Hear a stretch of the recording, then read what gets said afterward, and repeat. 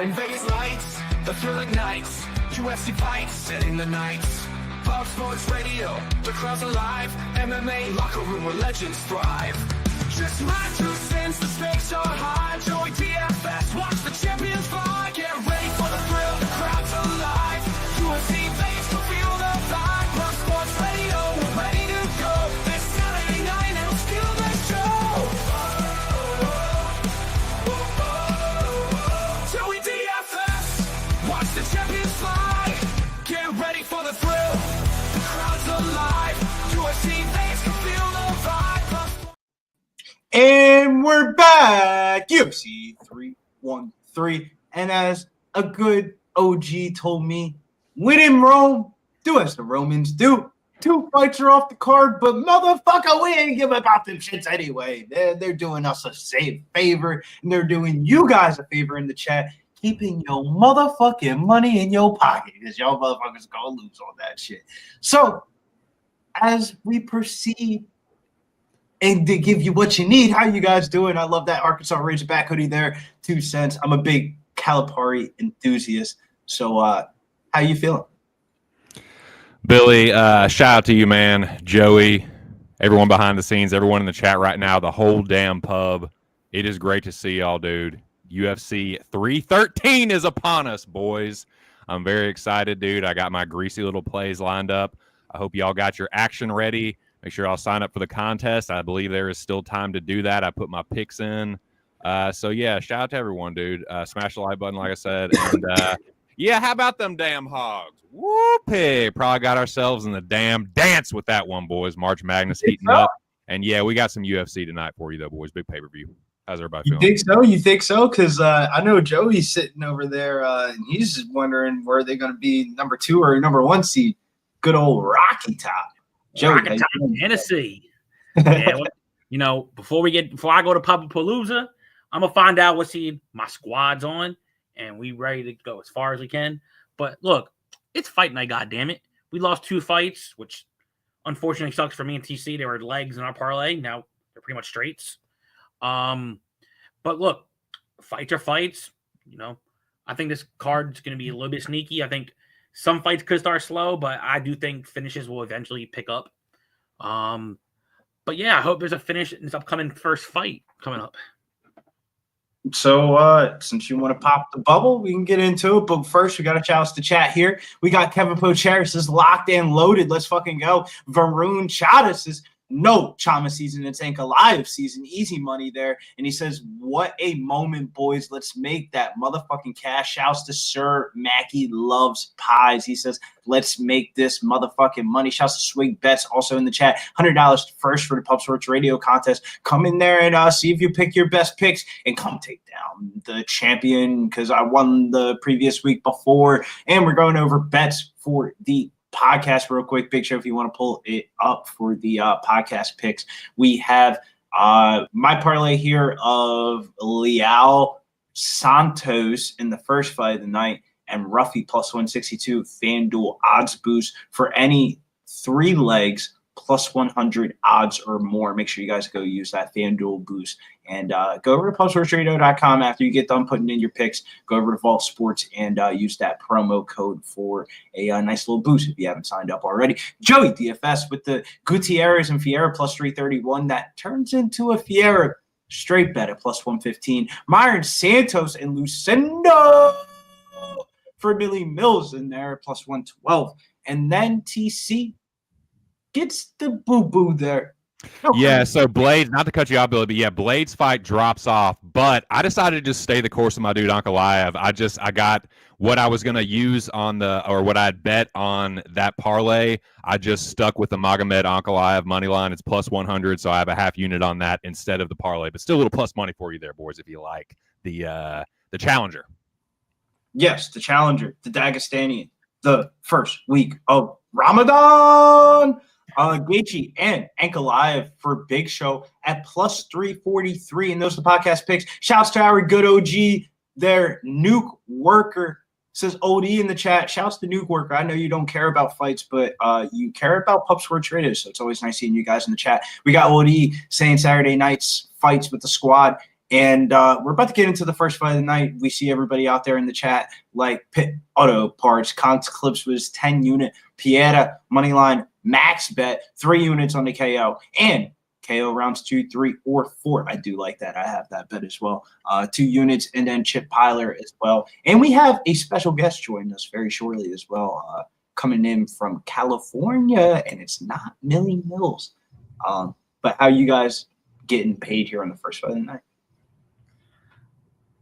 I'm not. Joey DFS, how in the hell are you getting paid? It's the DFS way of hopefully how I'm going to get started.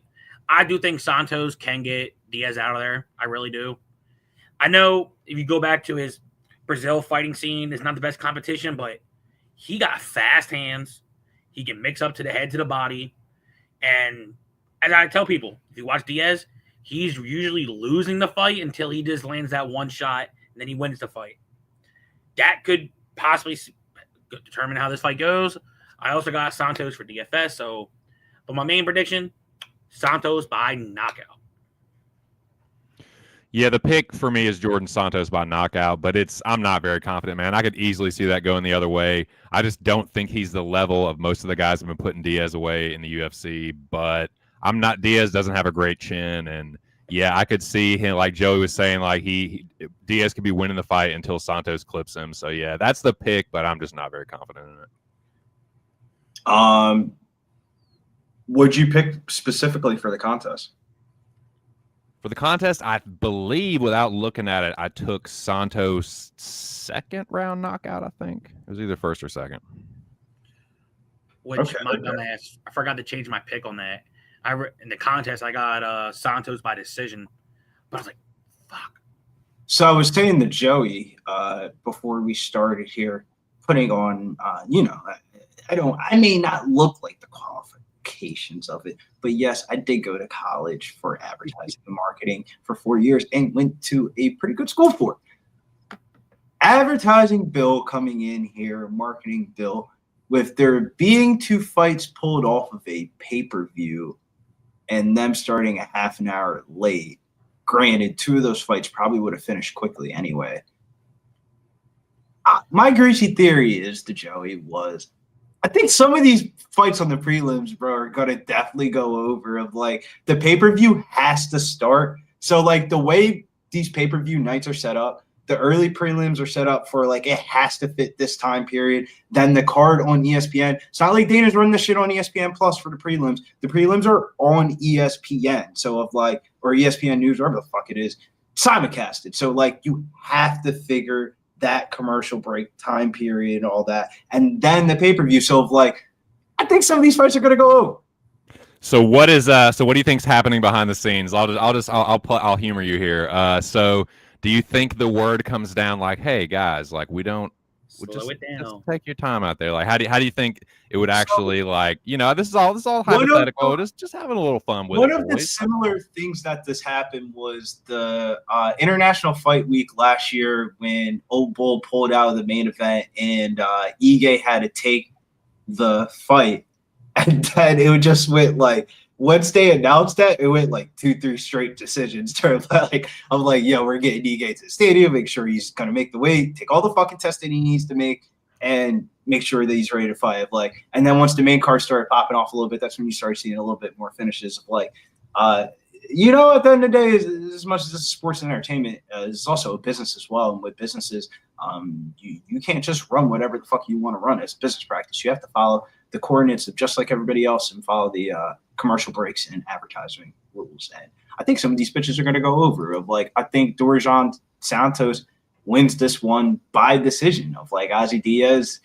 Never been to the judges' scorecards, and ain't because he's knocking out everybody. He's also getting fucking flatlined in these fights. But Jordan Santos, the reason why I try to fade him on the Dana White Contender Series with Will Curry is he isn't the type of guy that's going to walk across the cage and just throw 1, 2, 3 punches and knock you the fuck out. He's gonna want to cage clinch a little bit, bring it to the ground, wrestle you up a little bit, which was different from the Dana White Contender Series mindset that he had to be in, because it's Will Curry's a grappler of if Will Curry doesn't grapple within the first minute of a fight, that motherfucker's gonna lose. You just know he's gonna lose. If he ain't get the first 2 to 3 takedowns off the chain grappling, that shit's over. So in that Dana White Contender Series fight, he showed that he had really good takedown defense, good counter striking. And for a guy that came off a 2-year fucking layoff, his cardio looked a lot better than the guy that just fought 2 months ago in the Cage Warriors fucking main card. So it's like, I can't dice him up for the performance of like, was it a performance that I thought was like super fucking spectacular, world beating? No, try to fade the motherfucker. But Ozzy Diaz isn't the type of like, could he land more damaging shots and win a decision? Yeah, but ask Chuck Campbell how that went. Ask the people how that went of like, this motherfucker just ain't good, man. I hate to say that about people that put their lives on the line inside the cage every weekend for our self-enjoyment and entertainment value. But, man, you pull up these clips in LFA, and there is a substantial drop-off in like the last 3 to 4 years of like, he doesn't even look like the same guy. I remember saying that on the Tuesday podcast with you guys about when Big Show had the picture of his Tapology picture, but he does not look like that no more. Of like, he's like bald-headed, looking like he's had 2-3 kids and a couple divorces. And I'll go to Uncle Dan and say, you want to make 10 bands? Come on, fight on this prelims here. And he took that offer. And not Beijing, China, for that Chinese card that was in the middle of the night, and he went over there and he got knocked the fuck out by Xing Meng. Mm-hmm. I don't think he's going to get knocked out like the Xing Meng and Joe Pyfer fights, but I think he's about to lose this decision, though. Plus 284 decision here for Santos. Did not bet it, but I do have Santos in my 3-leg parlay. And this is pulling on my heartstrings because I went pretty heavy on the Ultimate Fighter season finale with Myron Santos against Con Offley. That was like one of my biggest bets of that card. That and like Zachary Reese. It was like super random. Shouts to Kobe, RIP.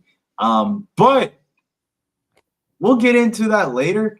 I don't feel warm and fuzzy about that fight. It's giving me Danny Barlow vibes of not of how the fight's going to go, just the line movement of like a minus 375 favorite that closes at 225 right before the fight starts.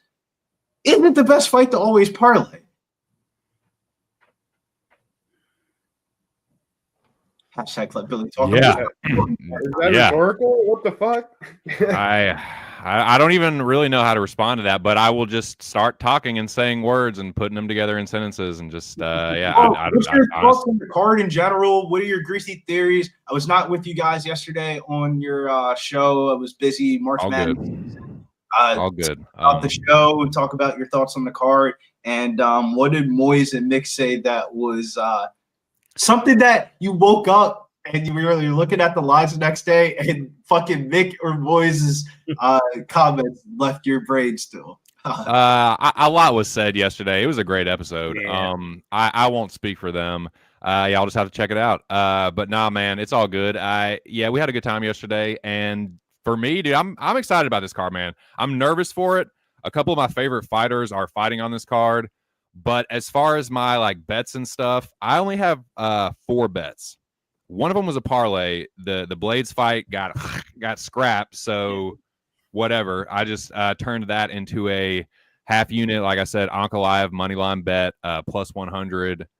So it's really like 3 underdogs and a prop. I only have 1 bet with Curtis being off the card now. I only have 1 bet in the prelims. I think it's the second or third fight, but I got nothing on this first one, man. But I am excited about the card.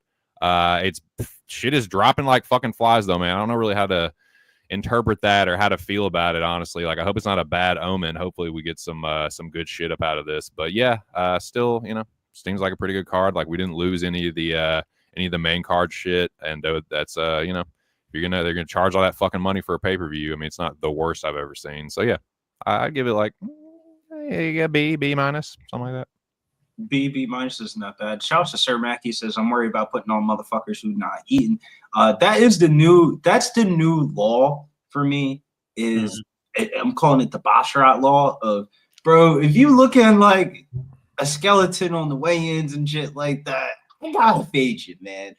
For me this week, that was Bahamondes. He looked like dog shit on those scales, man. Of like, I've never seen somebody weigh. Maybe DC weigh in the box, and the way he was doing it was he was like grabbing onto the one side and like kind of like leaning his body, and he's so fucking skinny that any time that he moves, it's going to be noticeable. It's like one tube things in front of the car dealerships, and he was like moving his body where like I think he was like moving a leg off of the fucking scale. I'm not going accurate, but like I don't think that he was really.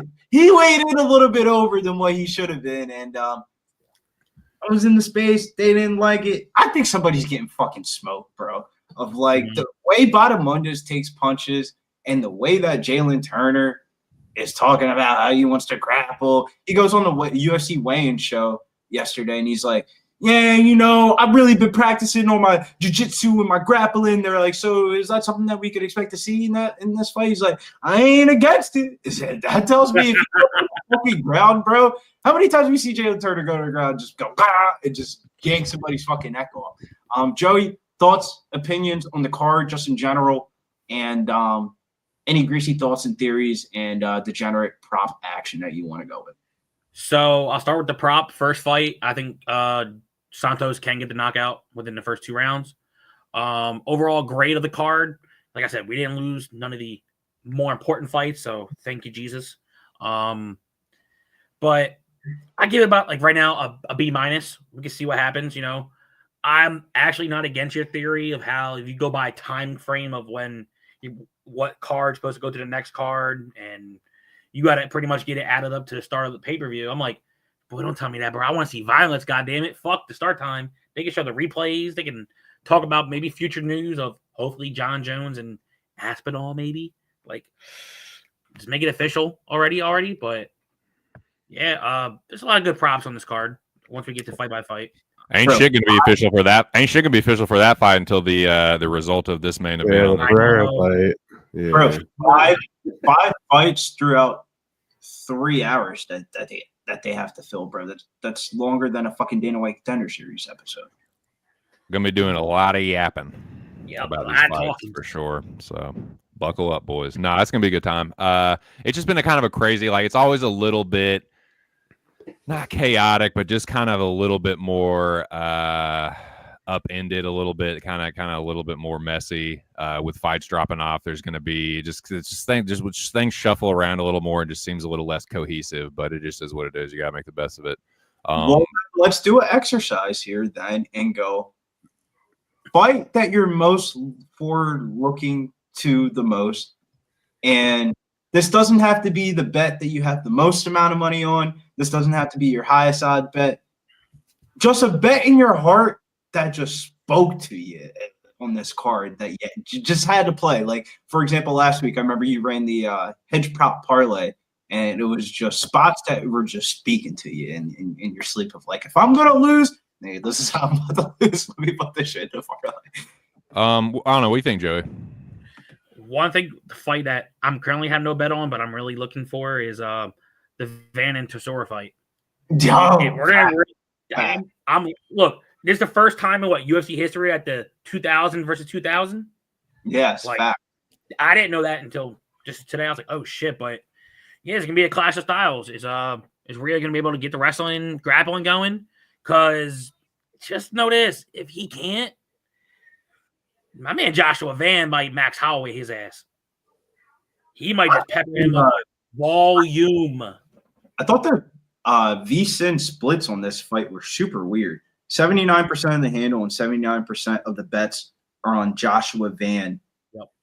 And the line went down 50 cents. So, for example, there's more amount of a handle on Joshua Van than there is on Mauricio Ruffy against Bobby Green. That's fucking wild. Mm-hmm. Like, doesn't that just like betting philosophy 101? If there's 80% of the money and 80% of the handle on one side and the line goes down 50 cents, you should probably be able to dog. Yeah, fuck. Yeah, I'm looking forward to that fight. I'm not invested in that at all. I'm kind of glad because I can just watch it because I think it's gonna be a good one. But I mean, I can't lie. It's the main event, dude. It just is. Like, Ankalaev is my favorite light heavyweight. I've been beating the war drum for this dude to be future champion, like, ever since he front kicked Dalcha. That was when I was talking about that yesterday. That's when, like, my fandom started. It wasn't his, like, first outing. Like, that's when I was like, what, dude? This motherfucker lost to Paul Craig. I still think that's, like, such a weird, sketchy loss. But in any case, yeah, man, like, dude, that was a crazy knockout. Yeah. And yeah, dude, if you're talking about like what bet speaks to me in my heart, like, I don't know if this is like what it is or like if it's me wanting this to happen, but like my favorite bet for this card is Ankalaev by KO plus 360, and I hope it happens on the feed, and I think it actually could, dude. So like that. I'm right with you with Violet, man. Give me Gaethje at plus man. 140. Give me Gaethje at plus 140 to KO or decision too. I'm right with you on the violence on the fucking. Take the money line. Don't get cute on that shit. But like I'll say this, Gaethje in a submission. Bro, I'm just taking. Those are just one of those ones. I'm just taking the money line. It's like I don't want to know. I don't want to know how. I don't know. I don't care. Just take the money. I'm glad that he's an underdog. I'm glad that Ankalaev finally would, because he, dude. I'm trying to think of how it opened. Ankalaev opened the underdog and it got fucking hammered. And then people saw Pereira was the underdog and they matched that motherfucker. So it went back and it was stayed at like pretty much even money, more or less, for most of the week. But money's steadily been coming in on Pereira, and now Ankalaev's a fucking slight underdog. So I like that.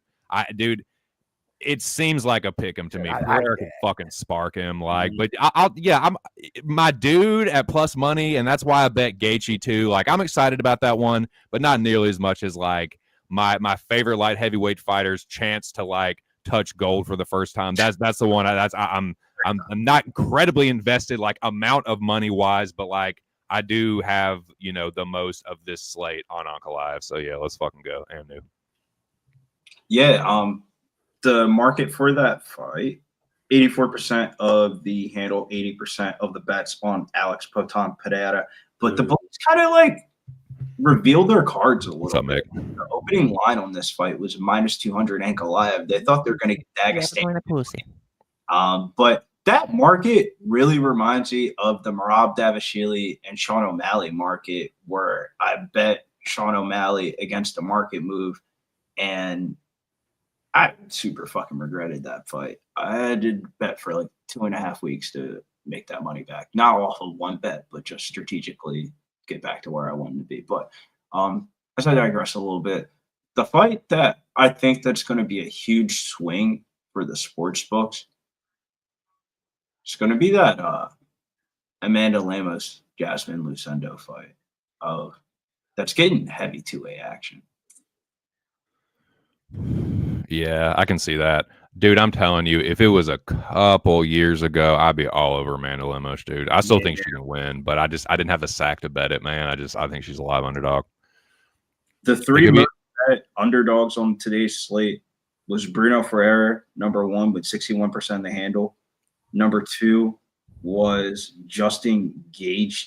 No, let me rewind that. That doesn't surprise me. Number 1 is Justin Gaethje, 71% of the handle. Doesn't surprise me at all.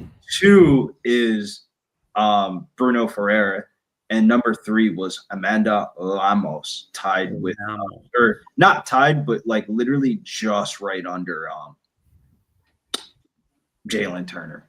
Like Amanda Lemos is getting 51% of the handle, and Jalin Turner's getting 45% of the handle. But I thought that was interesting. Of like the public underdog of the week was Bruno Ferreira. Like, what? Bruno Ferreira and the Gaethje one, I could see them paying that out. That one might be the one where like you always see this on the pay-per-view, like every once in a blue moon they pay out that public underdog, make the people feel happy about themselves again. Like, but he's going to people that are going to the book and betting Fiziev is probably parlaying that shit. Dude, I'm really two things. I'm really sketched out about Gaethje being a public underdog. But another thing, it's really funny that as much shit as people love to talk about Armen Petrosyan, the fact that like Bruno is the underdog, it's like, okay, well, I guess he ain't too fucking bad, is he? Like some of you motherfuckers got him in parlays and just ain't got the fucking nuts to say it. It's like you've been talking shit about him, and now it's like I ever so slightly favor Petrosian, but dude, like. I'm not fucking putting my money in front of the Hulk, dude. I know he's gonna be chucking them things. He's gonna be chucking them bricks, and like Petrosian gets hit, man. Like he's got good striking defense statistically, but he still gets busted up against these fucking like heavy-handed strikers. So no, thank you. Think it should be a good one though, man. Superman versus the Hulk, dude. Should be a cracker, boys, and action fights. What we got there at middleweight. Joe, you go any takedown props this week? I said one on TC's show, and I'm still considering it. It was Justin Gaethje, half a takedown plus 200. I don't see Gaethje shooting takedowns. Nah, man. I mean, it's sneaky, man. Like, you saw how easy he was able to take Fiziev down with not even the most attempts. Like, yeah, oh, boop, took him. Got him. If he wants to be more safer and try not to take too much damage, it's in his back pocket. Situation's a little bit different. In that fight, where was the location of that fight? Because it was not in America, I believe. What, the highway fight? Justin Gaethje and Fiziev won. Let me pull I up. don't know. Hey, well, y'all. Hey, not to cut anybody out. While y'all are checking that out, boys. There's 125 people in here. Shout out to the 125. That's what's up. You know what is not up though? 29 fucking likes. Yeah. Nah, dude. Homie, don't fucking play that shit. Mash that motherfucking button. Please and thank you so much. I'd really appreciate it. Seriously though, like if you're enjoying the show, hit the fucking button. Thanks. Sorry, go ahead, Billy.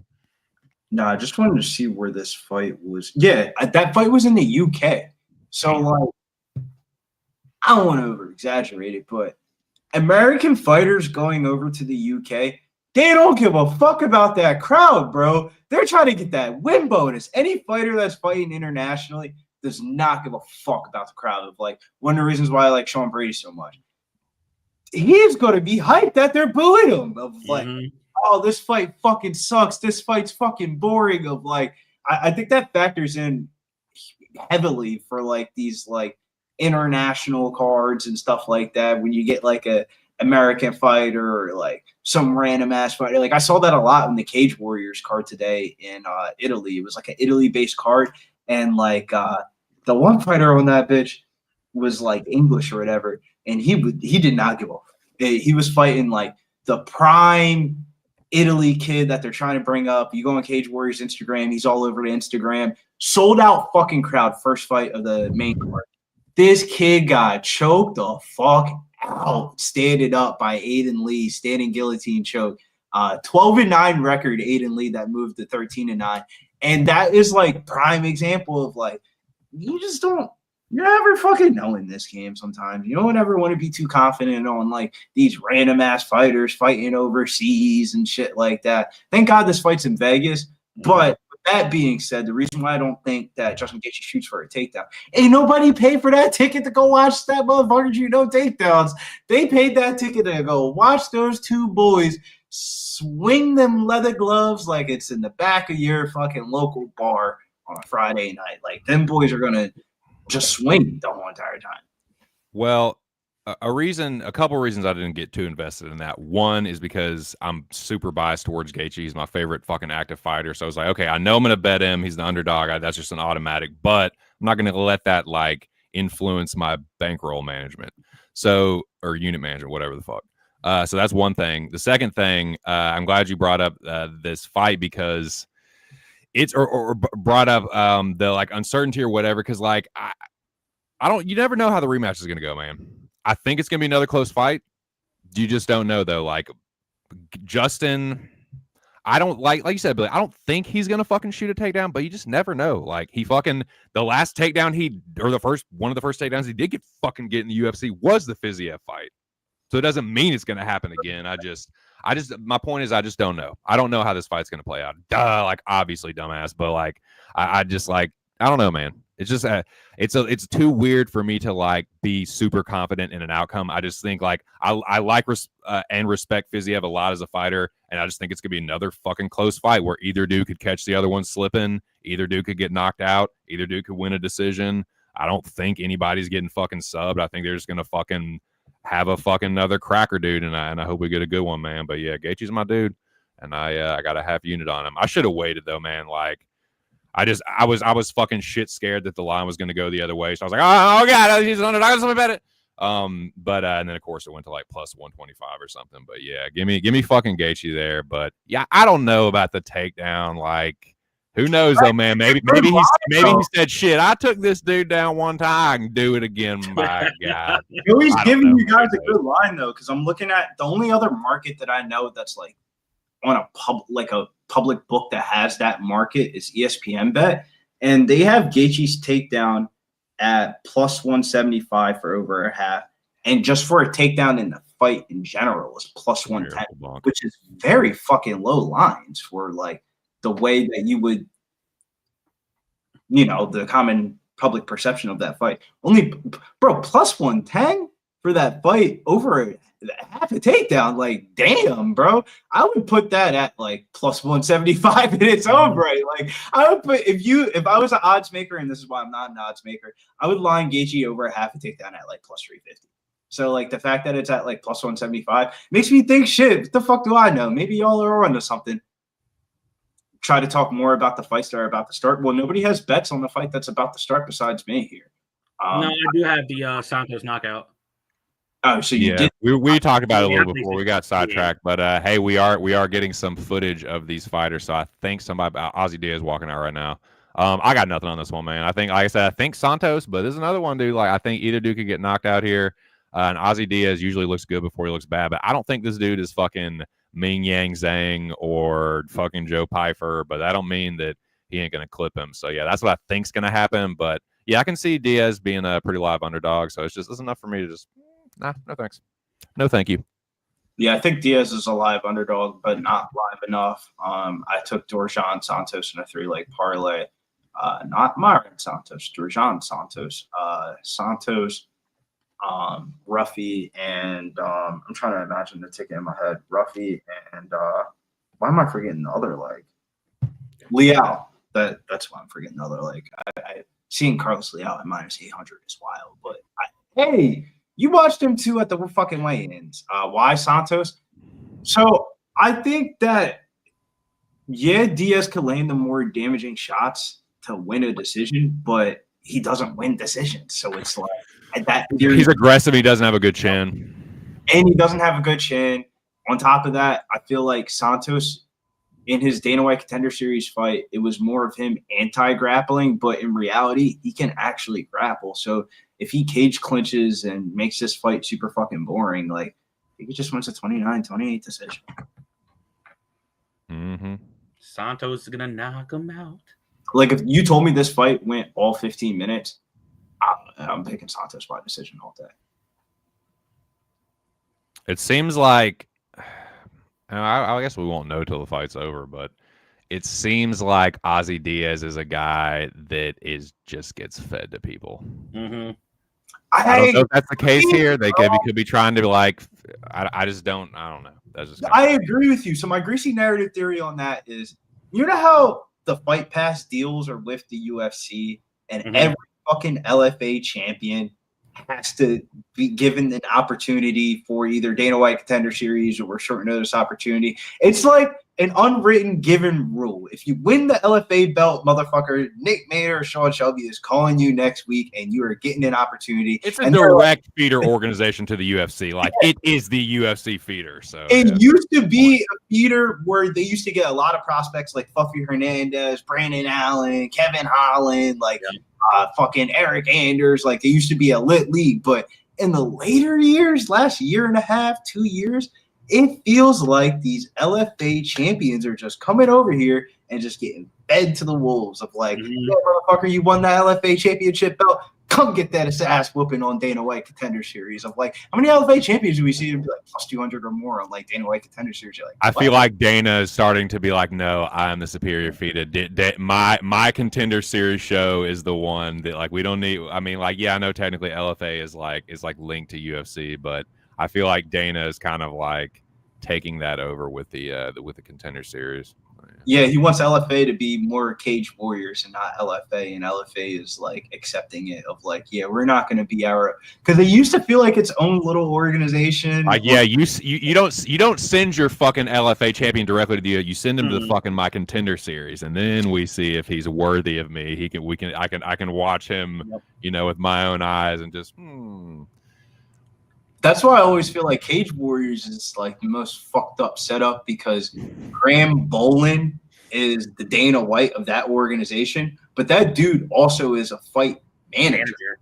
So he basically, let's say Mason Jones is a prime example. Mason Jones went over to the UFC way too fucking young, lost those fights, got cut from the UFC, and he said, well, come on, buddy, come get this belt back over here at Cage Warriors. And it's like, that's the most fucked up business model ever of like, Will Curry's going to be one of those guys now of like, he went on Dana White Contender Series way too fucking early. He has no other choice besides to go back towards his manager's company of Cage Warriors and fight in there for another 3 to 4 more years, where it's like the fighter has no leverage of like, Patty Pimlet's a prime example of like, Patty, I don't want to say this, but look at Bruce's jacket, dude. Performances are gonna be in Cage Warriors of him doing that flying fucking triangle and shit like that. Yep. He does that in the UFC, bro. That's SportsCenter #1 play on a UFC card. People are talking about Patty Pimlet forever of like, man, he's fucking around with that fire. Those best performances might be left in the early 20s in Cage Warriors, but he took some losses in those fights, so. You know, there's a yin and a yang to everything. All right, Billy. Well, Billy, as much as I know you love talking about Patty Pimblett, give us a little build up to this. You got a minute or so to hype this one up real quick, and then I'm gonna jump on the ones and twos. Yeah, the real Mr. I'm supposed to be in the UFC. Please stand up, because Ozzy Diaz has been kind of just fed to the wolves, like you said, in this couple of like performances of like what you think was gonna happen was gonna happen. This is the first time in his UFC tenured, I would say, of like he can actually win this fight. I just don't think he's going to win this fight. I think they got that shit cooking up in the stove here. They don't want old Will Curry to look too bad. You know, he's about to be on that Manchester card when we're down there in Palooza. So, you know, with those type of fighters and shit like that, my Greasy theory is always when a fighter loses to a big underdog and the underdog, their next fight, you know, they want to give another fight so it doesn't look like that loss was too bad in hindsight in a couple of years. Because in reality, that looks terrible that you lost to a guy coming off the 2-year layoff. Let's go, Santos. Well, we're about to find out. Mark Goddard is the third man in the octagon. Ozzy Diaz and Jordan Santos is just seconds out. Smash the like button, boys. They do touch gloves. Ozzy Diaz in the gray shorts. Santos in the red. Both gentlemen in the orthodox. Santos takes the monster can first, gentlemen. Man dancing on the monster can, dude. Who want what in this motherfucker? Ozzy Diaz taking the back foot, looking to counter. Jordan Santos bouncing, pumping the jab. Pumping the jab, baby. Pumping the jab, pumping that damn jab. Out of range. Got to find the range. Ozzy Diaz waiting. Jordan Santos pumping the jab, just misses. Outside low, hard outside low kick and a left hook behind it by Jordan Santos. Pumping the jab again. Feel like at any moment someone's going to come forward with a burst of combination. Another hard outside low kick from Santos. Ozzy Diaz looking to get his boxing going, I reckon. Santos looking for the left hook. Hard outside low kick from Ozzy Diaz. Santos said it pretty well. Oh, Ozzy Diaz checked that one. Diaz pumps a jab finally. Circles on the outside. Santos in pursuit. Throw that one too. Santos pumping the jab. Doubles up on the jab. Has not thrown much behind it. Diaz hadn't thrown much at all. Santos pumps the jab again. Ooh, that was a nice jab. Snaps Ozzy's head back. Santos being putting a little pressure on, but being patient. Looking to both dudes look like they're looking to counter each other. Needs to not get too nice right hand from Ozzy Diaz, counter with a left hook from Jordan Santos.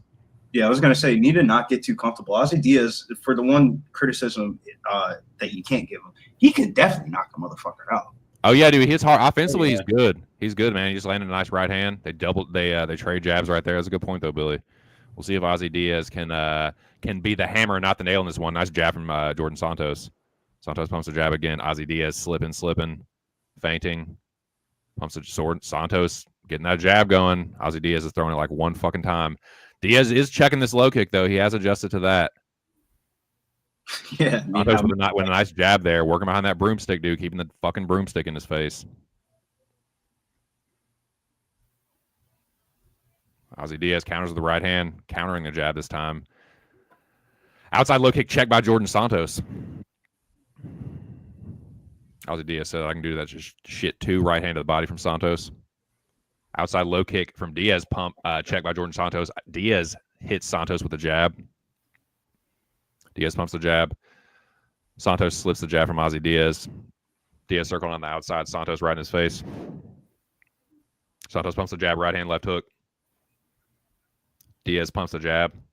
Lands it just barely on Jordan Santos. Not very aggressive. Just being almost strictly a counter fighter. Outside low kick from Ozzy Diaz. Santos looks to check it. He pumps the jab. Nice jab from Santos. Snaps Diaz's head back. Santos looking for the left hook now. Diaz steps forward. Nice jab from Ozzy.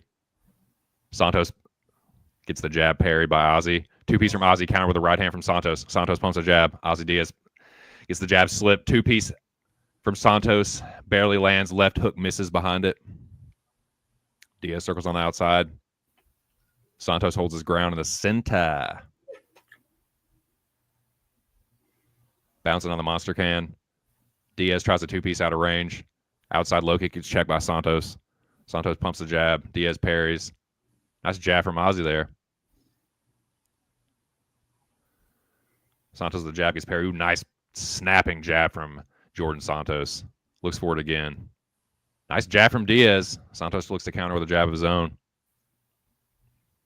Nice jab from Diaz. Left hook and a low kick. Ozzy checked it though. Santos looks for the left hook jab. Two-piece from Diaz lands clean. Nice jab from Ozzy, too. Starting to get his boxing going a little bit, finding his range a little bit. Santos with a double jab and like a slapping right hand behind it. Two-piece from Diaz. Counter with the right hand from Santos. Left hook, right hand Santos. Ozzy Diaz up against the fence. This is usually not a good place for him. Right hand from Santos. Puts his hands in the air. Looks for the uppercut, left hook, right hand. Santos putting the pressure on him. Starting to put his hands up, getting the histrionics going, boys. Saying, what up, player? Left hook to the body and the right hand over the top from Santos. Diaz gets the jab parried. Santos feeling himself. Two-piece from Diaz out of range. Santos resets. Jab from Diaz. Now he's putting on the pressure. Santos looking for the left hook, and there's your first round, boys. What do we think? I give that to Santos. I think he's definitely going to try to find a rhythm. Hopefully he starts working more than just one punch at a time, because if he starts leading up right over the top, I think he can really clip him good and potentially get him out there. Because Diaz right now, he's taking some breaths, man. Which is weird, though, that he's like taking some breaths, because Santos barely won the first round. Like, he just won it off of just volume and just being more active. But it felt like he was just able to find his range quicker than Ozzy. Like, it feels like Ozzy Diaz was just swinging for the last 5 minutes, and he didn't find and you know why? Because he just got the jab going. Yeah. And he started building off the jab, and he started putting the combinations together. Diaz finally started to get the jab going, and then he started to get the 1-2 going. He started to two-piece him, but he, like Billy said, he just found it. Santos found it quicker. Yeah, because he like 65. He landed 23 out of 65 significant strikes, and Ozzy Diaz landed 14 out of 36. So he just threw double the amount of strikes. He needs to stop being cocky, though, bro, because all it takes is one punch from Ozzy Diaz, bro. You can hit hard. He does hit hard, man. He actually dropped down from light heavyweight or heavyweight or some shit. But anyways, we hit the second round going, boys. Santos takes the center of the octagon, pumps the jab. Nice snapping jab from Santos. Pops Diaz's head back. Hey, Billy, I actually think he was using Santos with the left hook. Sorry, not to cut you off. Jab from Santos, and Ozzy Diaz is backing up, slapping right hand from Santos. He's going for a takedown. What the fuck, dude? Fucking Tom DeLonge. What the fuck, give? 2-piece from fucking Santos, though. Ozzy Diaz with a lazy right hand. Nice jab from Santos. Diaz trying to take this into the octagon, trying to hold his ground on the monster can. Santos looking for the left hook, pumps the jab. Ozzy Diaz trying to hold his ground here. Nice jab from Ozzy. Nice, got a better one from Santos. Just keeping the broomstick in his face. Shit does not fucking feel good. Such a fucking annoying punch. Check by Ozzy. Another low kick. Check by Ozzy Diaz. Santos pumps the jab. Ozzy Diaz with a nice jab. Santos tries to counter with a left hook jab. Santos. Outside low kick Diaz. Nice jab from Ozzy Diaz. He's getting his jab going. Left hook from Ozzy Diaz as Santos tries to blitz in. Left hook from Santos. Santos putting the pressure on. Diaz circles out. Santos starting to put his hands up again. You better start putting the punches together. Nice jab from Santos, though. Diaz letting Santos push him back behind the black line, but he's now retaking the center of the octagon. Santos with an uppercut. Looks for the left for the 2-piece. The right hand landed. Ozzy Diaz's face is marked up now. Try for a hard right hand, but he gets countered with a right hand left hook. They trade jabs. Outside low kick again, checked by Ozzy Diaz. Santos goes left hook to the body, tries to go right hand over the top, but Ozzy Diaz kind of just pushes him back. I couldn't tell if that was a punch landed or not. Nice right hand from Ozzy Diaz, snapping jab from Diaz, and now there's a different body language from Santos. He's starting to get tagged up a little bit. That was a stiff jab from Diaz. Diaz can feel the composure or whatever the fucking thing at the time. Oh, nice hard right hand from Santos. Momentum. The complexion of the fight or whatever the fuck. Yeah, momentum starting to change. Tide's starting to turn. 2-piece from Diaz. Hard right hand lands from Ozzy Diaz. Santos pumps the jab. Sorry, I couldn't think of the right word. Stiff jab from Ozzy Diaz, though. Santos goes for a really fucking desperate takedown. Just gets easily shoved off. Left hook from Ozzy Diaz. Hard right hand over the top from Santos. 2-piece from Santos. That kind of wobbled Diaz a little bit, but he holds his ground. Diaz pumps the jab. Looks for a right hand behind it. Blocked by Jordan Santos. Diaz gets a left hook counter, but a hard 2-piece from Jordan Santos. Diaz goes jab to the body. Santos circling on the outside, but he looks tired, dude. Nice jab from Ozzy Diaz. Diaz rolls the 2-piece. I was going to say that line. Outside low kick from Ozzy Diaz. He's up the volume. Santos looks for the uppercut. Nice jab from Ozzy Diaz. He's getting the jab going. He lands it again there. Santos is having a hard time dealing with that. Pumping a jab of his own. Ducks under the left hook. Santos misses the right hand. 2-piece from Santos. Diaz didn't roll with that one as well, but he looks like he landed a jab there, and he had 3 jabs in a row from Ozzy Diaz. Misses with the left hook. Santos wipes his eye. Jab from Ozzy Diaz. Santos puts a hard right hand counter from Ozzy Diaz. Santos looks for a right hand. Left hook to the body. Right hand over the top from Santos. Santos lands a right hand. Ozzy Diaz getting the pressure put on him again. Santos looks for the uppercut, lands the left hook. Right hand from Ozzy Diaz, though. Santos can't be careless as he pushes forward.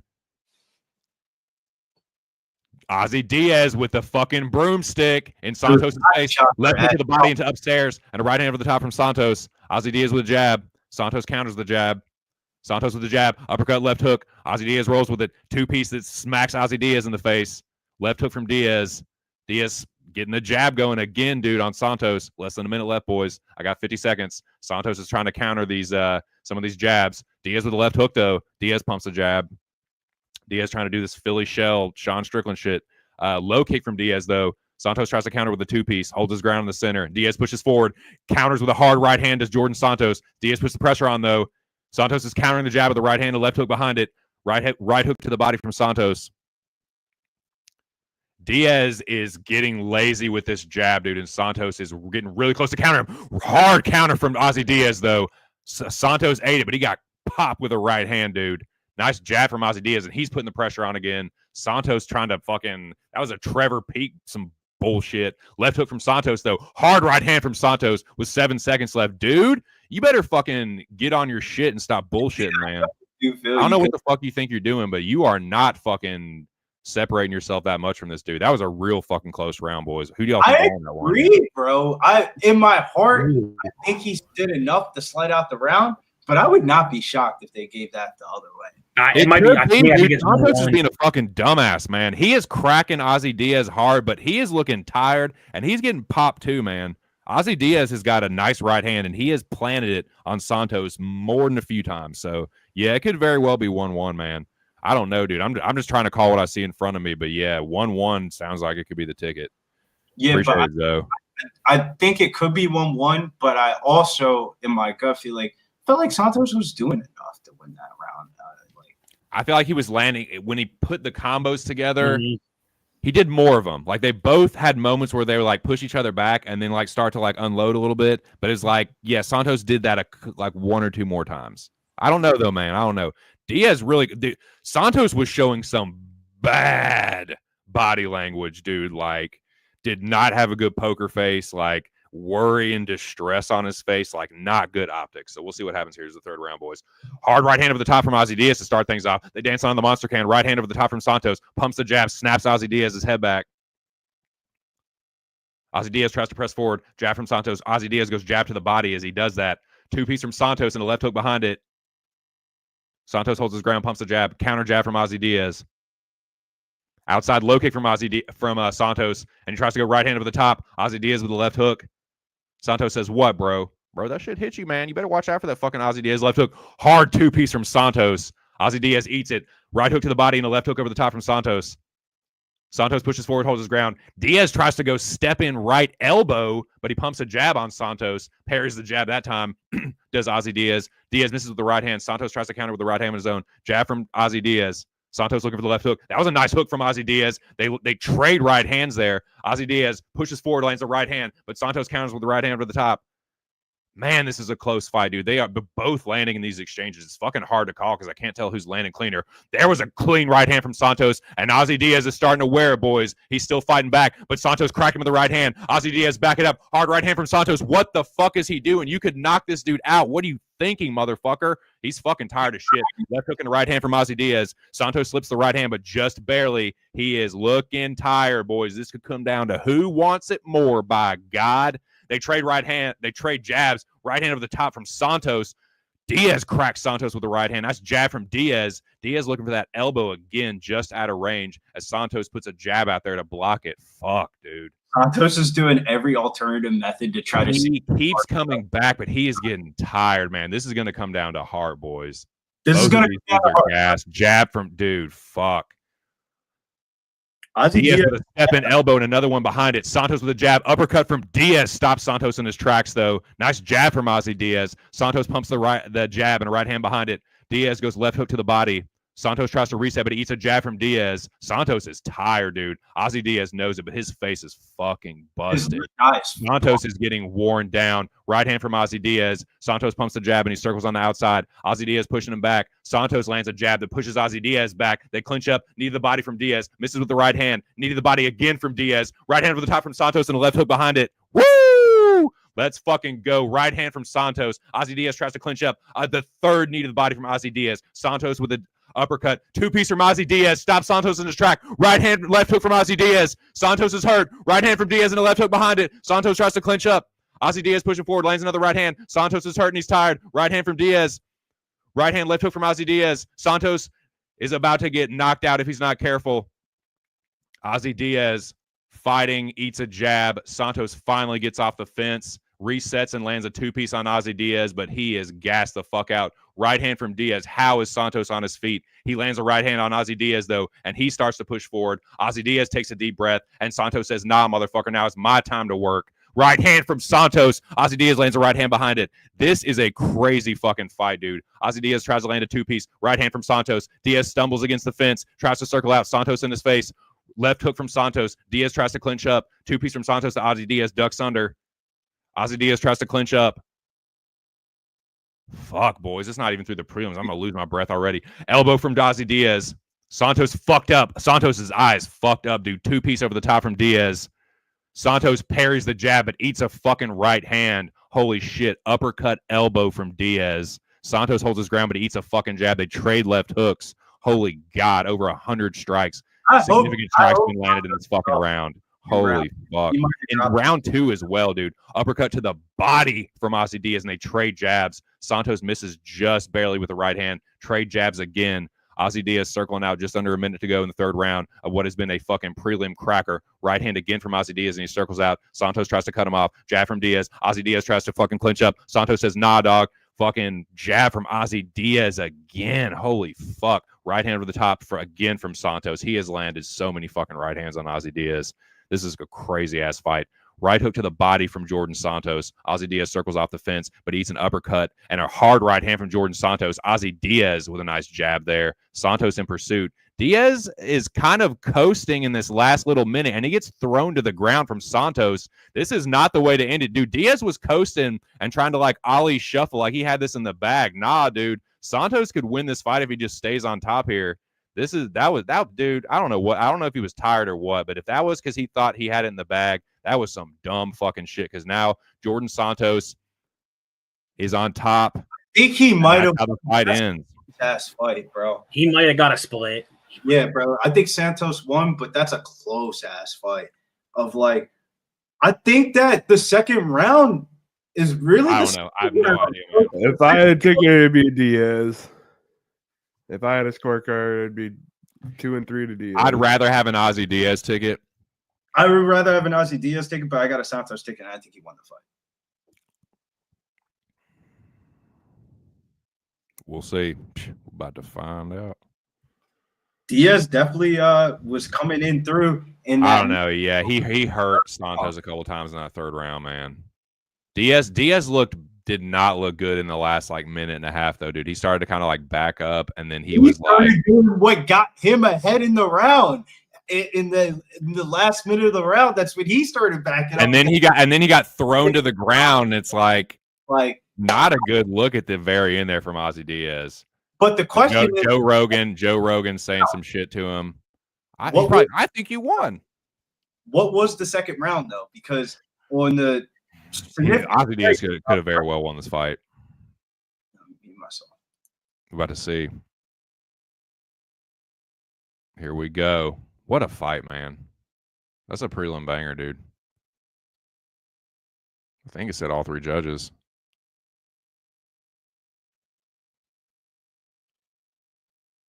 Ozzy Diaz is your winner by unanimous decision. What a baby. Unanimous? Unanimous is wild. Yeah, it was a really close fight. I can't. Yeah, I that's church from Aubrey. Wow. Shouts to you guys. I tend to agree, brother. Cash it. Man, nice wine time. Let's fucking go, dude. Shout out to the Ozzy Diaz ticket holders. Your dude got it done. The former LFA middleweight champion. Is this his first dub in the UFC? In the UFC or Dana White contender. He had to dig deep. Hurts Jordan Santos in the third round. I was all heart, dude. That was a hell of a gritty performance from Ozzy Diaz. Congrats to him and the Diaz backers. I'm gonna hit the head and I'll be right back. Man, I didn't think that was a unanimous decision on the other side. Maybe my judge scorecards were wrong. We are in Vegas. Joey, thoughts and opinions on the fight before we move on? Yeah, of course, I had Santos for DFS. But one thing I didn't even notice, he had over 100 significant strikes. I didn't expect him to throw that much volume, but shit. I thought at least anything, it was going to be a split for somebody, but UNAM? I guess he really just took damage over volume.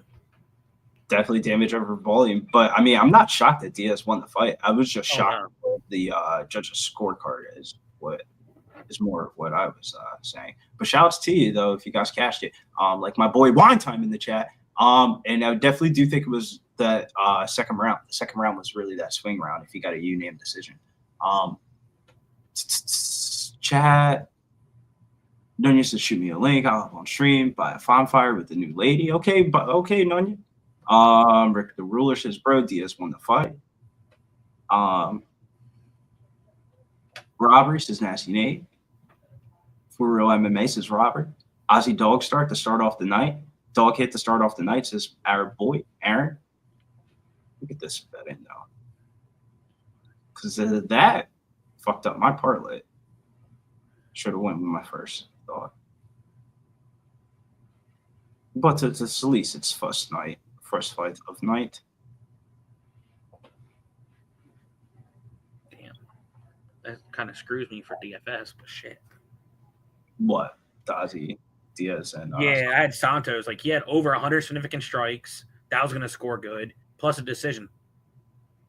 More than likely, hit or miss. So I was like, fuck. Yeah, that busted up the parlays probably, though. Actually, I don't know. I don't know how many people were parlaying Santos, though. Let me put this in here. The only thing I heard mainly on the parlay was the double Santos parlay. Double Santos parlay. Well, after I taped the Francis Marshall, we could talk about it now then. Francis Marshall versus Myron Santos. After I taped the fight, you can give me the most morbid fuzzies, but still got to bet on Myron here. Not my favorite bet ever, though, because, like, I think it's going to not how this fight played out, but also think this fight's just going to play out really close. Of, like, Francis Marshall gets takedowns, and it's not going to be a good night here for Myron. But well, he gets takedowns. He's not trash on the feet either. I bet Marshall in this fight. This was the first bet I made was Gaethje, but this was the second bet I made. It's nothing crazy, half unit, but I just think it's gonna be a close fight, and I do think Marshall has the grappling advantage, and I think on the feet it's pretty close, dude. I think Francis Marshall is way better than Con Offley, and I just think he's more dangerous on the feet too. He fucking hits hard, and if Santos tries to fight him like a dumbass, then he's gonna get cracked. But yeah, give me Francis Marshall here. I bet him at plus 265. But I can see Santos winning this fight too. He's a good striker, and Marshall is very hittable. He gets his nose busted up, so he doesn't always have very good optics. And I can see Santos winning a visual damage based, or possibly getting a knockout himself. So yeah, I think it should be a good one, man. Like the prelims on paper, are pretty fucking halfway decent. So yeah, give me the fire Marshall here. But that's what I got. What are you doing, Joey? At first I know yesterday on your show, I was like, I was thinking about pulling the trigger, thinking about pulling it. I did. I'm on the fire Marshall of Francis Marshall. I got him at plus 240 on the money line. Look, he does crack. He knows how to wrestle. He trains with a good group of guys at American Top Team on a regular basis. Dawson, Gamrot, Emovev. You tell me you're getting wrestling rounds with those guys? I know Santos, Extreme Couture. But if you actually watch the 3 major fights he had against wrestlers, he struggles. So maybe his takedown's gotten better ever since Dan Argueta. He struggled a little bit on Ultimate Fighter, went to a split decision, could have went either way. But that's his type of kryptonite. He's a good athletic wrestler, goes towards his way. Hey, I'll go for the athletic wrestler and even sneaky submission upside. So I've heard some people try and like dog him for that Bazooki fight. He took that fight on like a week notice. Short notice, up weight. Whatever. But yeah, it's like Santos can win this fight. It just feels like a 50-50 to me. It's the same way that Nazareth Ribovic fight. I was like, Nazareth, it feels like a close fight. It was a close fight. Nazareth's the dog. He's plus 2 something. It's like that just doesn't seem right. And I just did the same thing here. So we'll see though. What, you went fire Marshall? Yeah, bet fire Marshall. For the same reason I bet Nazareth. Just like feels like it's going to be a close fight, 50-50. Give me the fucking dog, man. Especially if it's over 2-1. Shit. Jet. And a sneaky play, Francis Marshall by submission. If he gets the back, he's very live. Plus 800 submission prop. Then you could back mount him and GMP him too. They're both young, man. They're both whippersnappers. Like Santos is like what, 23, 24. Marshall's 25. Like they both are gonna do some dumb shit in their careers. They could do dumb shit in this fight. Like I said, Marshall's hittable. He's kind of a punching bag. I would say Santos probably has better defense, but I don't know, man. I think if he's just better than Con Offley. Con Offley is I don't think very highly of. And I just think Marshall got a real good shot to win this. We'll see though. What do y'all do in the chat, boys? Let us know. What's the action? So if you do want a safer approach, I know I said plus 800 by submission. Inside the distance alone, plus 700. It's a safer number in case the ground and pound does happen. So, hey, who's with me? Mr. Marshall, inside the distance, plus 700. Plus 700? Plus 700.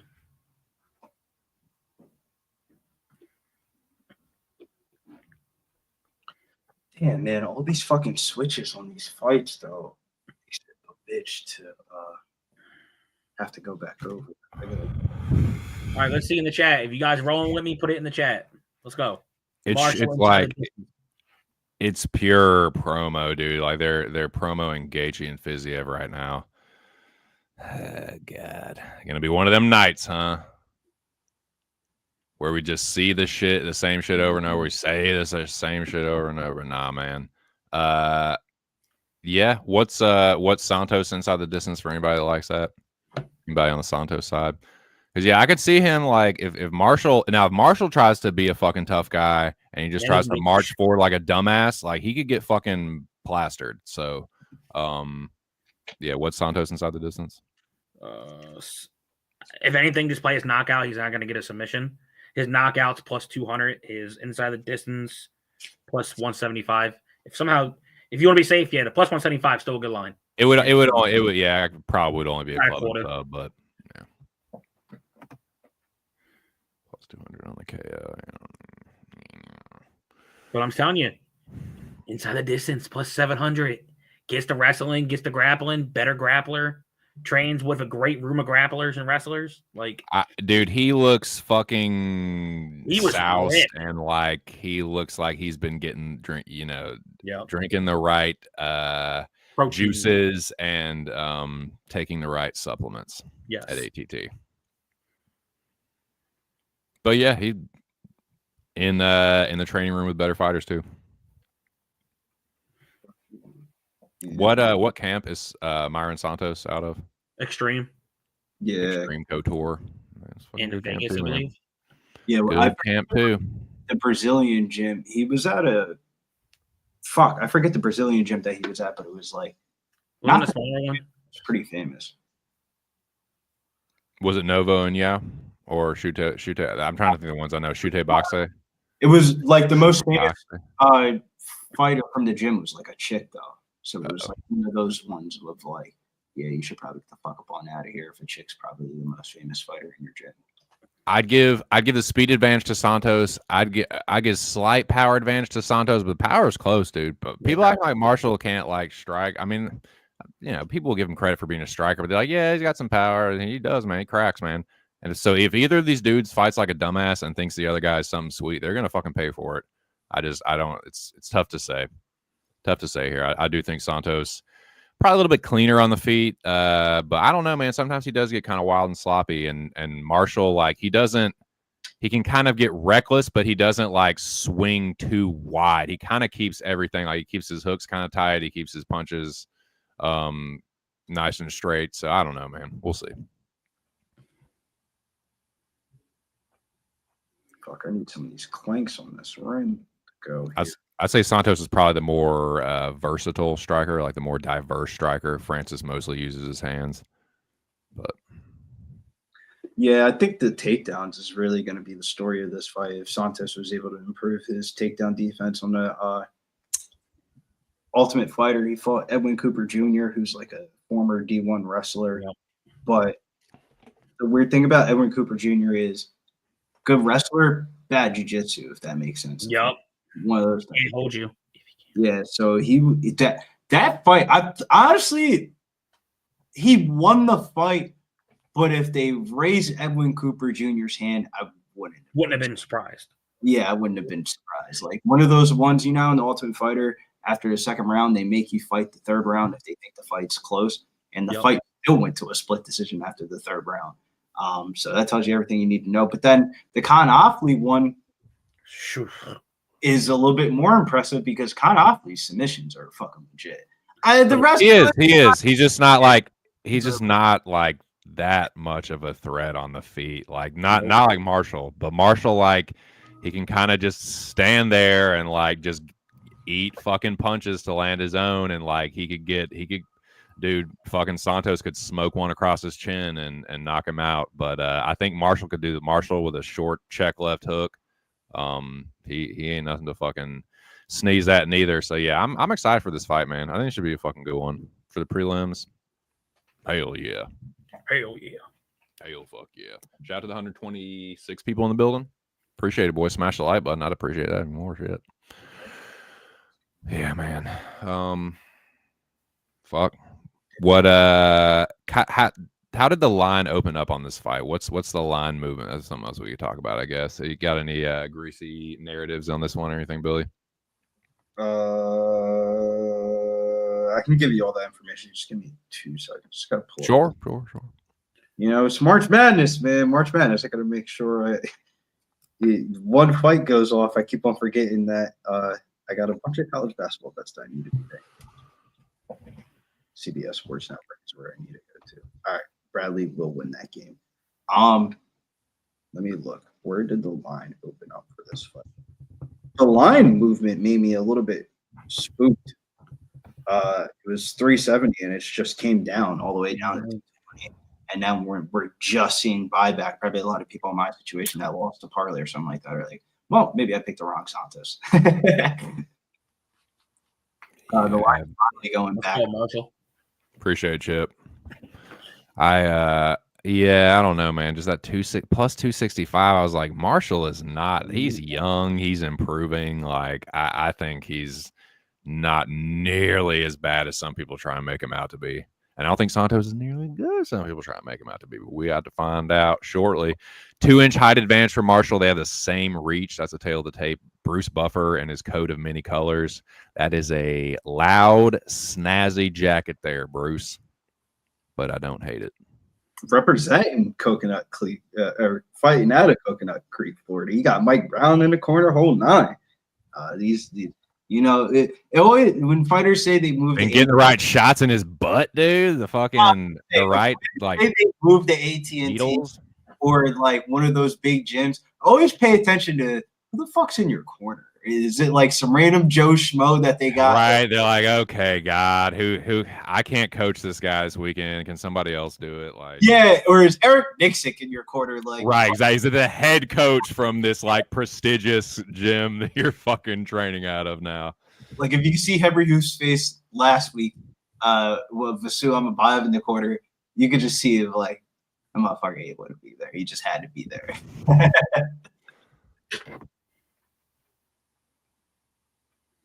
Here we go. Seconds out. Myron Santos and Francis Marshall. Are you nervous for this one, guys? Fuck. My first action of the night. Oh. Yeah, sit down.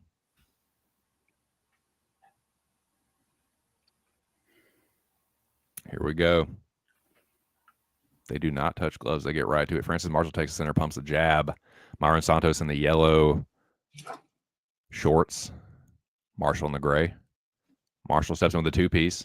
Tries to land the left hook behind it, but Santos gets the guard up just in time. Front kick from Santos. Marshall feints. Santos with the counter right hand. Marshall eats it pretty well. Marshall looks for the left hook. Santos just out of range. Santos thought about the low kick. Marshall went to check it. Francis spins through on a low kick from Myron Santos. Santos steps through the 2-piece to the body. Oh, a hard counter low kick from Francis Marshall that literally knocks Myron Santos off his feet. I was going to say, Marshall throwing hard low kicks already. Cool, bro. He's moving. Inside low kick from Francis. Santos looking for the counters, though. Francis got to be watch out for the counter right hand, and here's the first takedown attempt from Francis Marshall. Turns a double leg into a single, but Myron Santos doing a really good job of staying on his feet. Just literally just shucks him right off. That's no good, baby. Oh, my God, for this. Holy shot. Oh, Marshall looks for a counter left hook. Santos did not get the guard up in time, but he was just out of range. He is Santos again on the takedown defense because he's like holding his face up to like this. Yeah, that's weird. Francis with a double jab. Santos pushing forward, though, putting the pressure on Francis Marshall. Looks to land a right, misses with the right. Oh, hard low kick from Myron Santos drops Francis Marshall, so they just went tit for tat on that shit. Each have dropped each other with a low kick. Santos looks for a jumping knee. They trade jabs there. Marshall holds the center of the octagon. Santos looking for the left hook, feinting the left hook. Marshall gets a right hand slipped by Myron Santos. Santos lifts the knee. Marshall with a right hand low kick. Santos eats pretty well. Francis eats a outside low kick from Myron Santos. I got 254 in the first round. Marshall pumps the jab, goes right hook to the body. Santos tries to counter with the right hand, but misses. Marshall doing a good job of landing his action and then pivoting out. Santos looks at the right hand. Santos with the front kick again. Francis has got to be careful he doesn't go to the face with that. Santos gets a jab parried, holds his center. Marshall misses with a left hook over the top as he switches stances. Santos circles back to the center. Outside low kick, just missed or maybe just glanced. I couldn't tell. Counter right hand left hook from Francis Marshall. Hard outside low kick from Myron Santos, who takes the center of the octagon, holding his ground on the monster can, pumps the jab. Santos looks for the counter right hand over the top, but misses. Santos lifts the leg for the front kick. They look to trade left hooks. Both kind of miss there. Santos misses with a check left hook, but holds the center. Marshall with a eats a hard right hand over the top from Myron Santos. Francis parries the jab. Santos holds his ground, looking to counter Francis Marshall as he pushes forward. Santos with a hard right hand snaps Francis Marshall's head back. I don't like to see that. Francis is going to be leaking here in about any fucking second. From the nose. That's a Francis Marshall fight. It don't really start until he starts bleeding from his fucking nose. Myron Santos lands a hard outside low kick. Marshall's starting to get chewed up a little bit in the striking. I fucking don't like that. Jab to the body from Santos. Marshall, hard outside low kick. There you go, Francis. Hell yeah. Santos holds the center of the octagon. Minute 15 left. Counter right hand from Marshall as he just dodges a winging right hook over the top from Myron Santos. Santos looks for the outside low kick, but he gets countered by a right hand from Francis Marshall. Santos holds the center, pushes forward. Francis, I don't know what the fuck kind of takedown that was, but it didn't fucking work at all. God. Hard outside low kick from Santos, who landed awkwardly after that. Francis looks for the left hook right hand. Oh, hard left hook from Francis sits Myron Santos down at the end of round one. Right hooks from Francis. Santos desperately trying to get on a single leg here, but Francis cracked him there. Come on, Francis. Put him away. Hurt him. Elbows from Francis. Damage here late from Francis. Santos tries to get back to his feet. 20 seconds left. Marshall cracked him in a round that he was probably losing. Right hands from Francis to end the round. There's short time left. Good way to end it. There you go, Francis. That's what we like to see, TC. Get in his head a little bit. Hell yeah. No. Fuck yeah. Woo. Damn, palms are sweating. Fire Marshall. Who are you telling, bro? I got fucking mom spaghetti, dude. one same game parlay in this North Carolina Duke game, and I need North Carolina to fucking win. Are they in North Carolina or Duke? It's in Chapel Hill, North Carolina. Damn, Santos probably saying, "Yo, man, I got cracked. What do I do now, man?" Dude, he hurt him. You did guard down again, and let my man Francis hit you again. He was acting too cool, bro. He was. Way fucking cool. Of like, Francis got he's got a little fucking lead in his hands, man. He got up in that ass, is what you really wanted to say. Here we go. Boom! Right on the button, dude. What I tell you about that left hook? Wah! Bam! Rear left hook. That's a power hook. My boy from Atlanta. Here we go. Round 2, seconds out. Tognon's the third man in the octagon. Francis Marshall pushes forward. Got to be having a little bit more, I won't say brimming with confidence, but probably have a little bit more confidence brewing. Outside low kick from Myron Santos. Those did start to take an effect towards the end of round 1 on Francis Marshall. See if you can make an adjustment there. Nice jab from Santos. Santos switches stances. Holding the center of the octagon. Francis Marshall circles on the outside and pumps the jab. Circles back to the center. Santos holding the center. Holding the can. as it were. Santos lifts the knee. Marshall looks to sweep it away. Misses with the left hook. Does Francis. They both miss with left hooks there. Santos pumps the jab, looks to land a right hand. Francis is doing a good job of pivoting off of that Santos right hand, taking the angle, and then landing the left hook. That's how he clipped him that first time. Front kick there from Santos. Francis checked that one. Finally, dude. Why weren't you fucking checking him before? Santos was the high guard up. They trade left hooks there. Both looked like they connected, but I couldn't really tell. I didn't have the best fucking angle on that. Francis fakes the level change. Santos fakes the low kick. Santos looking to check He the is low landing. kick. Hard right hand from Francis Marshall. Santos ate it, but that definitely stopped him right in his tracks. Francis can crack, dude. I'm telling you. Francis quadruples up on the jab, tries to land the left hook uppercut. Looks for it again, but misses. Santos did a good job of defending there. I got 311, dude. They're a good band. No, they are fucking sick as arm wrestling. Oh, nice right hand from Myron Santos. Santos is being calculated. He needs to let the hands go a little bit because he's way faster than Francis. Well, he might have got shook, so to speak, at the end of that fucking round. Now he's a little bit gun shy. I don't know. Front kick there from Santos, though. Santos goes right hand to the body and a front kick again from Myron Santos. Francis goes 3-2. Misses. Blocked well by Myron there. They both miss left hooks there. Nice right hand from Santos. Francis looks to circle out. Santos putting the pressure on. Francis parries a right hand.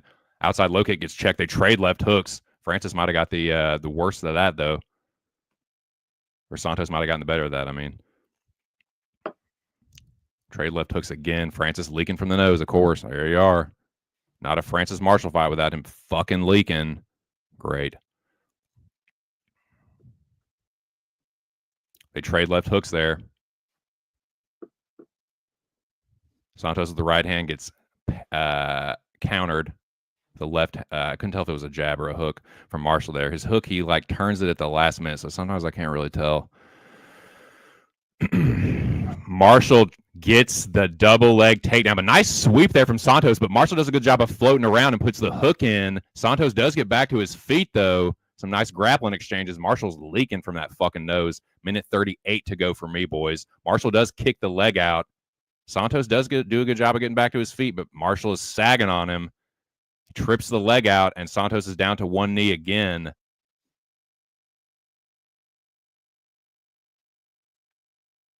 Santos has done a good job of not settling on bottom, but Marshall keeps taking him down, just tripping him, mat returning him. Marshall needs to put the hook in, though, or take his back. He does have the 10-finger grip, but for how long? He does throw one hook in. Santos goes to a knee. Santos trying to hand fight now. Marshall looking for far side wrist control as Santos does get back to his feet. Santos doing a really good job of not settling here. Marshall does trip him and almost step over into mount, but Santos pops right back to his feet. Marshall trying to lace the right leg. Santos hand fighting, trying to break the grip of Marshall, who does lace the right leg of Santos, but he is on his feet. Santos does a good job breaking the grip, turning into Francis Marshall. 30 seconds left in round two, boys.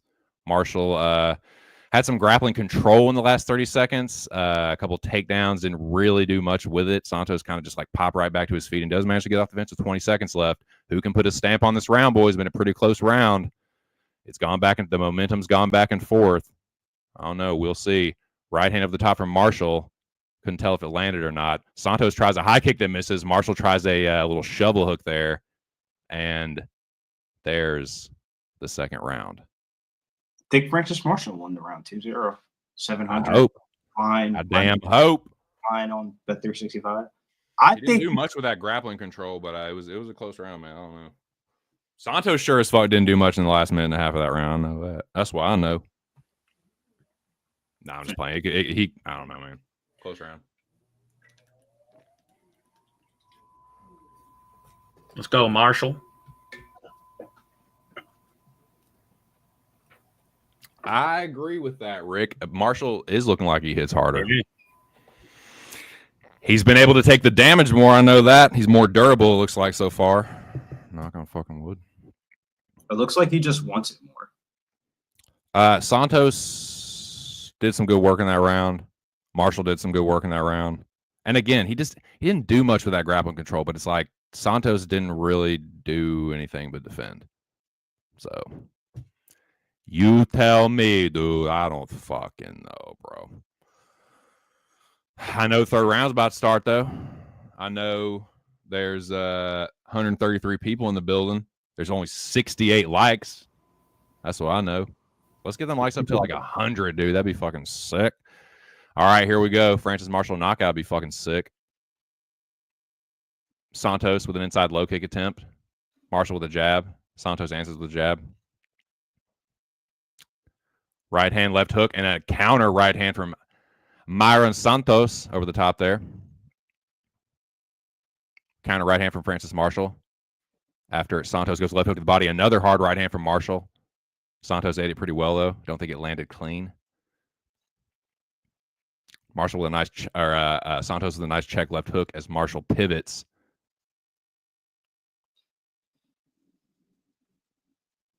Santos holds the center again. Takes the front kick. Right hand, left hook attempt from Marshall, but he gets blocked. Marshall blocks the counter. Marshall pumps the jab and circles out. Looks to take the center. Santos with a slow right hand to the body. Slower front kick. Nice right hand from Marshall. Santos wipes his nose. Nice left hook from Marshall, but he eats a left hook counter from Santos on the break. Francis pivots out again as Santos misses a two-piece to the body. Santos with a jab as Marshall circles out and he misses a left hook. Santos tries a combo there, and Francis moves off the fence. Francis loads up on a left hook right hand that Santos tries to counter with a check left hook. I got 3-18. Marshall misses on the 3-2. Nice jab from Santos. Nice right hand left hook from Santos there. He's starting to find more success with his combos. Marshall got to adjust to that check left hook. Marshall looks for the left hook, but he gets caught again with that check left hook from Santos. Nice counter left hook, check left hook from there from Marshall, though. Santos looks for the left hook. Marshall parries it down. Marshall tries to land a leaping right hand that misses. Good defense from Santos. Marshall sweeps away the kick and circles out off the fence. Santos edging forward with the pressure. Doing a little hand fighting. Santos lifts the knee. Francis circling on the outside. Francis misses with the left hook right hand. Santos lifts the knee. Nice right hand from Francis. In that, they trade left hooks. Just over 2 minutes left to go. They trade jabs, excuse me. Good defense there from Santos. Outside low kick from Santos. Couldn't tell if it landed because the camera isn't fucking zoomed in on it. But Santos did a good job blocking the check left hook there from Francis. Just under 2 minutes. They both missed there. Santos with a lazy jab to the body. They both eat right hands there. Nice jab from Santos. Santos with a nice right hand. Nice jab from Francis. Minute 25 left, boys. Who's winning this one, TC? I don't fucking know, man. I hope it's Francis. He definitely won the first round. Second round was close, but I thought Francis might have just edged it out. Santos might be winning this round, man. I don't know. It was a close round. Francis keeps backing up, which I really don't like. Santos has outstruck him in this round, so he's probably winning this round. Nice jab from Francis.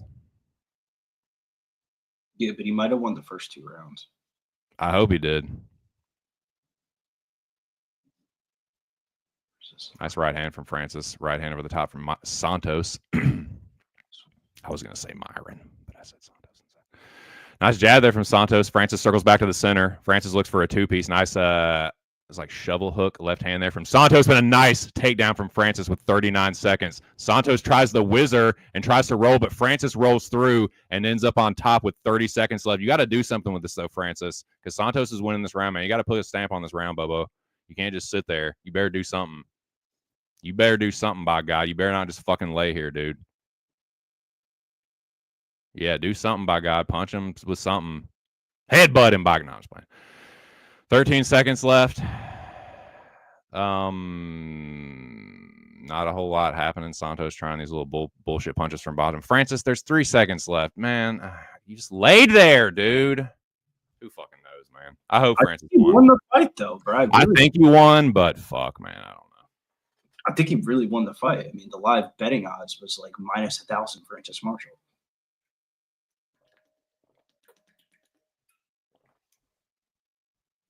Joey, thoughts? I mean, I thought he pretty clearly won the fight.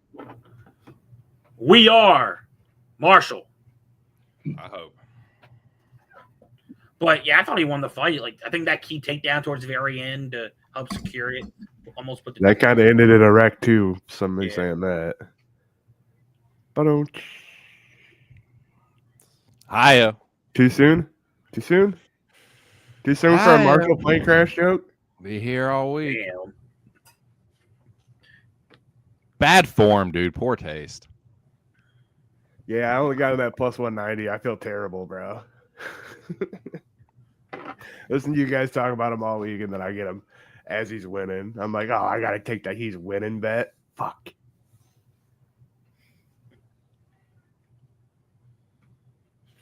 Looking like both Santoses were not to move. I think Big Show said something before he went live. He was like, prelims looking crazy now without those two. Yeah, fuck these prelims, bro. Like, it's trap. Like, when the best two fights dip off the prelims, like, we're going, like, nah. Yeah, that Curtis Blaze and Kanaev one was definitely about to be a beggar of like, Curtis, are you shot or are you not? Because, dude, you cannot be having some debut Here we go. Bruce coming in with a decision. All right, here we go.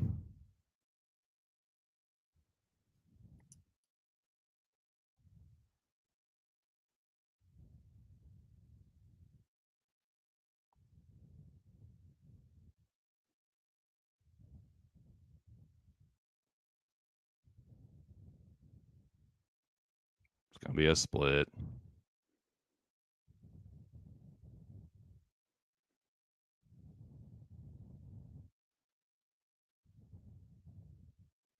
Are you fucking kidding me, dude? That's fucking bogus. I think we're That's bullshit. Bogus, dude. That is so fucking bogus, man. That's fucking bullshit. That's you know what? What is Joe having to say about this bullshit? Nah, that's one of those judges' scorecards back to back. You know, no, I'll tell you what that was. Not to cut you off, Billy. I'll tell you what that was. That was some fucking tough bullshit. That was some Ultimate Fighter. We want the fucking Ultimate Fighter winner. Boo. Let me see if I can hear. Boo. Boo. Boo. I couldn't agree with you anymore. Yay. Fuck that shit, dude. That's some fucking It was like the bullshit. Ultimate Fighter. You had no chance of winning this anyway. Both judges' scorecards to start off the night, I don't agree with. I agreed with the winner of the first fight, but not the unanimous decision. And I don't agree with the split decision win for Myron here. But That was a highway robbery. hey, man, I'll tell you one thing, though. It makes me not want to bet decision props on this card. You're going to bet a split decision. Oh, my God. Yeah, I don't know. I feel like I watched 1 and 2. Bro, I feel like a knockdown won the round. I don't care what. Nothing else happened significant really in the round. The knockdown won the round. I mean, I always think it's a jumble fuck when they have 30-27 and then 229-20. What? They had a 30-27 for Santos. No, Not Marshall. That's Marshall. Okay. That was the first judge's scorecard. It went 30-27 and then 29-28, 29-28. Of like, how did one person see it all 3 rounds for one person, and then the other 2 were like, Well, if you ask yourself what's more believable, the 30-27 or the 29-28 the other way? 29-28 the other way. 28. So they probably got it right. But that's what I'm saying, though, bro. 30-27 is a little bit wild. All 3 rounds, and that I thought it was a 20. You were just vibing out with what he was doing, and he wasn't. I mean, he was like you say, he was skating. 30-27 is reflective of what the live odds were saying, -1,000. But TC was kind of saying, I don't think he won this 3rd round, so it was like maybe 29-28, but it should be a union. Well, you know what that was. Joe just said it. Joe Rogan, who's like a UFC dick sucker, like he is Mr. fucking UFC shill, just said that was a bad decision. He said he thought the judge that scored at 30-27 was probably the correct score. That was fucking bogus, man. That was highway robberies. Vegas, you fucking won again. Congratulations, you fucking farjets. Good job. Mills got one leg down though. Lucky. So bogus. Yeah, that was a bogus leg. Good job, Mills, for getting that lucky fucking gay ass bullshit. But yeah, sometimes you just luckily get him through the hoop. We move on to Alex Pereira and Carlos Hill because I think they're going to start speeding these up a little bit. It's actually funny that we've seen, not funny, but ironic how we've seen 2 bad judges' scorecards back to back. Maybe the second one was way worse than the first one in hindsight, but Carlos Leal fighting Alex Pereira when this man might have had the worst robbery ever. And this is one of those ones where I don't want to get greedy, but I also don't want to be dumb. Of like, common sense will tell you if you lost a split decision that you thought you fucking won, you're probably going to come into the next fight thinking, nigga, I ain't going to the judges' scorecards. I'm knocking this motherfucker the fuck out. And if there was a person to knock out, Alex Pereira might be a candidate. Knockout prop is absolutely disgusting. -125 knockout prop. I want to see what the chat has to say. Iron Eagles with me. TC, whenever you gather yourself, you might want to smoke. I think you need to smoke. All the highness has just left the body after that. Go conservative, eh? Going conservative has not worked for me in the UFC today. It's been 1-1 for me here. But I really want to bet Carlos Leal by knockout -125. I just think it's the right bet of like Big Show. You have any thoughts here to back me up here? Like, we were talking about this in the group chat of like I sent you a picture of the weigh-ins of like one guy's got 8-pack. He got an 8-pack muscles. And another guy's got your run-of-the-mill, I'm a gym teacher, coach at my own gym, dad bod going on here. So what are you asking me? Sorry, I paid attention halfway through. Yeah, by knockout -125. Is that too chalky to pay for a knockout prop? Because I hate paying. I'm fine with paying chalk, but I hate paying chalk for knockout prop. Like I get trying to take the money line down and get whatever you can on Leal, but who the fuck is he really beat, bro? That's what I'm saying, bro. Like, I mean, nobody with Alex Moreno is fucking. You can't buy that experience. Wherever he's gonna go, he's been there before. I just can't do it, dude. I can't. I don't even want to look for a way for Leal money. I would rather just stay off the fight, honestly.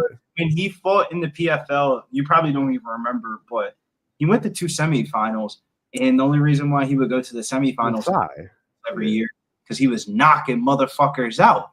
The only people he didn't knock out was like Sabusi and like one of those Russian. Now one of them guys who made it to the UFC, and this guy has lasted in the UFC how long? Just lurking around, just hanging out in the weeds, coming out to fight every once in a while, getting sparking somebody. Like, so the only fights that he lost in the PFL was Sabusi, which is a terrible match for him. He's just bigger, stronger, faster, and just a better striker. He beat Ray Cooper at +350. Knocked out David Sawada his first fight when he came over to the UFC from the UFC. The Ray Cooper was the only one I looked at. I was like, all right, that's a decent win at the time, but everything after that, dude, it's just fucking. It's not sharp to me, and it feels like way too big of a line on a guy that just lost a split decision. And it's got everybody's heart too. You know, like everybody was kind of pulling for him, and then they got the old bait and switch on the same shit that just happened. The last fight, it's the exact same shit. My other coin of the theory could be from a Vegas perspective. I would imagine the most amount of money they're going to make is probably a Carlos Leal decision. But with the way those first two fights went, how many? They're already popping off these parlays a little bit. I would imagine this is going to be everybody's parlay leg. So I mean, with those big favorites, we saw that you saw them run the script a lot last year of huge favorites winning by decisions, so they didn't have to pay off the method of victory props of like it'd be like the dumbest shit. Zachary Reese winning by decision, his inside of distance prop was like -350. They know they got people already hooked on fucking big money, big favorites, and trying to find the method of victory underneath of them. So they know as soon as the market comes in and people start betting on that shit, that if the money line cashes, nobody's really got money on it. It's in a few parlays that are probably going to get busted. They're set up pretty well on that one. Yeah, I mean, I feel like they're setting themselves up pretty nice. I didn't think they were going to care about this card as much as it did, but Vegas can never underestimate Vegas, and especially on a pay-per-view card like this. But they're getting this one started immediately. Man, I really want to bet the knockout prop because I don't want to. The worst is when you have a parlay and you don't cash your parlay, but you get the method of victories right, if that makes sense. Of like, you run a 3-leg parlay, 2 of the motherfuckers get knockouts, and then the one leg that you lost was the one bet was like that actually happened to me last week with Danny Barlow. I won the fucking UFC contest and lost the fucking 3-leg parlay because I had Danny Barlow in it. Those are like the worst bets to lose. Yeah, I feel you. Because it's like you had all the picks right, Bill. You just picked Barlow in one of the parlays when everything else hit. Like literally everything else hit. All the leans I ended up betting, all the straight bets that I ended up putting down and shit like that. The one bet that I lost was fucking, or the 2 bets that I lost had Barlow in that. Was the only leg that lost. But we're getting the night started in good old-fashioned style. It's been a while. You're getting the commentary by Billy Briz here. And we got Alex Moreno coming in there with that karate stance and Carlos Leal stalking the prey here, trying to come forward, coming off that split decision loss in Riyadh season where he lost to Renat Fakhretdinov, who's supposed to be on one of these cards recent, but he ended up having to pull off. But big shots here from Carlos Leal early. Alex Moreno must have saw the betting lines because he's trying to get this night started off quickly, coming out with a lot of assertiveness early on here. Keith Peterson is your ringside octagon referee here. A couple of shots here from Moreno. Big shot there from Carlos Leal. Carlos Leal really trying to get the range distance down by holding the center of the cage. Moreno noticing that throws a spinning back fist to try to mess up the range a little bit, but nice jabs here from Carlos Leal. Clinches up Alex Moreno and shows him what this life is like at welterweight. Big elbows in the clinch there from Carlos Leal. Kind of defended a little bit here from Alex Moreno. Alex Moreno, jiu-jitsu black belt, so kind of don't want this fight to hit the ground. For a person that's jiu-jitsu black belt, never really goes to the ground, but he knows what to do if it goes there. Nice shots here from Alex Moreno, being very calculated, but Carlos Leal landing towards the body there. Alex Moreno trying to return the answer, throwing a lot of empty spinning shit that's going to get him counterpunch, it looks like. Leg kick down the middle there from Alex Moreno. And we have the man, the myth, the legend himself. Let's go! Robbery in that last fight. Shout out to JT. Not robbery in which one, but I meant to say the first fight I thought right winner badge judges scorecards. Yeah, Diaz won. Robbery was the Marshall fight. Yeah, that was terrible. I was looking at the spread all week, but I saw plus 100 and I looked at that. I'm like, damn, that feels like a trap. So I didn't pull the trigger, but shout out to JT because I seen that was a straight bet. That was a great bet, bro. Big shot here from Carlos Leal. Alex Moreno is not as out of this as I thought, as this betting line is reflective of right now. Like -700 on FanDuel is not reflective of how this fight's going. I might have to refresh my page. I mean, I feel like he's still getting his ass whooped. He's getting his ass whooped, but he's actually throwing some really He's alive still, though. Right, he's throwing Right. really good punches. It just doesn't have the same pop and velocity on it. Where is his cardio going to hold up? Is he going to have the same shit in round 2 and 3? The cardio is not a problem. It's the durability. Like, he just gets randomly punched and dropped super weirdly sometimes. Shout out to everybody in the chat. Let's get it. Oh, How there's you're sweet. winging, my boy it's Big still Show. hitting. Carlos Leal starting to land those combinations. Those combinations are landing flurry. That body shot hurt him. Not like the body shot. He's starting to try to clinch up, but Carlos Leal said, I'm trying to clinch up to throw this. Oh, shit. Carlos Leal said, shit. maybe you is not shit. bro. And Carlos Leal's throwing bombs, big bombs to Carlos Leal. He got robbed last time, and the only thing that he's robbing is the motherfucking bank because he's going in for this performance of the night here. Big shots. He walked away like, get your ass out. He's Damn. Big Yeah, shot. Who probably sanctioned this Moreno's fight? last fight, though. bro. Talking about robberies, they robbed me in the last fight with Leo. Oh, Keith Jesus Christ. Oh, Keith Peterson is not letting this one go. And Alex Moreno's throwing too. into He the can't stop it when he's throwing them. Cody Brunson Sloppy as shit, but he's throwing. all over again. Hopefully no mouthpieces fall off because it looks like Alex Moreno Oh my God. and he came back to life. Because Oh Alex my God. is back to life right now. He is taking shots. His head is looking like a bobblehead. Bro, Goodness. they're gonna fucking gas. It's a minute left, boys. Carlos Leal Oh, is he not might stop it. Jesus He's gonna stop it. Christ. Keep going. He's gonna stop it. telling him to fight Yep, back. there it There it is. is. There it is. First round knockout. Carlos Leal, and I wish I would have played a knockout round because that was free money. Damn, oh, Jesus Christ. Carlos Leal, and damn, Fuck. that is what I was thinking though, Danny. Of like, there's no way you get robbed that crazy, and you Yeah. come out here and you just think, "Nah, I'm just gonna swing." Yep. What the Bro, fuck happens. I didn't touch this fight. I should have known too, but like, this was a layup. Like, UFC knew they robbed him. They're like, hold on, bro. Like, we got Morano for you. Here you go. It was a good enough name on paper where it's like, "Hey man, you got rid of Alex Moreno," but like Alex Moreno. Minus 800, minus 800 though, Billy, going in. Hey, like you guys say, the price is right. Right, right. I thought he was going to That land. shit, that shit was right. And damn, that was the easiest bet of the night. I should have had the knockout prop, but I have a 3-leg parlay, and I already lost one of the parlays. The last thing you want to do is be single leg betting on a second parlay, and then you fuck around and then you lose that leg and the straight bet. And you thinking to yourself, "Damn, nigga, I was going to lose from the start. I should have just chilled out." Like, you know what? A parlay is like, want to bet the fucking props for the first. Sometimes you just gotta pull a trigger. Like me, I missed 2 opportunities. I wanted Diaz, and I plus 3.5 in Marshall. Both fucking cash. I didn't pull the trigger though. Yeah, the Marshall plus 3.5 was the way to go. It's just I seen the plus 100. I'm like, damn man, that feels like a trap. But we don't get the North Carolina Tar Heel 3. Danny, this is by me. They Kansas, baby. saying I bet Chuck 300-1 parlay. All I needed, it was an 8-leg parlay. All I needed was North Carolina money line on that bitch. Damn.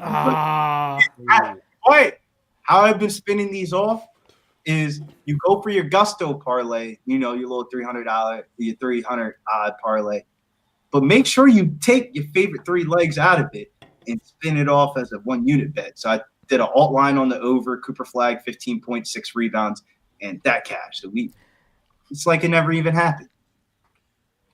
Bro, I'll tell you what, I might throw a little bit on Iowa State to win it all, bro. I like that team a lot. Yo, I bet them today. That was easy fucking money. And then like their defense is really, really good, and they could score though. Like I'm hoping to do it's plus 2,500. You're gonna be in the SA homes. Plus 2,500. In the SA homes where the March Madness goes down. Deadass. Yeah, right? hell yeah. I got that shit booked today or yesterday, last night. So made that shit official. I'll be down there Friday, Saturday. Sometimes though, I feel like if you're gonna come down for Palooza, you need to either decide is you gonna pull up on that Friday, Saturday, get in, get out type shit, or is you gonna really come for Wednesday, Thursday? Yeah. Saturday, Monday. There's no in between. I agree. You don't want to end up staying longer. But if you go down there with the notion of I'm only going to be down there for 48 hours, you really just going to stay the 48 hours, I feel like. That's exactly it. But it depends, too, because the whole, flights and shit like that. Bro, these flights are ridiculous. I had to maneuver my way. Like, flying back, of course, I'm going back to Fort Lauderdale. And then from Fort Lauderdale, I'm going to Cleveland. I saved like $200. It was crazy. I'm like, damn. It's impressive. But we're also flying into San Antonio, which is a very small airport in hindsight compared to the rest of them in Texas. Like, I heard the rest of them are like, dude, Dallas is crazy. Yeah, Dallas is huge. From was that Dallas or Austin? I think we picked you up from Austin. The one in Austin, when you picked me up from Austin, it's bigger than San Antonio, but it's not like huge. Dallas is big. San Antonio is like perfect for like, especially when we're leaving. Like it's all like, dude, dude, it's quick as shit. It's just like Fort Lauderdale too. Like that's why I love going. You get right through TSA, then the Whataburger's right there. You load up on a big old fucking shake for the ride. The part that I don't like about the shit is like it feels like everything's so far apart in the city of like you're at Jeff's bar and like a lot of the times when people leave San Antonio they're like, let me go to Southtown and see everybody one last time. It's just like, bro, that Uber gonna be like $30-$40 going for that. Like, well, it depends where you at. Yeah, but so when we was at Jeff's not Jeff's bar, the one time we went to the Riverwalk, it was late as shit. We was like, yo, that. Billy, I got a question though. Where the hell were we before that? I don't remember. Bro, it was like a Danny Billy Preston night, and we got lit. And Preston's shouts to Preston. That's though. My boy. I never met somebody that took a girl out on a first date to the strip club. Like, damn, she was cool as shit though. She was. Cool. That's some real nigga shit though, because of like my first thought of like I would have been on the Preston type time of like how am I supposed to be looking at the bitches? Are you into that kind of thing? Like what the vibes? And she was calling really me a pussy, but she tried to throw Daddy in there as well. She was like, y'all pussies, y'all ain't throwing no ones at these girls. And I'm looking at the bitch like maybe I like white girls, and every girl that we've seen on the fucking poll is Spanish so far. Oh, touche. And then she like looks at me, Danny, and Preston, and she like walks away from the table, and he's like, she's the bitch actually kind of looked good. It was actually like the first like really like one. We just want some money off of March Madness. I'm not just throwing it at the first bitch that I see. And she starts throwing the ones and shit. And she's like, well, I guess the party started now. But that club was so weird. It was a gentleman's club. And like when they did the dances on you or whatever, when you pay for the dance, I felt like I was in a school cubby of like, it was set up like school cubbies. And I'm sitting in like a school chair. And like this bitch is not a school chair, but it was kind of like a it's story time, boys. Story time with Billy. Am I right? Am I wrong, Danny? I remember my first strip club. I've been to that. Which one, bro? Because we went to the one we went to that Big Show went Prime. I think it was 10. That was not owe somebody money there. That shit was dope. $2.50 beer. The beers. They let me come in there with basketball shorts too. I'm down, bro. Like one bitch was sitting on Danny before she could even go to the shift. I'm like, yo, when you going on set? Like you've been talking to Danny for like 30 minutes. Like, is you working or not? Hey, shout out to the dollar draft beers too. Me and Danny were knocking. Bro, we were getting lit. Beers that was not a big ones too. Like good sized beers for $2. It was wild. Draft shit was wild. I was so fucked up. I left that strip club, went to the other strip club, came back to that strip club. Oh yeah, I remember that. I'm like, where the fuck Billy go? Motherfuckers left me. You need Life 360 on fucking Billy when he's in San Antonio. That motherfucker was popping, bro. Always a good time, man. All you have to do is say, yeah, work for a sports betting company called Southtown 101. You got to come down there and pull up. Oh, well, that sounds cool. Well, we got like 300, we got 30 YouTube subscribers. Can I go in your story, actually? No. The one girl that was like, my mom's got C's. but I got these. I still got that video, Bro. Bagging that bitch. But back to the fights. Bruno Ferreira. I like Petrosian by decision here at plus 270. I didn't bet the line because I think Bruno Ferreira definitely has the ability to knock him out early on in the fight. But I really think Petrosian is going to win a decision, bro. I really do. Of like, if he weathers the early storm, if you told me this fight goes all 15 minutes, I'd bet the shit out of Petrosian by decision. But it was this close to making my card. But Joey, did this make your card as well? Because I know you tweeted out Bruno Ferreira. Did you add anything to it? I got Bruno Ferreira money line. I think that's also sneaky. I think he could really go for takedowns in this fight. And if you check his IG, the man's been doing a lot of jiu-jitsu. Hey, Bruno could be live for a sub. That's plus 800 right there. So, but I pretty much got inside of distance. I got nothing on this, but I really want to bet Petrosian. No, you don't. I told you I was on the other side, but if going with your logic, JT, like if he does that, Ferreira does that, he's gonna gas even quicker. Unless he gets an early sub, but I think I was looking at Petrosian money line and round 2 to start is plus 110, plus 115. But I don't know if I'm gonna pull the trigger though. I got one bet. I'm on Turner. That's it. And this one, man, I really like Petrosian, but I don't know. They told me flipping, Danny. So I'm sitting there and I'm looking at the lines because I'm like, there's just off of process alone as a parlay better. You know, like I bet a lot of parlays in the UFC. So when you get everywhere, when you get certain lines that are like, so for example, Jalin Turner falls into this bucket. Bro, when the fuck have you ever seen plus money on Jalin Turner that wasn't like... I don't care if it's a trap. I got to do it, bro. Bro, I got to do it. I have to. Like, he's minus 300 in every fucking bro, fight. Exactly. And his recency bias. Like, so let me put a story real quick. I was on an Ed Toro, Manuel Torres, when he fought Duncan. Everybody and their mama was on Duncan. Then, you know, he gets a knockout. Then they fight Bahamondes, so everybody was on the hype with Torres. And then Bahamondes beats him. So now everybody and their mama's on Bahamondes against a guy that's fought way better competition that just had bad luck. Bad mistake against Morcano. He knocked him the fuck down. Ruck could have stopped it. He should have finished it. It was, you know, just bad luck. Got robbed by Gamrot. Could have won that split decision by Hooker. I don't know to this day how Hooker survived that head kick. Anybody else is going to sleep. That was really crazy, bro. And he killed Bobby Green to the point that he had he had nightmares. He couldn't even finish Morcano. Remember when I said that on the stream? I'm like, I think it was because of that. That's exactly what happened. He took a year off for mental health. Took a year off to work on his grappling and things like that. I have to bet him plus money, bro. I have to.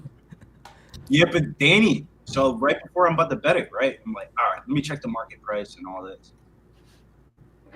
I see Caesar's got plus money on the under 2.5. I said, nigga, you got me.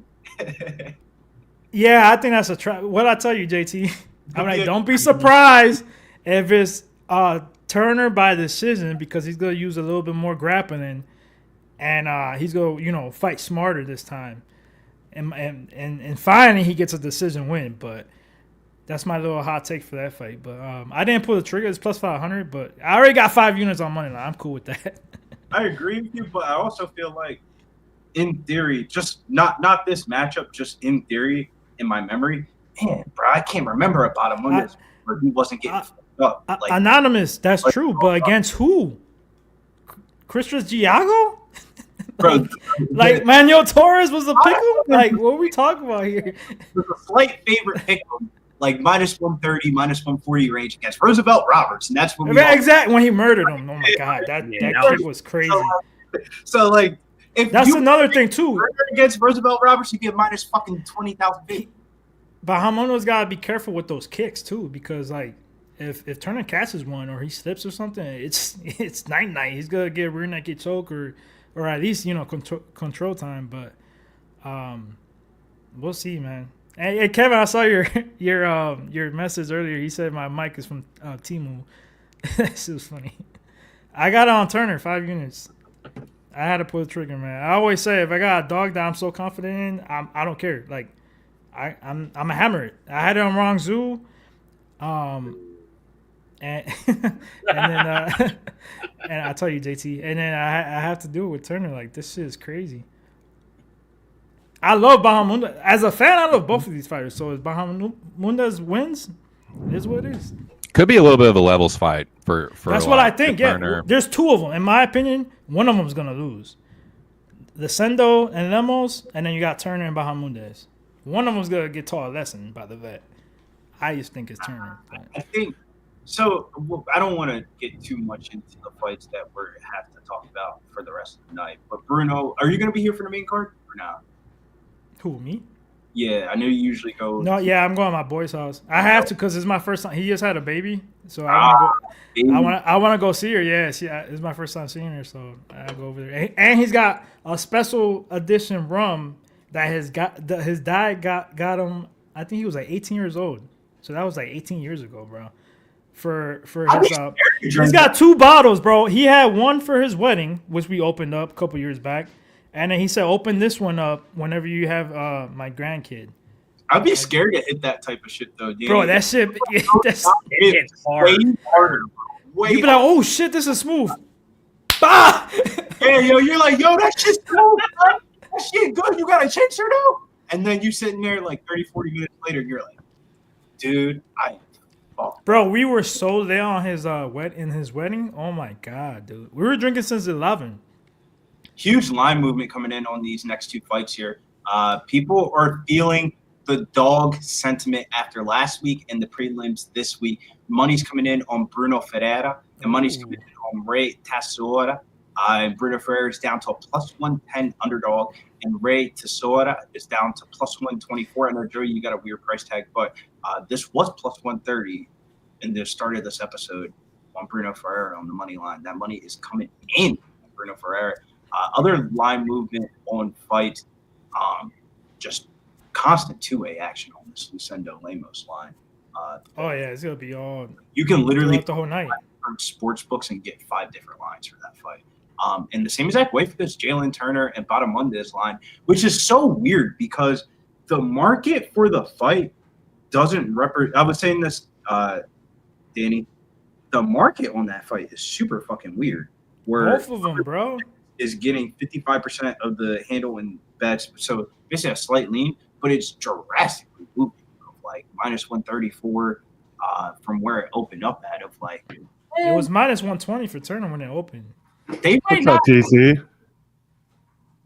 We're letting, let my man recover and do what he's doing. You don't ever want to when you lose a bet like that. No, I'm good. If I wasn't good, I wouldn't have come back. But I was just letting Danny talk and everybody else because I know he's leaving when the pay-per-view starts and all that shit. But no, man, I'm just chilling. I'm good. What, dude? I missed it. Fucking Alex Morono got knocked out, dude. Oh, he got Bro. bro. Nah, I'm just kidding. I saw it. It was like that was the most obvious outcome of the. He entire went in fucking- there blazing, bro, throwing haymakers from the beginning. Exactly what we were talking about, though, TC. Of I think I had Leal. bro, you gotta start throwing. You're throwing bombs. Gerardo. Fight and you're just living with the results. You can't get robbed like that against Bernat and come in your next fight and just Well, I was, dude. I was just I was seething, and I was watching that fucking Leal fight, and I was like, dude, if he doesn't knock Morono out and ends up getting tired, dude, I'll laugh my ass off. But it's like it was a classic, Morono just fucking Brundage Marquez Part 2. Somebody's fucking mouth guard falls off, and then the person that gets the mouth guard put in of like, dude, Cody Brundage didn't get that stop. That was bullshit, bro. Yeah, I told you. That fight, bro. I'm like, let them keep fighting. He has him against the cage. You can't stop the fight like that, bro. You also can't let 2 people swing inside a cage for. Why not? If it was one, I get it. Both of them didn't have a mouth guard. It's fair. It's all fair game. Yeah, but that you can't tell me though that the Leal Morono fight was not trending towards that up against the cage of like they both look like they were about to die soon. It was pretty most entertaining fight to watch. I'm a little bit mad they did take off Curtis and Kanaya because that probably would have looked very similar. What with which fight? Curtis Blades and Kanaya, bro. I swear to God, Curtis Blades might be D1 wrestler, second best wrestler in the division behind John Jones. Yes, That doesn't wrestle anymore. Nope. doesn't wrestle anymore. I was gonna take a shot at the dog, honestly. Remember we bet Sergey and we're like, yeah, dude, all them Curtis takedowns you talk about. Watch me he gets slumped. And Ankalaev on the scales, somebody drug test that man. He had a 6-pack. He was looking jacked, bro. It wasn't that bad. It wasn't that crazy. No. It wasn't like when he fought Ferrero or whatever his name is from I PFL. agree. It wasn't Bruno. He did look good though. It was huge. He looked significantly way more physically toned in depth shape than he did in Dana White Contender Series fight in the fall. He had a 6-pack in this fight. He was gonna take my money, bro. I'm telling you, I have Yeah, to. I'm gonna bet it. I'm like Blades minus 350 with that chin. I don't care. I know it's the best of the best knockout artists, but yeah. I was gonna be a pussy though. I was gonna bet the under 2.5.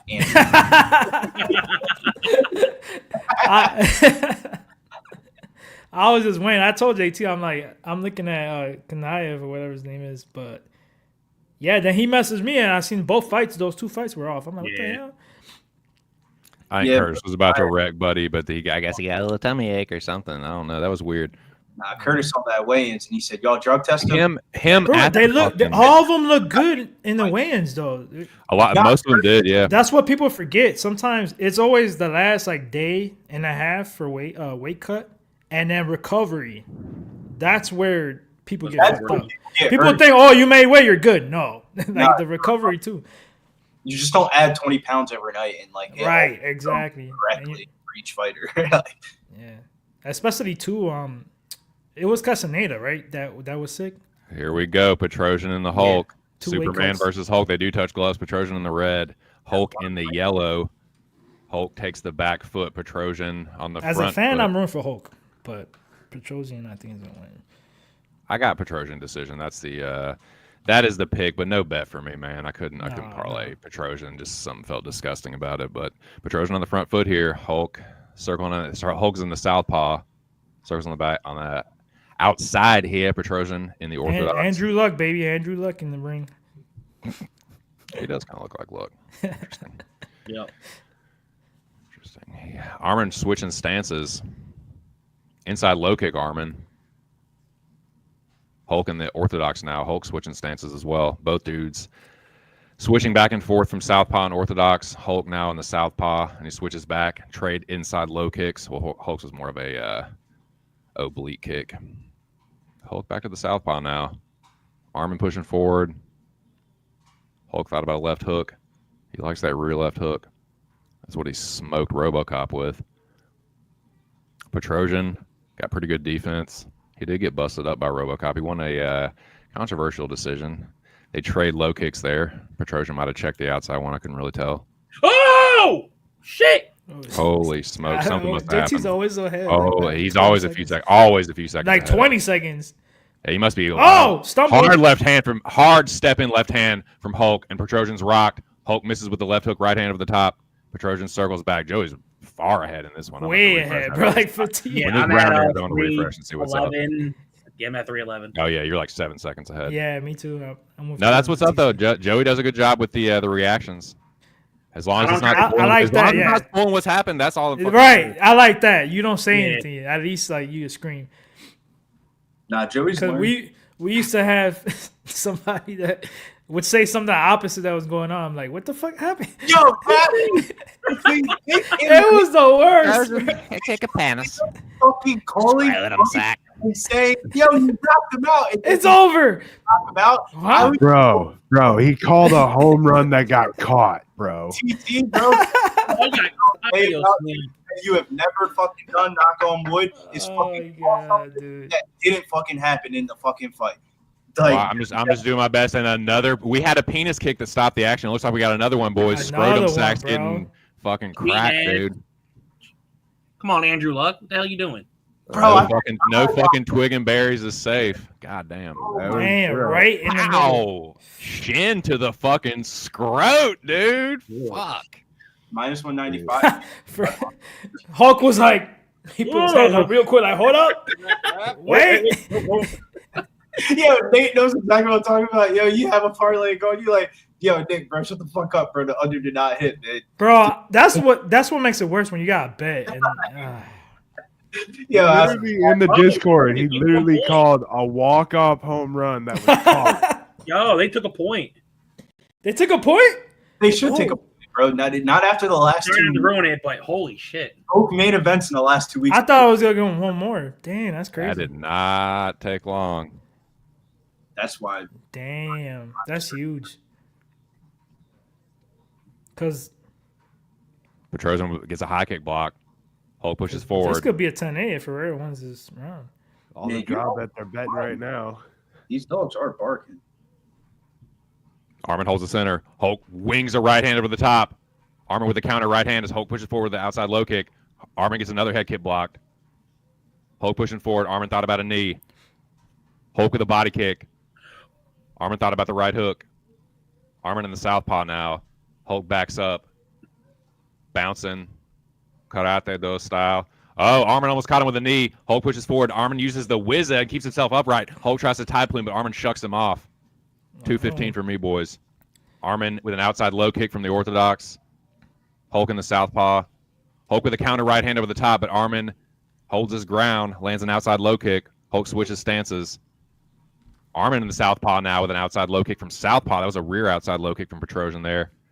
Petrosian with a right hook, but he gets countered with a right hand from Bruno. Hulk switches stances. Hulk lifts the fucking shit. Petrosian circles off the fence. Hulk in the orthodox now. Blocks the head kick from Petrosian. Inside low kick that Hulk also checks well. Hulk doing a good job of checking the low kicks. After Armin landed a few. Armin thought about a right hook from southpaw. Circles outside in orthodox. Doing a little bullshit shuffle here. Damn, it's fucking hot. Hulk with a front kick to the body. Hulk leaking now from somewhere. Or maybe it's Petrosian leaking on him. Hulk tries a two-piece. Hulk with the right hand. Armin counters with the left hook. Hulk with a takedown attempt now. Armin using the overhook and a knee shield to keep Hulk from advancing position. Doing a good job of keeping himself upright. Hulk trying to get the body lock. Petrosian again keeping the knee shield and keeps himself upright with the overhook, dude, using the whizza. But Hulk flips him back down, just trips him over the leg. But Petrosian pops right back up. Hulk threatening with the guillotine. Petrosian gets out of it. Just under a minute here. Good work there from Petrosian to not get advanced on there. Body kick from Petrosian. He tries a left hook as Hulk wings one over the top again. Hulk with the right hand, but he gets countered with the right hook from Petrosian. Hulk didn't like that one. Backs up. Petrosian putting the pressure on him. Petrosian is not as pillow fisted as people think, dude. He lands a right hand. Petrosian with a flying knee. Hulk with a knee there. Petrosian just got knocked out, but Hulk been one punch too. Their Sultan slept his fucking ass. So He stunned him in the first round too. Petrosian with the left hook on the end of that one. Hulk hurt Petrosian early in this round, but Petrosian's definitely putting it on him here at the end. High kick blocked. Low key, it feels like if he shot for a takedown, Hulk's nose is busted a little bit. There's your first round, boys. Bro, he might not like the striking exchanges as much as he thought he was going to in the beginning of the fight, because the fuck is Bruno Ferreira shooting? Granted, we thought he would shoot a takedown, but that was a very random shot takedown, and then he popped back up at the end of the round. His nose looked fucking busted. Yeah, careful, Weinstein. He did get a point taken. So Petro got that point taken, and he said, I think it could be tied. Yeah, I better do something. 9-9. I think it's 9-9.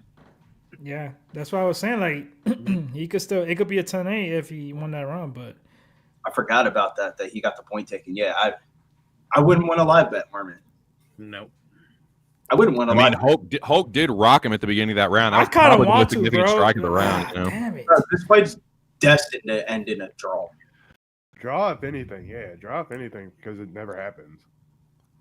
It was weird though, No, it wouldn't. If we all agree it's 9-9, then No, I'm just saying 9-9 first round. Each fighter went around. It could very well be a 10-8. But I think I like Petrosian later, bro. Like, Yeah, but he also Seconds out.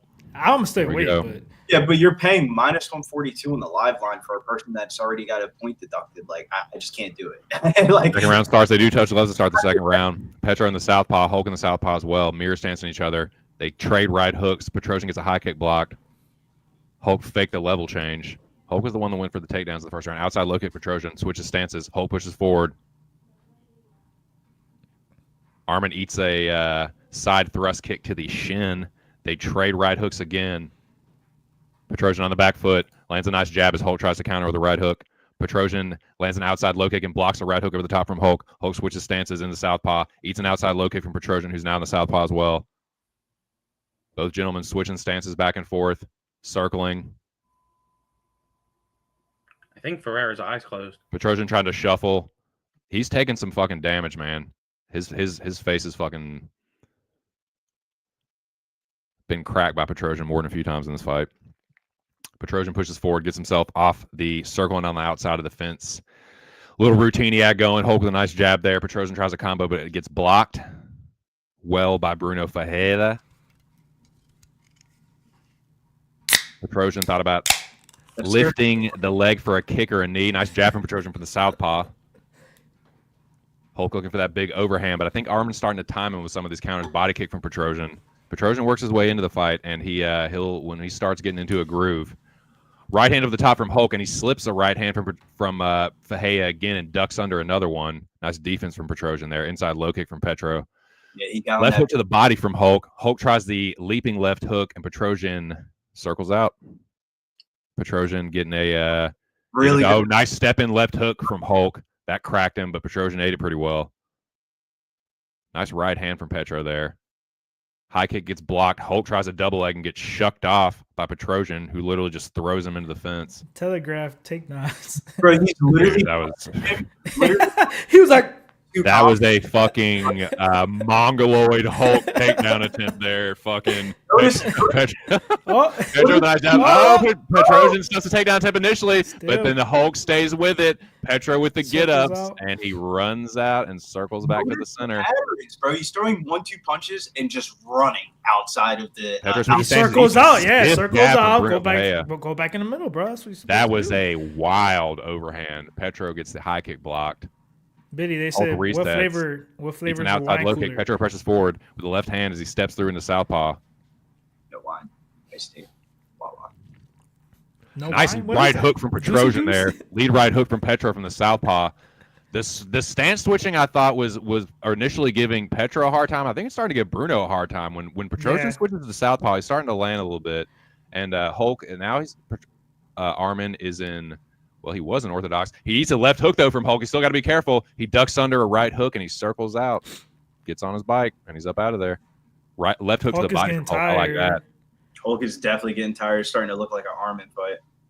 No, Armin needs to hurry up because... but Armin's an idiot, man. You got to know. Armin, he said he hit me in the panis.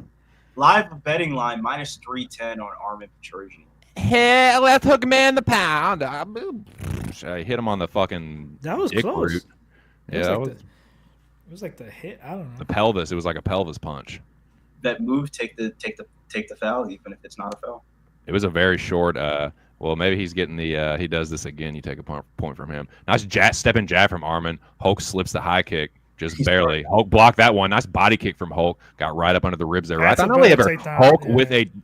Yeah, that was a better takedown attempt. Hulk drives through with a double leg, the blast double, drives Petrosian to the fence, tries to lace the legs of Petrosian and pull out the post hand, and he does manage to do so, gets the far side wrist control. Petrosian has been controlled on the ground before. Hulk with the left hook. You see, with the far side wrist control. Petrosian's got to do something here. He's got to try to get back to his feet, or he's got to turn into him something. Hulk starting to land some left hands as Petrosian gets to a knee. Hulk tries to get to the back. Threatening with the rear naked choke as Petrosian gets to both he's on his knees, but he does manage to get to one. Hulk dragging him, threatening with the rear naked choke. Hulk face cranking him. Petrosian turns into him. Hulk trying the triangle. And Petrosian turns to the armbar. He got the sub. JT, tell me by second round submission. He getting a submission. Wow. The Hulk smashing an arm, a submission. Smashed the fucking arm.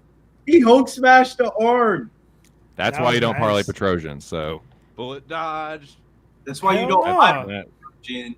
No problem. He's not a type of guy parlay. Hell no. Bro, what was the odds on that sub prop, dude? Plus 800. Yeah, dude. What? That's Damn. a great play. Great play, great cat, great takedowns, great game plan there for Bro, Bruno. that was nice. That was a nice transition from the like a rear naked choke kind of, and then Bro, boom, for the arm. longest time, they've been saying he's a judo black belt, and his ground game looks good. Finally, motherfucker, we saw it tonight. Damn, dude. Why haven't you been doing this in every fucking fight? Bruno Pereira coming at you full head of steam across the cave with a blast double, my nigga. You're not a whole lot of people are defending that, bro. What? No. That last one was a good takedown. That was Yeah. a great takedown. And he if he gets you like flat down, it's hard because like he's so compact and a big dude. Like No, he's a fullback. He's like a big fullback. Look at what just happened, though.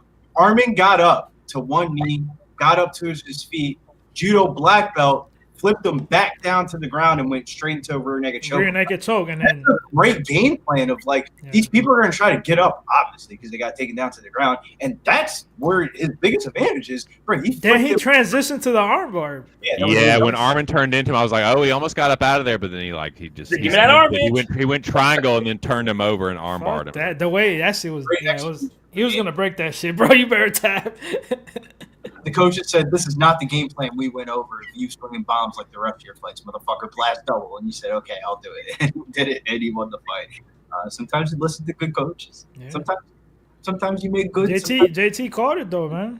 Because I Well thought done, well played. he was going for takedowns and stuff. I thought he was slowing down, but like those little two breaks helped him a lot. Talking about JT in the chat.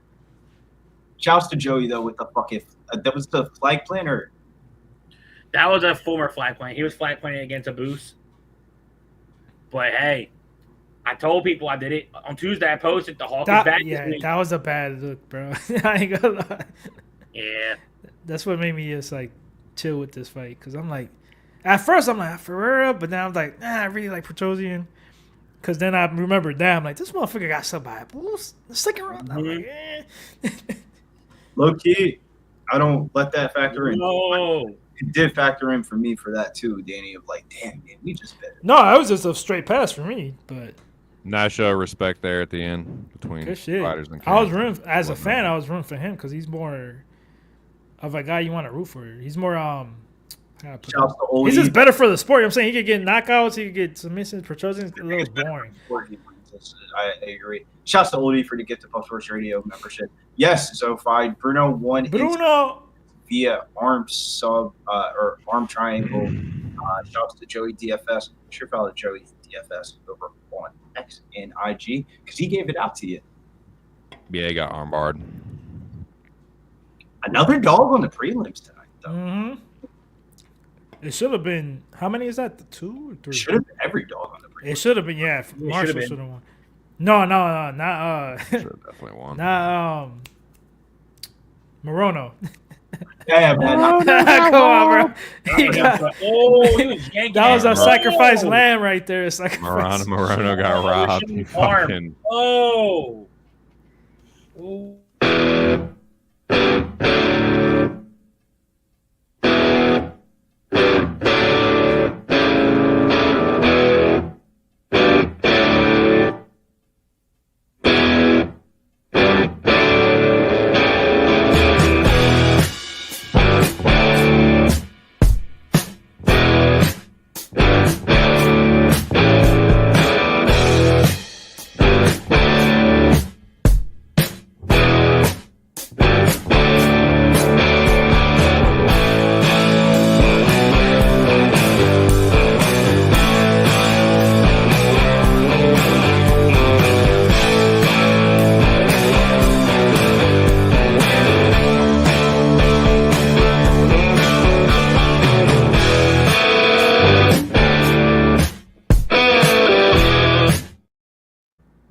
And we're back.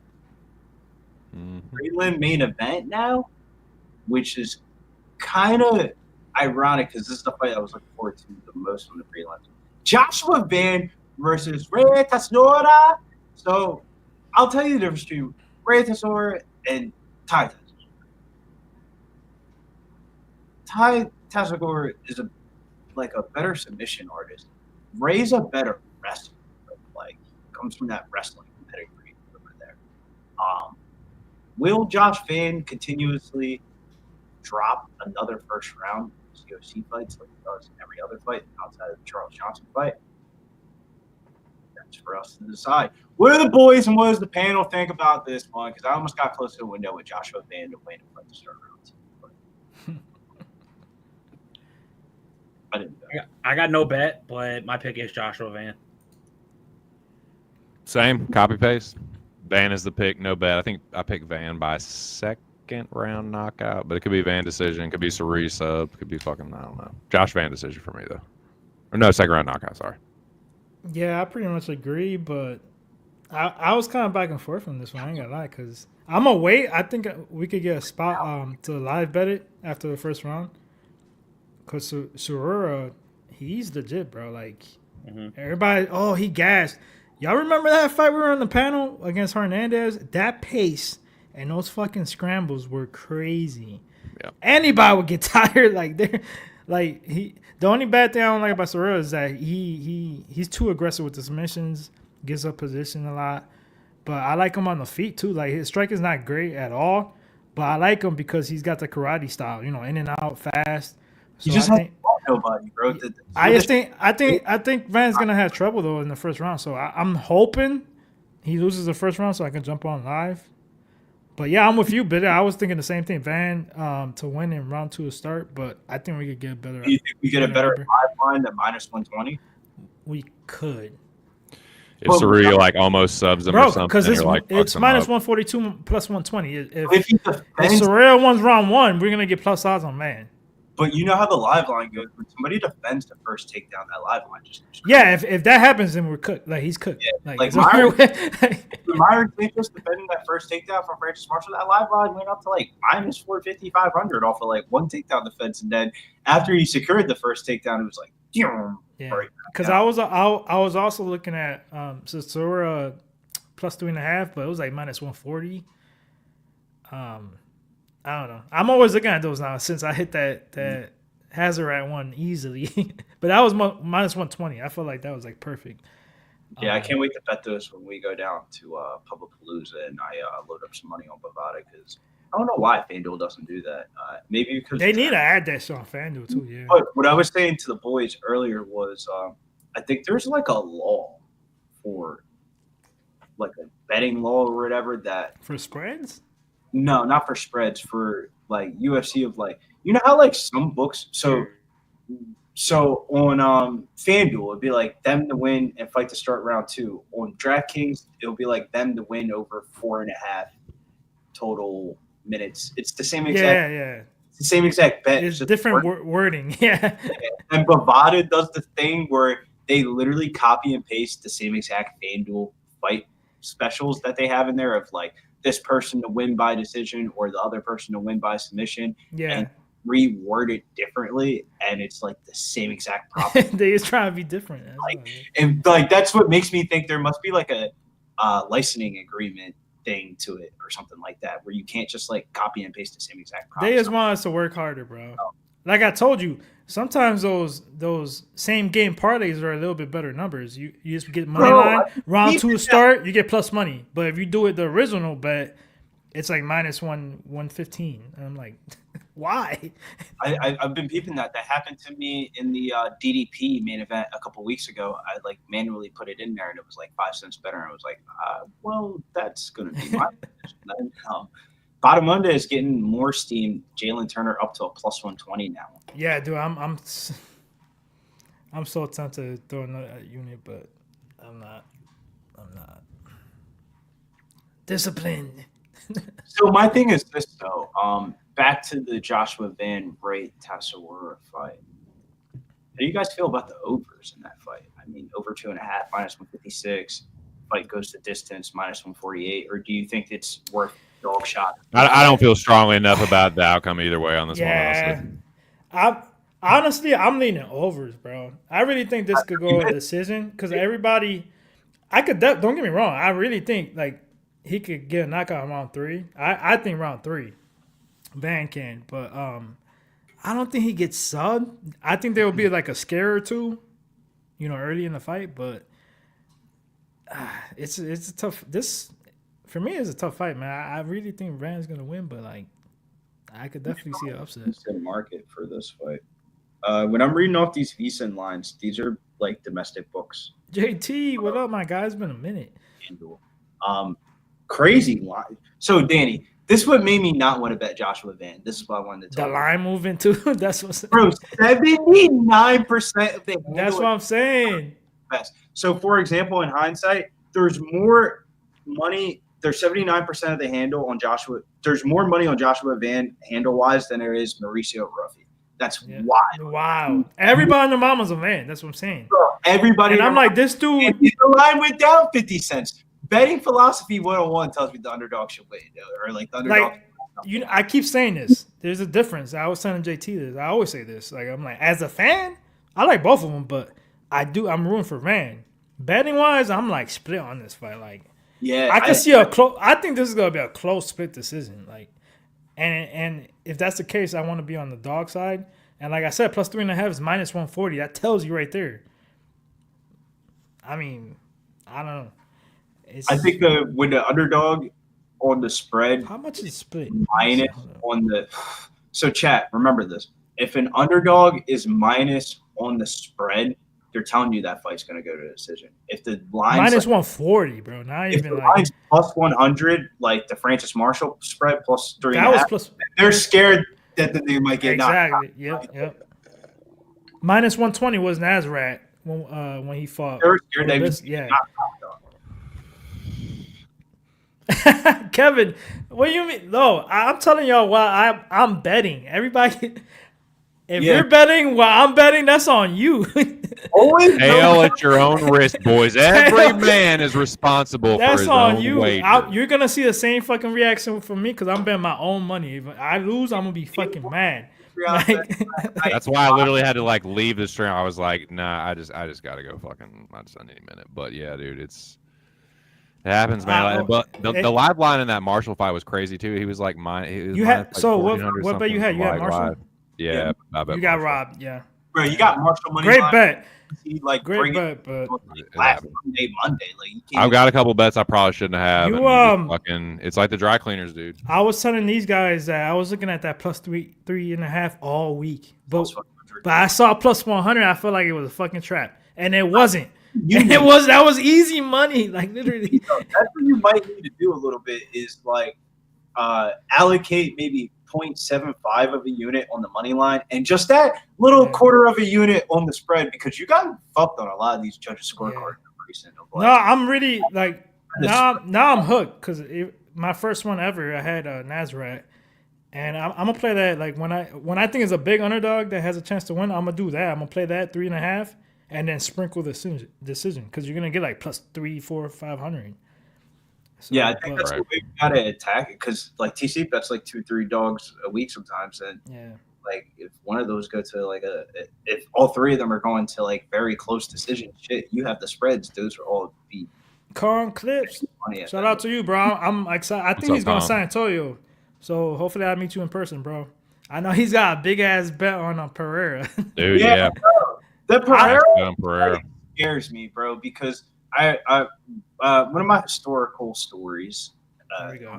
Story time with Billy. I used to work for a guy named Gorilla, and Gorilla was like a degenerate, not a degenerate, but he was a professional gambler. There's not a lot of professional gamblers, and his lawyer was the same exact lawyer as Alex Pereira. There we go with the lawyer story. So. To the point where like we're visited. I don't want to say the dude's name, but where like I would come into Connecticut and he would call him up and he'd be like, "Yo, I got Bill in town. You want to come meet up at the Brazilian spot?" It's like Alex's like favorite lunch spot or whatever. He's like, "You want to come up to the Brazilian spot and talk about some fights?" Because he would do so much lawyer talk that he would just spill the beans on Alex Pereira all the time of like. Alex is going to – because when he lost the fight against Izzy, he told us that he was going to lose the fight against Izzy and go up weight classes. And we're like – I, like, stopped eating, was like – was like, just keep on eating. Because, like, when you let a lawyer when a lawyer talks in their, like, non-lawyer hours, they're letting off a lot of information. And he told us a long time ago that Alex was going to move. Like, John Jones's last fight is going to be against Alex Pereira. That's what I think too. And, dude, the timeline kind of makes sense if he lost this fight. Maybe well, dude, Joey was talking about this yesterday. That like win or lose, Pereira could go up and fight John Jones, and it would still be a huge fight. It would still be a huge fight, like regardless. But if he wins, oh yeah, dude, it would be even bigger. That's what they're gonna be. Yeah, it would be even bigger. But I've been back and forth. It's a pass for me, unless I'm lit, which I will be with that new battle, like I told you. But I hate to say it, as a fan, I want Pereira. I don't know if you see my tweet. I did like a little sweet baby Jesus prayer. I'm like, please let Pereira the Will Ferrell one. Yes, I put the picture and everything. I'm like, please let Pereira knock this motherfucker out. Even though I might bet Ankalaev late. Do it for the Shama. Let's get it. Come on. Who wants to see TC? I know you've been a fan. Oh, I know, my dude. Who wants to see Ankalaev be a fucking champ? Like, be honest. What scares me though, Danny. So as I tell you about the gorilla story, and then unless he knocks his ass out, then I'll be impressed. I had to live with him for a little bit. Plus 360. Plus 360. We've talked from time to time since I left West Virginia, but it's usually only like on like big fight days or whatever. And he did not say anything to me about this Poton season or don't bet Alex or either direction. It's been quiet, and whenever niggas are quiet, bro, that's never a good sign. It's like this is the first, but I'm not as close as them as I used to be, though. So it's like it could be that as well. Kang, that's what I'm saying, bro. That was my breakdown too. I'm like, yo, the leg kicks are gonna be huge. Leg kicks, bro. He's gonna fuck his leg up, and then you got Ankalaev over here talking about, oh, I'm not gonna wrestle, I'm gonna strike. It could be cap.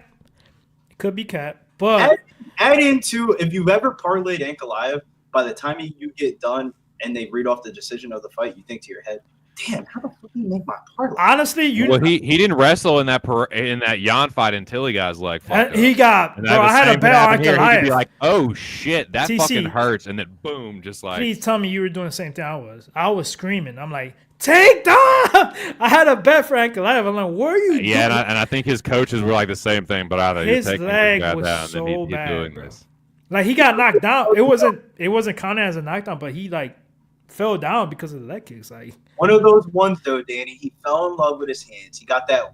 What was the Dolce knockdown? No. He's always been a striker first. He's always been a striker. That's the thing. But what I'm saying is when he kicked not flying knee, but when he like front face kicked Dolce, and then like one fight later, he fought Cody Alaba, and it was like ruled a no contest, but he actually really smoked him.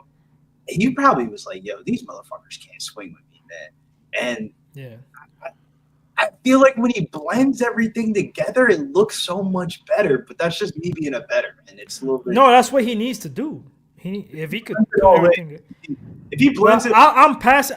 Believe it or not, I'm torn on the side. I actually love the overs. I might bet it if I hit that Turner fight. I really think this is gonna be a slow, technical, high-ass level fight. Not betting over. And if you mix in like a takedown or two with Ankalaev, that's going to take more time, and it's going to be a sweaty decision. That's what I think is going to happen, but I don't know. We'll see. Yeah, I really don't know. It's like I feel this fight could go a lot of different ways. I feel like it could be Pereira knockout, Ankalaev knockout. I feel like Pereira, guillotine. You know, dude, against Jan, he didn't really have that much for Jan, and like even Ankalaev, even after getting his leg chewed up, took down Jan, and for the last couple rounds was kind of fucking smashing on him. So I think he could do the same thing to Pereira, but yeah, I mean, I got to favor Pereira a little bit with the striking, but dude, Ankalaev is not no fucking pillow-fisted like bitch on the feet. Like he does have a little pop in his hand, for sure, and Pereira, low key, Pereira is Ankalaev might be the more durable fighter in this fight, dude. I mean, Pereira in this weight class is different. Remember, I don't know how the fuck he made weight. Yeah, dude. I'm 185 pounds. I'm 5'8", 185 pounds, bro. How does this big ass dude? I don't get it, and that's not good for your chin at all. So I that's mean, why. I do think like him cutting to the 85 had something to do with it. Huge, but dude, bro. like, That was huge. That's dude, 20 pounds. Khalil Roundtree sitting you down. Ankalaev can fucking sit you down too. Remember what people are not talking about? Yeah, but Roundtree's got power, bro. Yeah, Roundtree got Big time. Yeah, well, Roundtree, I'll tell And- you what, Roundtree also got fucking obliterated by Ion Kutalaba and fucking Johnny Walker, who people like to make fun of. Oh, Uncle Ebo knocked out Johnny Walker. Yeah, that Johnny Walker fucking obliterated Khalil Roundtree, who was working Pereira. So, like, people think Pereira's invincible. Nah, Pereira fucking quit from low kicks one time. He got fucking Bro, that was smoked like by 20 Arthur. years Dude, ago, he got like, fucking glory. smoked by Arthur Kachenko, and then he got fucking slumped by Izzy. So the dude has been put away more than once. So if you think Ankalaev can't do it, you might have another thing coming. We'll see. He can, but I don't know. I don't think so. He's too Our gunshot. own boy Tessor going in for first takedown already. Oh shit! I went to refresh and I didn't fucking pull the Let's motherfucker go. back Hey, up. Sitting there arguing about leave fucking your apps Ankalaev. open. Might not even bet this shit. This is a good All fight. right. So yeah, Van got Saruya pushed up against the fence, but Ray spins him through. Ray Saruya has Van up against the fence. They trade body knees. Van looking to pummel inside with the left hand, choosing to go for left hooks to the body. They trade knees to the body again. Ray eats a knee to the body, but he answers. Van tries to get the 10-finger grip. Excuse me. Can't really do it, though. But he still has Van up against the fence for the time being. Van spins off the fence, just as I say that, me and my big mouth. Ray Saruya tries to land the left hook on the break. Van takes the center, pushing forward. Hand fighting. Saruya in the southpaw.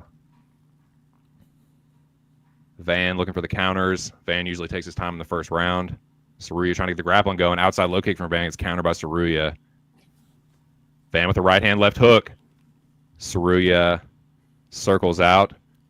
Another right hand and a left hand behind it from Van as he steps through. Body kick almost gets caught by Ray Saruya. Ray Saruya lands a left hand from southpaw, but Van counters. Saruya in on a single leg. Van with good takedown defense here. I'm sure he was drilling it in this fight camp. You got to know the dude's going to try and take you down. Saruya doggedly pursuing this takedown here, trying to go for a double leg. Van doing a good job pummeling inside with the whizzer on the other side. And he stays upright. Saruya not abandoning it. Looking for the body lock throw. Van not having it. Van tries to land left hooks. Looks to pummel inside. Looking for double underhooks here. Saruya wise to it. Little hand fighting, and Van circles off the cage. Tries to land a left hook on the break. Saruya just out of range. No Ray live tries to betting land a left here, hook, but he almost fellas. eats one.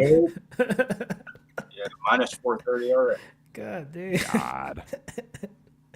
God. The baby. That's Saruya why eats a body kick. Start round twos. That guaranteed, you be watching videos and be like, yeah, Van with the right hand, he uses the whizza to stuff the takedown back to his feet. Right hand from Van in the clinch. Saruya trying to get the takedown again, trying to get the body lock throw. Van staying upright, though, using some good anti-grappling. Pummeling inside. Strong whiz on the fucking other side, Johnny. These guys are young as fuck, too, man. young. Couple fucking whippersnappers, Johnny. I still want Van to like imagine if Van took like 6 to 8 months. At least that's it. Go to a good gym, get some training. He's got plenty of time. Van looks to counter the a right hook from Saruya with a left hook of his own and a high kick. Misses from Van. Saruya showing good reflexes so far. In a karate dos stanzos. Hard right hand from Van counters. Saruya looking for the right hook of his own. Van looks for the uppercut. Saruya circles out. Van thought about the right hand. Saruya circles out. Ray looking a little bit discouraged that he hasn't been able to get his grappling going. Goes in for another takedown, stuffed by Van, who gets flipped over by Saruya. The baby. Van with double butterfly hooks, but Ray Saruya has got his first takedown. Drop this line to a pick 'em. Van gets double underhooks and tries to sweep. Butterfly sweeps his way back to his feet with a body kick to punctuate that motherfucker. Shit. Nice lead right hook from Ray Saruya. Sorry, I got a little frog in my throat there. Van looks for the right hand, left hook. Saruya ducks underneath. I got just under 30 seconds here. Nice body kick from Josh Van. Nice counter right nice hand. right. He slips the left hand from Saruya and pops him. Ooh. Head kick from Josh Van. Saruya eats it and grabs a single leg, rips him down, laces the legs. 15 seconds left for me, boys. Joshua Van looks up, tries to post with the right hand, gets to a knee. It's part of the Gets start back of the to- second round for JT. Nah. JT's already in the second round. Chopping elbow and a nice left hand over the top There from Josh Van. That's the first round, boys, we think. Fight's over. I don't know. I think it's 1-1. Okay, buddy. Uh, That will always be a classic, bro. I swear to God. bro, it was also high. Well, I don't care, bro. I mean, it still made it funny. I Oh, think shit. the big clip was me being that fucking stoned. So it happens when I don't bet a fight, though. It's like, you don't bet a fight. You're like, start looking at the other screen, the other two screens, watching the basketball games. What was Talking the about basketball games. I got Bader plus 5.5. Call me crazy. Ooh, Call me crazy. Talk about it. That game's I transferred the money from Kansas, which was some of it, because I won pretty nice. That was good. That was good money. And, Kansas for half was good money, I should say. I didn't bet for you. yeah. So we'll see. It'll be a sweat because Houston's really good, but I really want to bet the Tommy, but man, I might just wait till tomorrow. 7.5 is a fat line. That game tomorrow in the championship. yeah. Probably gonna be a short spread. But man, nobody's talking about the Summit League, man. Summit League's been on fire. That's crazy, dude. Oh. But you know what? He's even crazier is the second round of Ray Saruya and Josh Van has started. Saruya fakes the To be level change and actually determined. goes for the takedown here. Saruya with the takedown attempt, but stuffed by Josh Van again. Josh Van showing good takedown defense. Saruya tries to rip him down, but Van stays on his feet, man. Using the overhook. Van in his Saruya's face. fucked. He Saruya is dives fucked. for a fucking takedown attempt. Like, He's go for that motherfucker. Like, he ankle diving, Bo. Josh Van does get back to his feet, though. Saruya just doggedly pursuing this single leg. Literally almost flips Van over his back. Van stays on his feet. You're showing good balance. Not letting Van can't Saruya get take sloppy him though, down. because this dude can get a submission like real quick. Saruya with a slow left hook that Van easily ducks under. Saruya might start to get tired if he cannot no longer get these takedowns. Joshua Van with a left hook right hand attempt there. Didn't land clean. Right hook to the body attempt from Van, who's pushing forward. Tries to land a right hand there. Where's your jab, Van? Where's your jab, Josh? There you go. Two-piece from Van. Saruya dives for a takedown again. Van with the underhook. Uses the strong whiz on the other side, Oh, Johnny. shit. With a That was judo slick. throw from Ray Saruya. That Little was hip slick. toss there. Head and arm throw. That was really slick, bro. Yeah, that was slick butthole. Fucking Josh Van tries to circle around and take his back. Saruya. You like that? That's from Workaholics. I can't really claim that one, dude. I wish I could take credit. That's a fucking. It's another Workaholics. Yes, I'm a hack. I know. But fucking Ray Saruya got a little scarf hold here. Judo. Oh, that was the one thing I remember from judo. A little hip toss and do a scarf hold. But you can get your back taken if you're not careful. And Josh Van almost does it right when I say that. Ray Saruya doing a good job, but he does use the opportunity to get back to his goddamn feet, boys. Man, he's Framing off pushing with his the face, bro. Stiff arm. elbow. And they're back to their feet. 3 minutes left in the second round. Josh Van pushing forward, walking him down, fucking Terminator style. Van's just That's strong. the takedown. Right hook from Van as Saruya gets back to his feet. Saruya misses with the left hook. Van parries. The jab from Saruya and the southpaw. Saruya misses with the right hook. Saruya with a two-piece. Van with a body kick. Saruya dives for another takedown attempt. Joshua Van with a really fucking good sprawl. Showing a really good sprawl, good overhook. Pummeling. He's good takedown defense, man. He's worked on it. Why the line went down? Van, again, just not letting Saruya advance. Getting back to his feet. Van parries the two-piece from Ray. Ray tries a right hook out of range. Van staying in his face. Boy, a step-in knee could turn the lights out in Georgia, boys, or Vegas, rather. Okay, I was gonna say, I'm like, why go down to minus 210? Ray shakes out his arms. Just over 2 minutes left in the second round. Don't get tired in front of Josh Van. Put them fucking mitts on you, dude. Stabbing, a little front kick there, a little thrust kick to the thigh from Saruya, who dives in again on a takedown attempt. Stuffed again by Josh Van. Saruya keeps the body lock, though. Pushes Van to the fence. Van with the underhook, overhook. the 50-50 position that he looks to pummel underneath. I can't really tell on the other side. I can't really see on the other side. Oh, they break, and Saru tries to land a sneaky little knee. Cheeky monkey there, but it did not land. Van saying in his face, minute 35. Van needs to, there you go, right hand. He needs to fucking mash the distance here and not let Saruya have any space to shoot a takedown. Saruya shucks off a combo from Van, but he looked a little tired doing it, if I'm honest. Josh Van slips a two-piece. Tries to counter.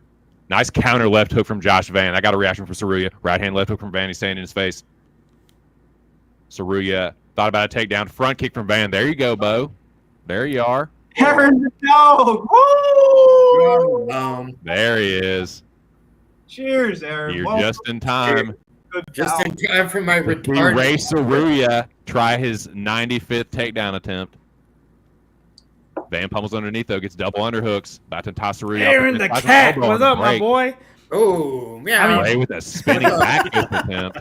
What's up, Danny? That was Great good. to see you as always. What up, Buster? How are you? Counter right hand from Josh Van. He almost sees a right hook from Ray Saruya I'll there. say hello in like 20 seconds or 30 seconds. Hell at to you. Nice step-in knee from Josh Van. Saruya got a different look on his face. Step-in knee from Van. Saruya tries a spinning fucking back fist. Van pumps the jab. 20 seconds left. Again, Saruya's starting to spin now. I think he's starting to feel it a little bit, starting to feel the pace and the pressure and having fucking 95% of his takedown attempts stuffed. I see. 7 seconds left for me. Yeah, I'm a little ahead of you, so I'll try to be quiet. Hello, Aaron. Hi, Joseph. Great to see Yeah, you. you're not Joey. He's Joey. You're Aaron. I'm Ozzy tonight, so shout out to Ozzy Diaz. And then also had the bet on the split in the Marshall fight, so that was the way to bet it. Sorry, 2 I cents. mean, that's horse shit, though. I agree. Well, hey, Carlos Leal, backer against Ring Rat. That so was phew. that, It was swinging. that was the last breakdown I did. You But know, good to be here, things Billy. If I happen. didn't say hello to you, hello. Hello. I mean, Hello. had our conversations. I love how we've all have grown as friends and TC. yay, me too, Billy. We're gonna let the children talk, and I'm just gonna stay focused. 10 out of 10 focus with TC. Yeah, terrible rebet from me though. So great spot for me to come in on. Yeah, re by sub. The only way he wins this, so I guess there's that. But this is two 22-year-olds fighting. That's what this is. And that's why I didn't bet on the fight, because I remember, I don't know what, I think it was the Charles Johnson fight, and I watched the Joshua Van interview.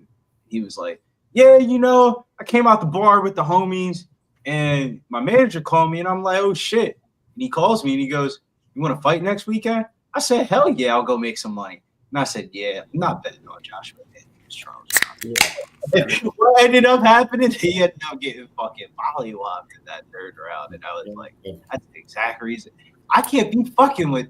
Well, he's kind of starting to mollywop Ray yeah, Saruya here. He stuffed another takedown attempt. Give me the guy that's got 3 kids and fucking. If I had a He Van, stuffed another one. Van overhook keeps him upright. Van round 3 KO ticket is live here. Van stuffs another takedown. He's starting to land some hammer fists to Ray Saruya. Van's anti-grappling has definitely done him a great service in this fight. He pummels underneath for double underhooks, looking to turn Ray Saruya off the fence. And he does. Well, he didn't turn him, but he did get off the fence. You all saw it. Jab to the body from Van. Saruya tries to jab himself. Van slips the right hand from Saruya. Looks to counter with a right hand of his own. Van staying in his face, keeping the pressure. Saruya's face is marked up a little bit. Another stuffed takedown from Van. Nice sprawl from Josh Van. Literally just pushes Ray's head down and gets himself back to the feet. Uppercut left hand from Saruya, though. Doesn't do much to Van, though. Nice lead left hook from Josh Van as Saruya spins off the fence. Saruya tries for the left hook, counter left hook attempt from Josh Van. I don't know if it landed. I couldn't really tell by the camera angle, personally. Right hook to the look at the fucking hip bone there from Josh Van. Staying in Saruya's face. Saruya circling on the outside. No, disqualify him. Oh, knee to the body there.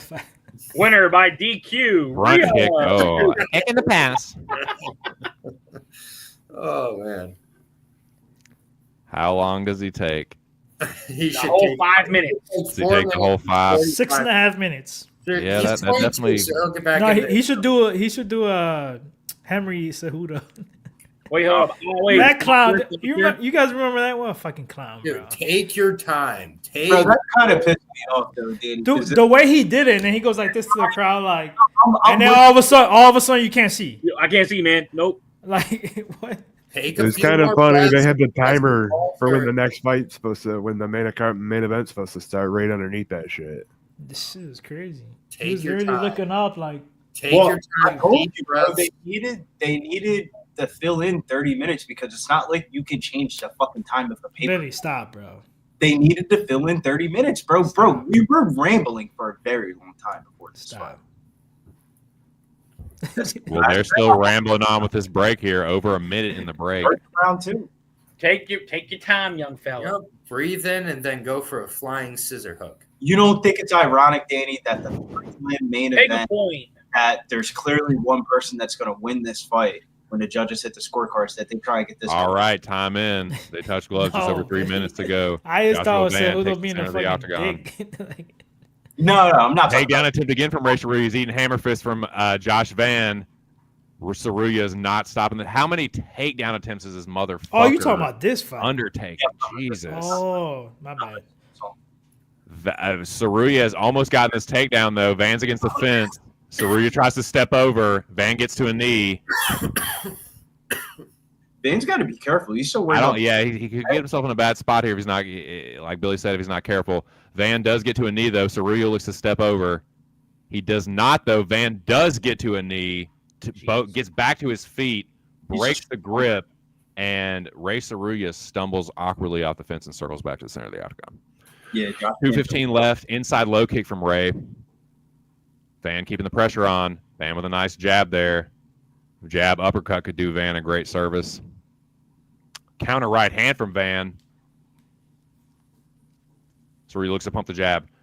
Oh, nice left hand there from Ray. Josh tried to slip it. He does slip the jab. Rear left hook from Ray Saruya. Slips the jab again. Does Josh Van, saying in his face. Van pumps the jab. Right hand from Van. Stuns Ray Saruya.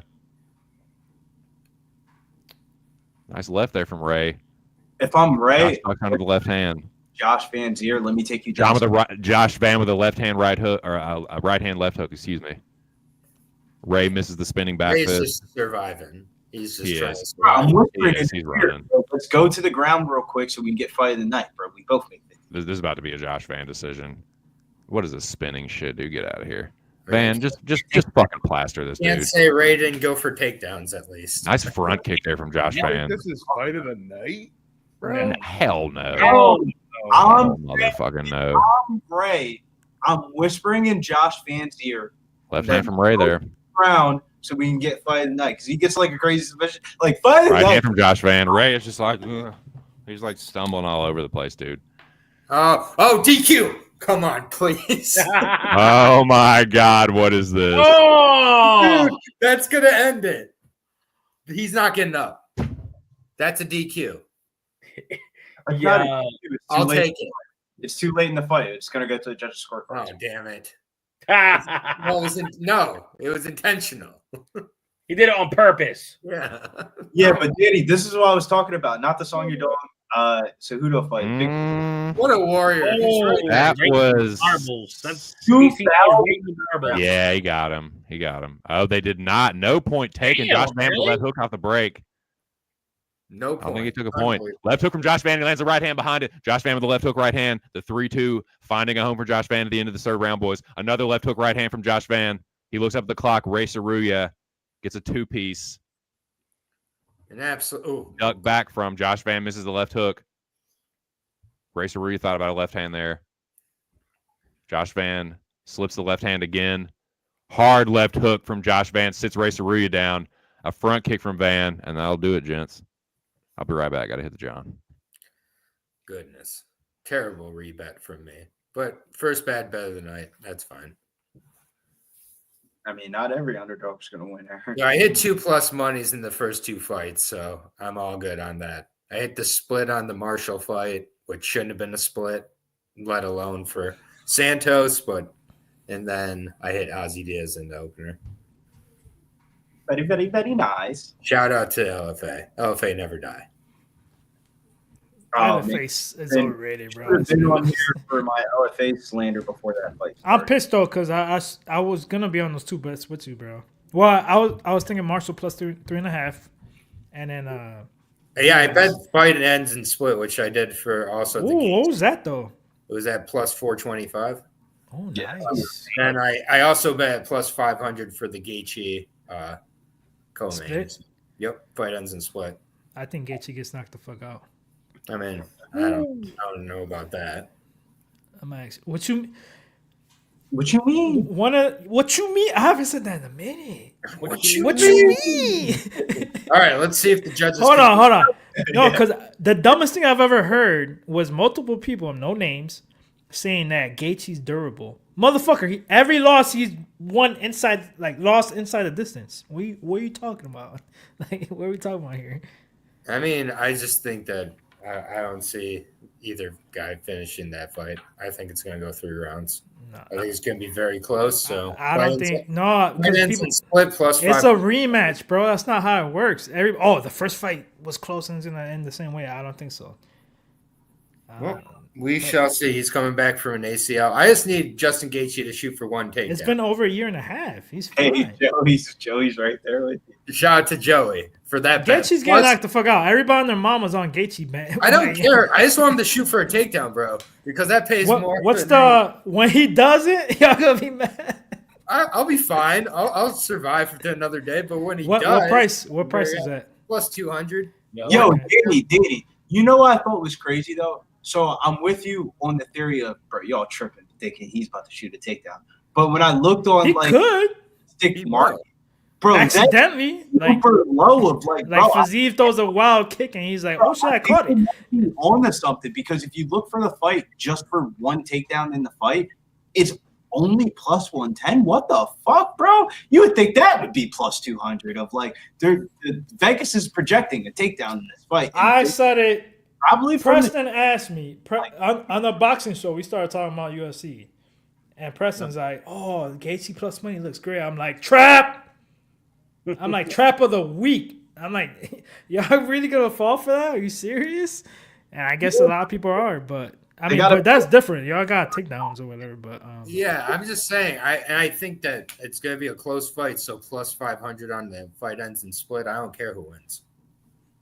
Give it, but I just think that Fiziev's coming off a knee surgery. He's not a young. He's not young either. All the shit I heard when I bet Max Holloway, everybody and their mama, Gaethje's gonna whoop his ass. Not everybody fighting tonight. I know. I'm just saying. But y'all, I don't know Gaethje Dick Rider though, so I don't care why. I love Gaethje as a. It's a difference. I don't even particularly like him, but all I'm saying, I think I'm saying fighting wise. I love watching him fight because it's always great fights. We'll see. I think the easiest way to beat Fiziev is to get a takedown in there. He's got great takedown defense, bro. Y'all make it look like he's I don't know. No, but Gaethje took him down the first fight with ease, though, towards the end of the fight.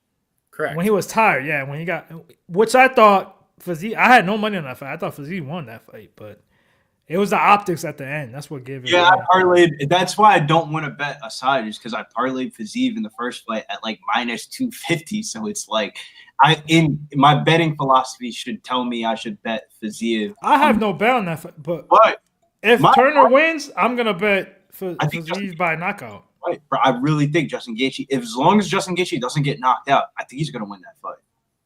He's getting knocked out, bro. I could definitely see him getting knocked out of bro, you might not come back. It obviously cliche thing to say, but you really might not come back. Bro, did you see Max Holloway too? He knocked him out bad, seizure wise, that was the best. Cheated and poked him in the fucking eye. Oh my god, here we go. That was the best fucking hit I've ever heard. That I'm thinking about. Well, besides the what was it, $5 bonus bet for 3,000.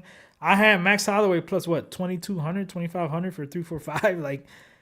But he, that was a bad knockout, bro. I had 2, 3, 4. I know. I remember he lost. I was so pissed, bro. And I'm like, there's no way he knocks him out early. He's got to be late. It has to be late. The wild part was I was such a pussy. This is what made me stop betting props. For real. I bet the prop and not the money line because that's how confident it was. I had money line big time and the props. Like I'm like this line is so disrespectful. It's crazy. I just remember I had way more money equity in that prop rather than having money equity. And this motherfucker, this is how bad that knockout was. Gaethje's over here talking about, oh, after I get this win, I'm gonna get a title shot. Yeah, okay. Are you fucking serious? You just got it. You got CTE right now, dude? Bro, like. You gotta say what you gotta say. You just say what you said. What? After, think about Justin Gaethje, though. You didn't maybe got before you got knocked out. You had the best knockout of the year in Salt Lake City when you knocked out Dustin Poirier. And that was nice. Told me if Dustin Poirier fought for a title after that night, I said, man, get the fuck out of my face. And Dustin Poirier fought for a title a year later. That's what I'm saying. They keep doing these. It's the same guys. Like it's time for a change, bro. Like damn, I love watching them fight, but it's like y'all keep after one loss, you get one W and then you title shot. Like it makes no sense. Shit, it's 10 o'clock. I got bounce. I got Green by knockout first round. No, I'm joking. No bet, but I kind of want to bet Ruffy by decision because everybody and their mama and grandma is on Ruffy KO. It's true. It's damn true. I just want to fade that. That's my breakdown. I think Ruffy wins. I love. I'm not even joking. I love the spite fade, dude. It's one of my favorites. Aaron knows about the spite betting. I'm an expert spite fan there. I get it. Dude, go ahead. I want to hear y'all before I leave. Go ahead. Who's next? Whoever. Billy, go ahead. I don't want to talk. Go down the line. All right. Aaron? Yeah, Aaron. I just don't really like anything about this fight, but yeah. Ruffy by decision. What the fuck? I'm over here like, yes, he's got a hot take or something. Fucking beautiful. Not at all. But I guess Ruffy by decision. But thank you, Zoe. Appreciate it, dude. Zoe giving the pub membership. That's what's up, man. I know myself. Man, I hope I'm wrong about this because I like Bobby Green a lot. I'm a root for him, and I really hope I'm wrong. But I'm gonna say it's a Ruffy second round knockout. Yeah. It's just I think Ruffy. Hey, you know what the big hat is? They took that from Giddy. Shout out to my boy. You know what I'm saying? You know Billy, the Eagles, all day, every day. Champs. I know you don't want to hear it, Big Show, but you're gonna hear that shit all summer. Y'all got fucking slept out the first round. Well, not the first round, but you know, by a 7th seed, the Commanders. Are you lost to the Commanders? Whoa! Oh shit! My boy Kevin. We get some music for that one. Fuck it. We'll turn some kind of music on. With the 20. Fucking 20 gifted. We got Zoe Fry getting the dono trade started. And you coming in with the 20 gifted. Shouts to everybody again at Post Radio. Salute. First, we are going to be a Post Radio. We get W's in the chat for Kevin. W's in the chat. W's in the chat. For real.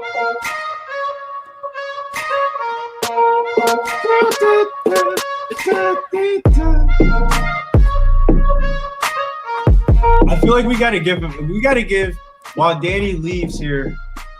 That's my outro. Hey, that's not the outro. Everybody give one leg for a main card parlay. I know we usually do this when Mills is here. Shit.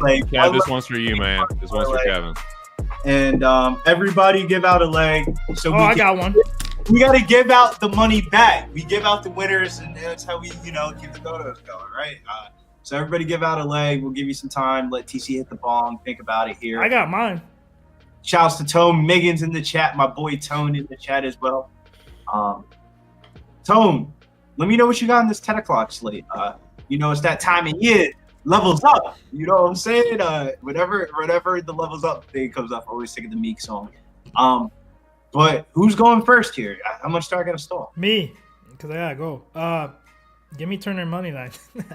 Turner money line? Plus money for that parlay is gonna make that parlay nice. But I still want to hear what you guys got.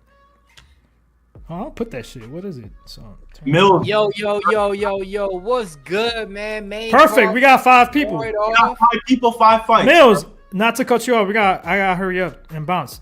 We doing a main card parlay. I got Turner money line. So if you already got something, go ahead, or whoever. I'll take. Give me that Gaethje one takedown. No, you can't put that in the parlay. I don't think you can. Gaethje money line. Son of a bitch. I'm not putting that. That was the only thing I had. And now TC's going to double down with my Ankalaev, so I have got that left. Your ankle. We're done. Going for money. I'm going to go Lemos then. Shit, I'm going to get money in my head. God damn. I'm not putting this parlay for this. Love you guys. Hope everybody cashes on us. I'm going to second that. This thing is dead on arrival. This is DOA. Shout out to everybody in chat. Hit that like button. Enjoy the show with the boys. See you guys in San Antonio. I'm out. Peace, dude. All jokes aside, though, even though Mills didn't give a leg, I guess Jalin Billy, not to be deterred, just like Justin Gaethje, Jalin Turner, Magomed Ankalaev, Iasmin Lucindo, and Marcio Ruffy is 20 to 1. Let me just put money amount on this. You put $100 on that, you can bring back $2,000. If you put $10 on that, you're bringing back $214. If you put run that by me one more time, Billy, if you don't mind, brother. Jalin Turner, Justin Gaethje, Magomed Ankalaev, Iasmin Lucindo, Marcio Ruffy, plus $2,049. $100 would bring you back, for example, $2,049. Nobody's putting $100 on that. But if you put Ruffy off, what does it bring back? If you took Ruffy off, Yep. it only brings it down to 17 to 1 odds. So basically, $100 would bring you back $1,737. I would just add the extra leg, bro. You're going for a 5-leg parlay. You put in 3 dogs. You might as well take that favorite. If you go, with 3 dogs, yeah. Shout out to the chat, man. They ain't putting that fucking parlay in. Shout out to Alex Ramirez, Rick the Ruler, Zophie. We got the parlay genie in this motherfucker. Let me scroll up, man. Who else we got up in there? We got Expressed up in there rocking with us. We got Tone Miggins, my man. Who else? We got Eminent Hippo. We got Swig Betts. We got Curtis Clark. We got ATL Wake and Bake. We got Kevin Pachardo. Members, I see you out there. Members, we got the air breather up in this motherfucker. We got Gerald Hernandez. I'll be seeing you out there in the comments. Appreciate everything you're doing, man. Gerardo, Zoe. Fuck yeah, dude. That was a huge blessing by Kevin, dude, on the chat and the new members, man. Welcome to the club, boys. 20 of them, huh? Fuck yeah, dude. Oh yeah, man. Appreciate everybody rocking with us, man. We got a lot of people watching right now. A lot of people that have been watching us for probably about a couple of years, man. We just want to say appreciate all y'all rocking with us. There's a lot of people doing MMA streams, but y'all know, man, we've been doing this for y'all since COVID and shit. So let's keep it going out there, man. Let me know y'all best bets. I'll shout them out so we can cash them. What is your best bet in the main card here? Best bet of the main card. That's a good one right there, man. I mean, shit, you got some good options. A different question. Can I ask you a different question? So now this isn't a question we're supposed to usually. Can't. No.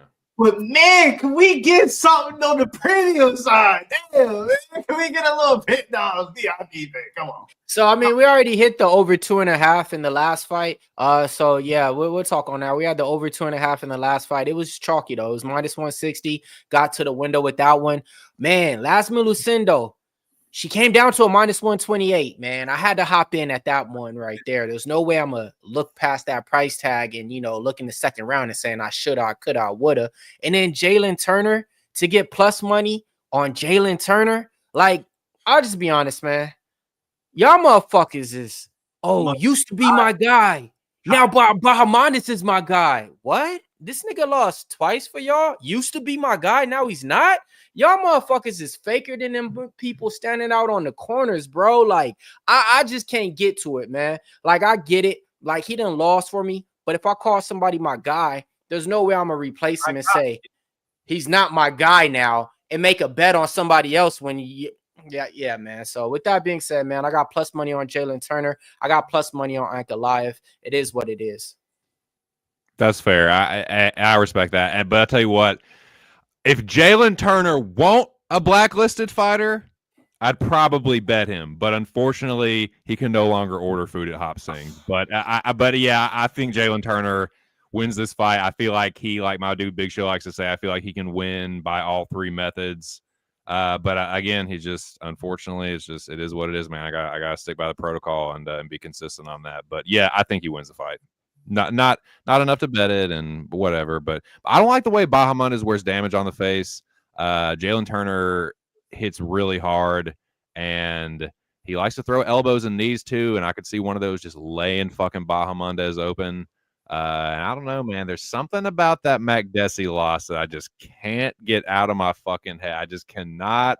Like, he might end up just being a really good fighter. He's at that fucking Valley Flow camp with the champ. Like, I get it, dude. But I'm not a big believer in Bahamondes at just consistently. He can win fights, but like Turner is a good fighter. Might be a little bit of a step up. Could be a levels fight. Yeah, give me Jalin Turner. I can't remember if I took knockout or decision, but it's one of those. Aaron, what you got going for the rest of the card? Yeah, I got a 3-legger with Turner, Gaethje, and Pereira to end the night. I've had that all week.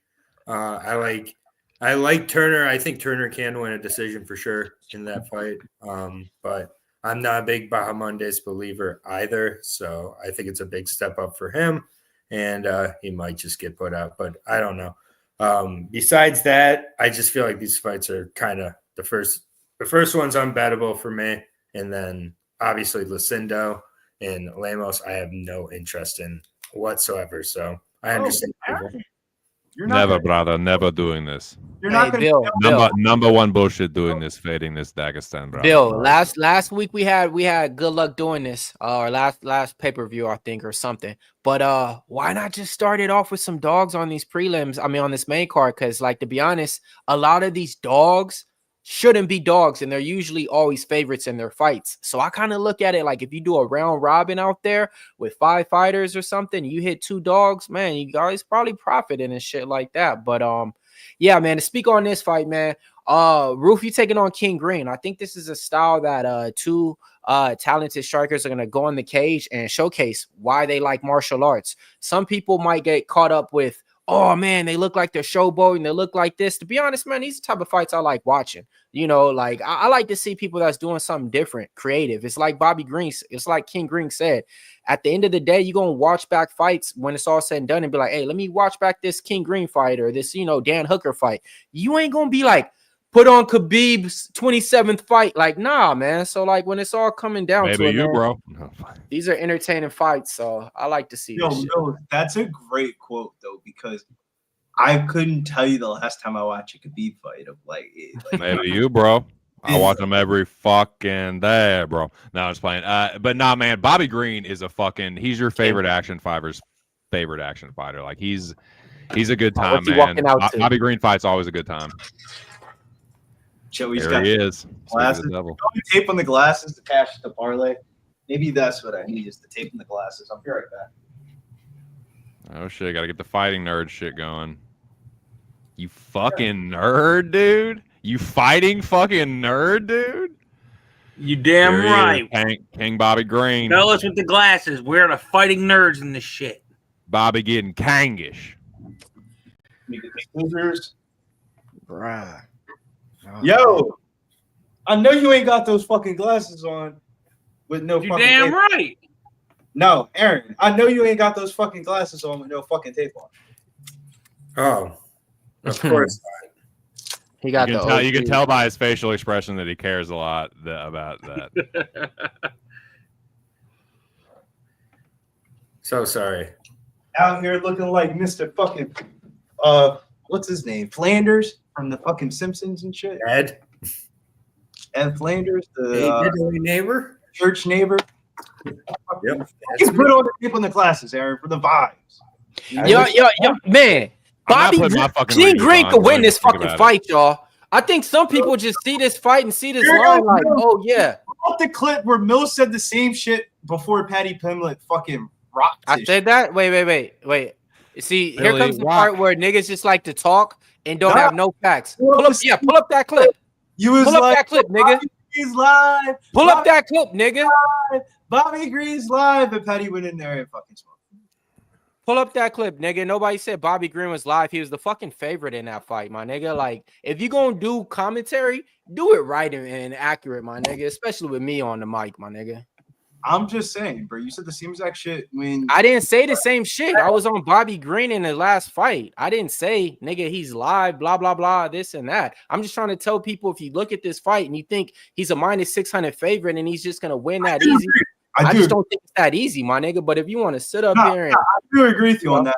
Like, when I watched back the Rafael Fiziev and Bobby Green fight, that was the only worry of, I was like, damn, dude, that fight was way fucking closer than I remember it being. Fiziev was fucking gassed in the third round. Bobby was swinging bombs.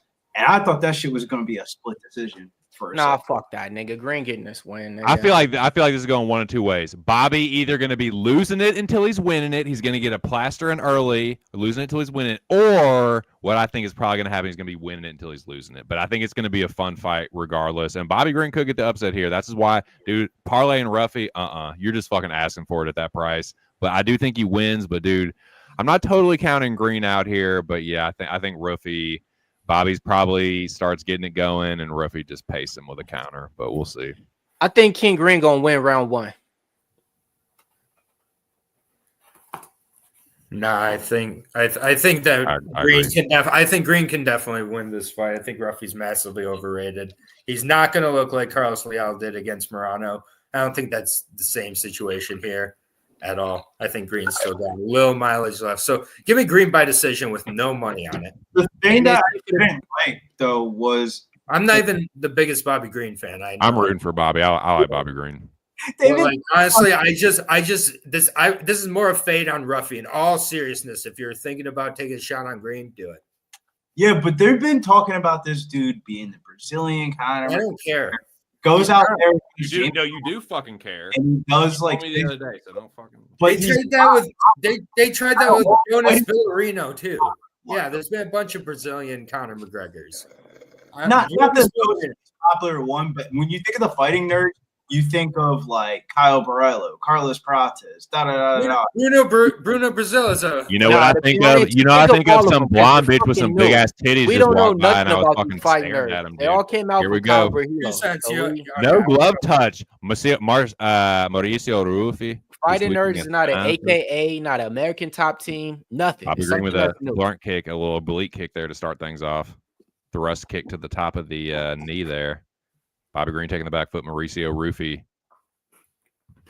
Ruffy on the front foot. Keeping Green pushed back behind the black line. Green with a front kick. Green with another front kick that lands. Rufi putting the pressure on. Green circling. Looking to counter. Rufi with a front kick that Bobby just evades. Bobby switching to the southpaw. Rufi giving up a little bit of ground. Staying in front of Green, though. Green lifts the knee. Rufi tries a left hand. Steps through an orthodox. Bobby Green with a nice left hand from southpaw there as Rufi tries to press forward. Bobby Green tries another left hand. From Green. Bobby's trying to hit his step through left hand. Switch from southpaw to orthodox. He's tried that like 3 times in a row. He trying it again. Tries a left hook right hand, or the right, the left straight right hook, more like outside low kick. Oh shit! Hard right hand from Rufi, just like the fence kept him up, dude. That's crazy. Right hand from Bobby Green though as he gets off the fence. Bro, that was a hard Rufi right hand. Kept the fence up. If he got shook like that off of that one counter, it's a bad night. Spaghetti. Switch stance. Let's see if that helps out the chin. Bro, he's setting up shit ugly. Bobby Green, King Green, He's like charging. He's like lunging with hooks from the switch. He's trying to do these stance switch step through, bro, like rear punches. He's asking for a knockout. He's asking for a counter. He's doing it over and over and over. You got to be careful, bro. That Philly shell shit is not going to work. Ruffy's got a really quick right hand this ain't even counter. Philly shell, nigga. Oh shit! Ruby just knocked him out with that. Holy fucking shit. Mauricio Rufy hook kicks Bobby Green into the fucking stratosphere, dude. Wow. Face down, knockout. Oh my god. Bobby, they just spun Bobby over and he asked what happened. Holy That's what they wanted. They got what they wanted. That was a brief trip to the shadow realm, but woo. The Brazilian Conor McGregor. Holy shit. Yeah, Look, so you know, Bobby's Billy, awake. He's wiping his nose. He's okay. Billy, you know Holy me fuck. well. You know I admit when I'm wrong. I was wrong about Rufy there. So my bad. I was wrong. Oh my No, god. Rufy doing the tricking here, the fucking He back justified a minus 600. Bobby's durability is just not the same anymore, bro. No, that was Holy beautiful. shit. Bobby Green's on his feet and giving That Rufy cross hit some him. love. And he was already like, boom, boom, boom, boom. And it was like, bro, you just started the fight like 45 seconds ago. He was already like, nah, coach, I'm out of here. So yeah, that durability, like the dude has so many fights. He should have been That was a retired 3 nasty different wheel kick, times. dude. When somebody in the chat said he was washed, motherfucker, he's been kind of over that thing, but he's still been able to fight in the cage. God, Right? dude, you're trying to just yell at me, blah, blah, blah, like the second, third. I try to yell at you because I didn't. No, because yeah, nigga, I say he's live. That's a wheel Live kick. off, That's a capoeira wheel. I thought that was a hook kick. Now I was like a capoeira wheel kick, dude. Oh, we got Oh the first my. kick down. Oh. Pow, because he spun all the way through. That's a nasty wheel. Is that kick. KO of the Holy year so shit. far? No. Nah, hell no. No. But that's reminiscent of Ignacio Bahamondes on Roosevelt Roberts. Dude, par no And I will That's say really this. So there's a understand. lot of people that had Rufio by KO minus 150. That was a smart bet out there. So Great bet. It looked that like was a smart bet. You know what I mean? But minus 475, to be honest, it was still a great bet. You know? Yeah, I just god damn, man. Man. So you're not convinced? Billy, never fade the original Fighting Four, the Fighting Nerds. I agree. No, I didn't fade him. I had money on him. If anything, that just cashed a lot of fucking parlays for me. The ones that I had left. Yeah, I thought King Ring was definitely going to be live in here. I didn't think it was going to go out like that. They didn't even like exchange. It was kind of like, hey, Bro, they didn't even fight, bro. That looked like the Melsick and Gene fucking Silva fight. He did not win round 1, Mills. I just checked. damn, you right on that one. I was wrong on that one. I went on a limb. You know, Yeah. I tried to speak it up right before the fight started. Golly. Fuck that, man. He's Nah, winning. you always do this shit with your Cali niggas, though. Like, No, I don't do this shit always with my Cali niggas. So stop You it. can't I guess I'm like, bro, like, if you gonna say something, be be real with it, bro. Like, come on, man. because I remember we was in the chat earlier this week, and you set the jaw of like, yo, you know, Curtis fighting in Atlantic City. Yeah, it's fight Imavov or whatever the fuck is this Yosov Imalov on CFFC. You know what I mean? I'm always gonna, man. Of course, I'm always gonna ride with my niggas, bro. Like when it's all said and done, I'm not It's- saying that's like there's I'm always gonna ride with them, bro. Like you know, but me, as far as like picking them and saying like they gonna win just because they my niggas, nah, bro. Like you know, I'm gonna support them though. sticker your guy, sticker your girl, sticker your guy. Always, man. I just thought Bobby Green was gonna be a little bit liver in this one. Oh, 1,000%. I thought he was gonna be a little bit live. I thought he was gonna get knocked down round. Yeah, 2. no, same. I thought that was gonna happen in the second round. Not that fucking wheel kick, but I thought the knockout would happen in the second round. But yeah, man, does fighting nerds get it done, dude? But out of that never fading fighting nerd, never fading, never. Out of fading all the second people in round, the chat, is there anybody who had a round 1 ticket on Rufy KO? Out of all the people in the chat, anybody had a round 1 KO ticket on Rufy? Let us know. Nah, I'm never putting tape on these glasses again. I can't get this shit off. Oh my! Wait, shit do was we even pulled got out more for fighting hell. nerds on the card? You put them on after the fight?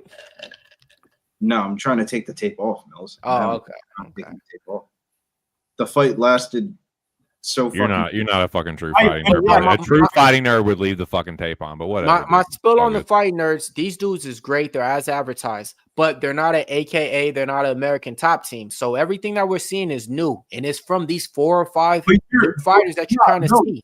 Mills, to add on to that though, they are not an AKA, they're not an Extreme Couture. But remember when we first got into the MMA game, you longer than me, and they would talk about nobody on Sunsao, Shudo Box, and shit like that. It's not those Brazilian gyms anymore At bro. all.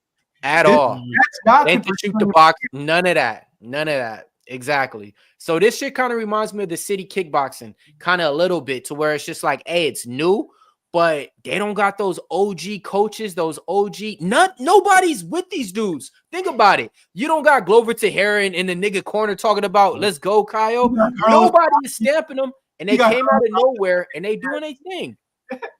Carlos Prata is smoking cigarettes, catching bonuses. There's no adult figure in that. I do agree with you. Adult figures coming in like smoke that fucking cigarette inside the fucking hotel or some shit. Like so Joey, what I'll compare it to is this. It's like the new NBA draft. These niggas coming straight out of high school. Fuck college. You know what I mean? Like, this is that new era right here to where it's like, you don't got to go to this camp, do all this, go to Thailand and shit like that. Next fight. Iasmin Lucindo taking on Amanda Lemos. So this one did get talked about on the Price is Right topic that we had on the Locker Room podcast. And a lot of people was getting to the window with Iasmin Lucindo when this fight was announced. But as the odds reflect and as the market reflect now, it seems like those odds ain't the same, because money's coming in on Lemos. So let's talk about it. Is the price right on Amanda Lemos?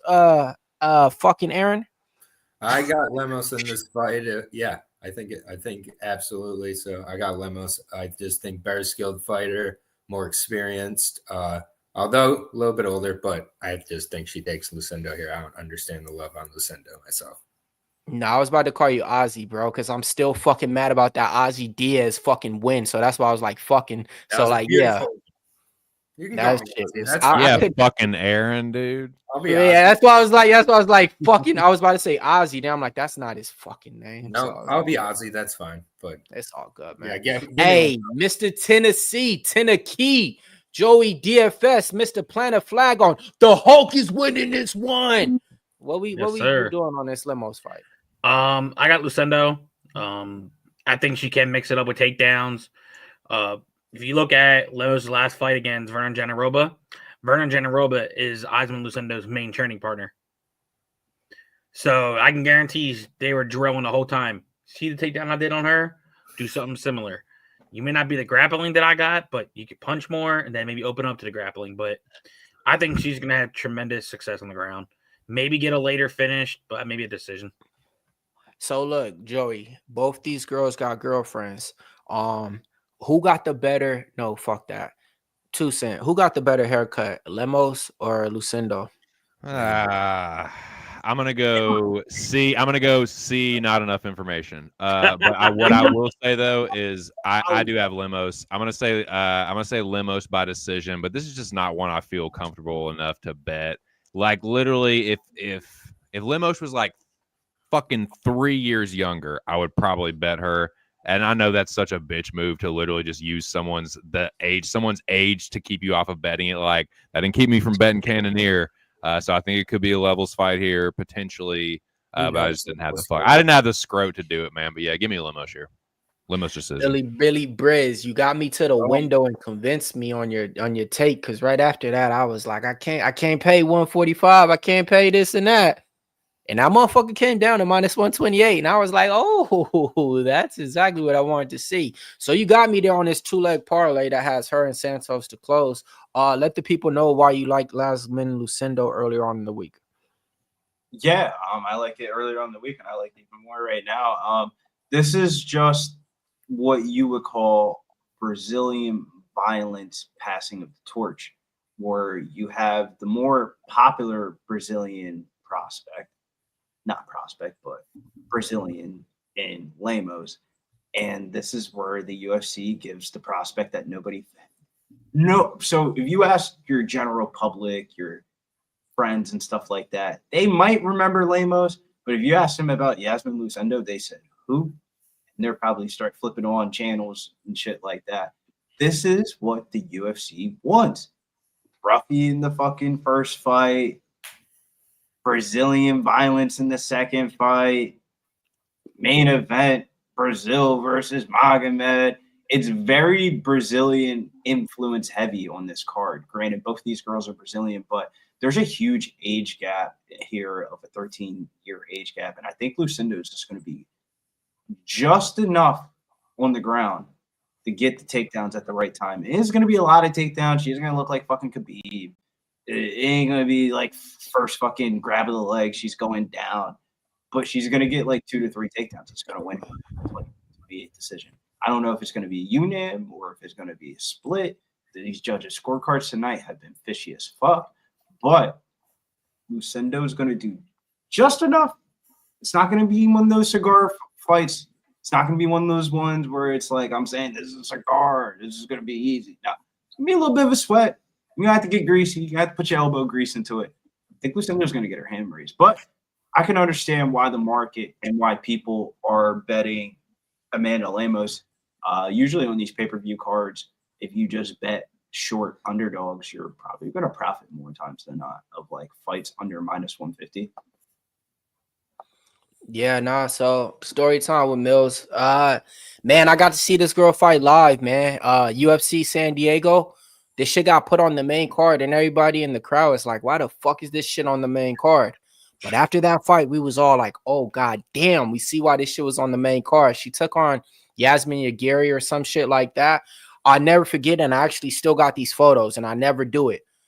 Dana White waited until Iasmin won the fight against her, waited till the loser lost, got out the cage, congratulated her, gave her a handshake, gave her a hug, spoke to her for like 3 minutes. He didn't even do that with the winner of that fight. And when I seen that shit, I was like, oh, man, Dana knows what's up, man. I see he really respects those fighters out there. I think she's getting the Dana White treatment, man. She's 4-1 in the UFC, and I think she's on that fast track that you usually see a lot of white American fighters on. I think we got one with this one with Brazil. I think he likes Iasmin Lucindo in there. I think she is everything that they thought Melissa Gatto was going to be for the UFC. So with that being said, man, yeah, man, I think she's a grappler that's going to go out there and grapple. But her vulnerability is leaving her neck where, you know, Lemos is just deadly. She can grab up anybody and sub them. So with that being said, man, I do like Lucindo in here. I got her as my play. I got her as my bet. And yeah, man, I think Dana White and the organization actually like her as well. I think they're putting Lawler in the Hall of Fame. I've seen a bunch of Robbie Lawler highlights here.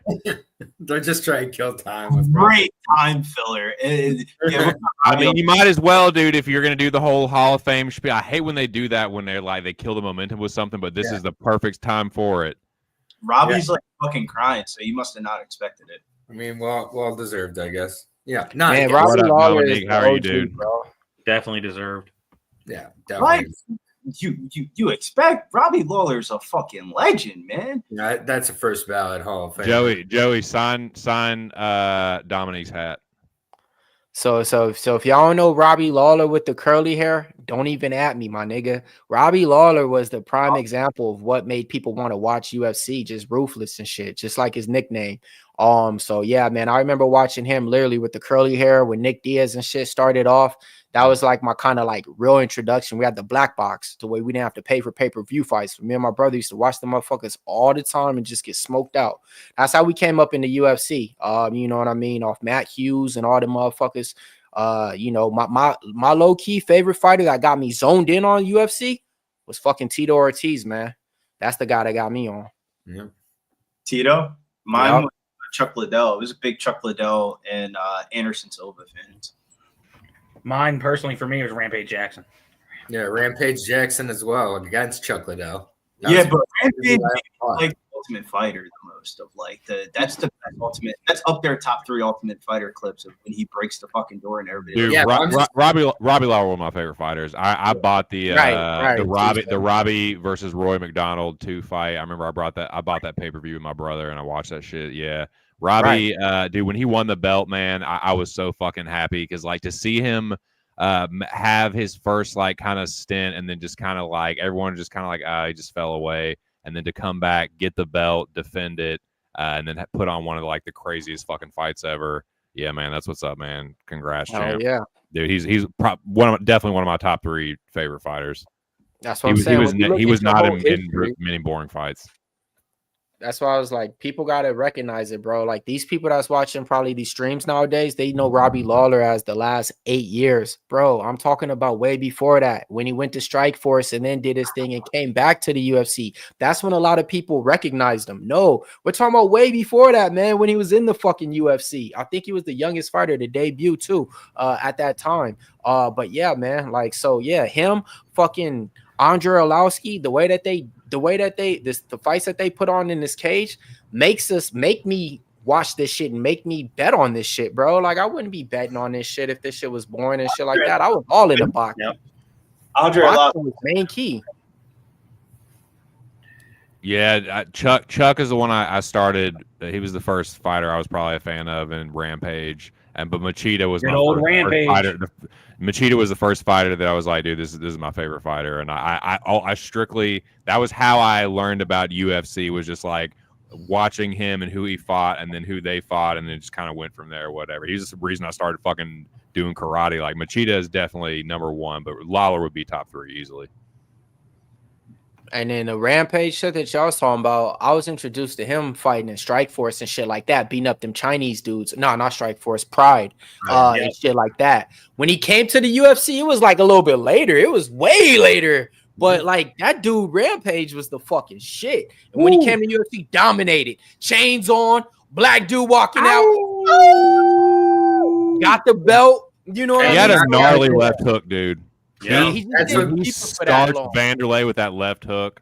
Holy fuck! I mean, the counter hook to beat Liddell too. That's what got me into the UFC. Literally, that was the first pay-per-view I ever watched right from the beginning. Rampage is the character too, man. He's hilarious. I mean, yeah, I wanted Rampage to win that shit so badly. I don't know why I had a problem with Chuck Liddell in that fight, but yeah, I really wanted Rampage, and he really did. So I was like, all right, I'm in. So yeah, Rampage always. Hell yeah. Somebody saying Ronda Rousey. Yeah, Ronda Rousey for me, the most dominant female ever. She was the only one to pay-per-view this shit. You know what I mean? And when she was dominating the UFC, that's what made people watch the UFC. It was a time to where they didn't give a fuck that GSP was the champion and shit like that. They was watching to watch Ronda Rousey. That's real shit. Let's see who else had some people. Shamrock. Hell yeah, though. I was a more Frank Shamrock instead of Ken Shamrock. You know what I mean? The old school guy that was really striking instead of the wrestler and shit or whatever the fuck. But yeah, some OG names coming in right now, man. Let's keep this shit going. Crow Cop, left head kick cemetery, obituary and shit. Come on now, man. I just watched the documentary on Crow Cop fighting in Pride and shit. Y'all should watch that shit. It's called Outside the Cage or some shit, man. That shit's dope though, man. All these OG Mills, names. BJ What y'all know Penn. about Cabbage Patch? Oh, Cabbage Carrera? I don't know nothing. Little nigga. You're talking about Cabbage Carrera? Cabbage Patch. Nope. Okay. Yeah, see, y'all little niggas don't know nothing.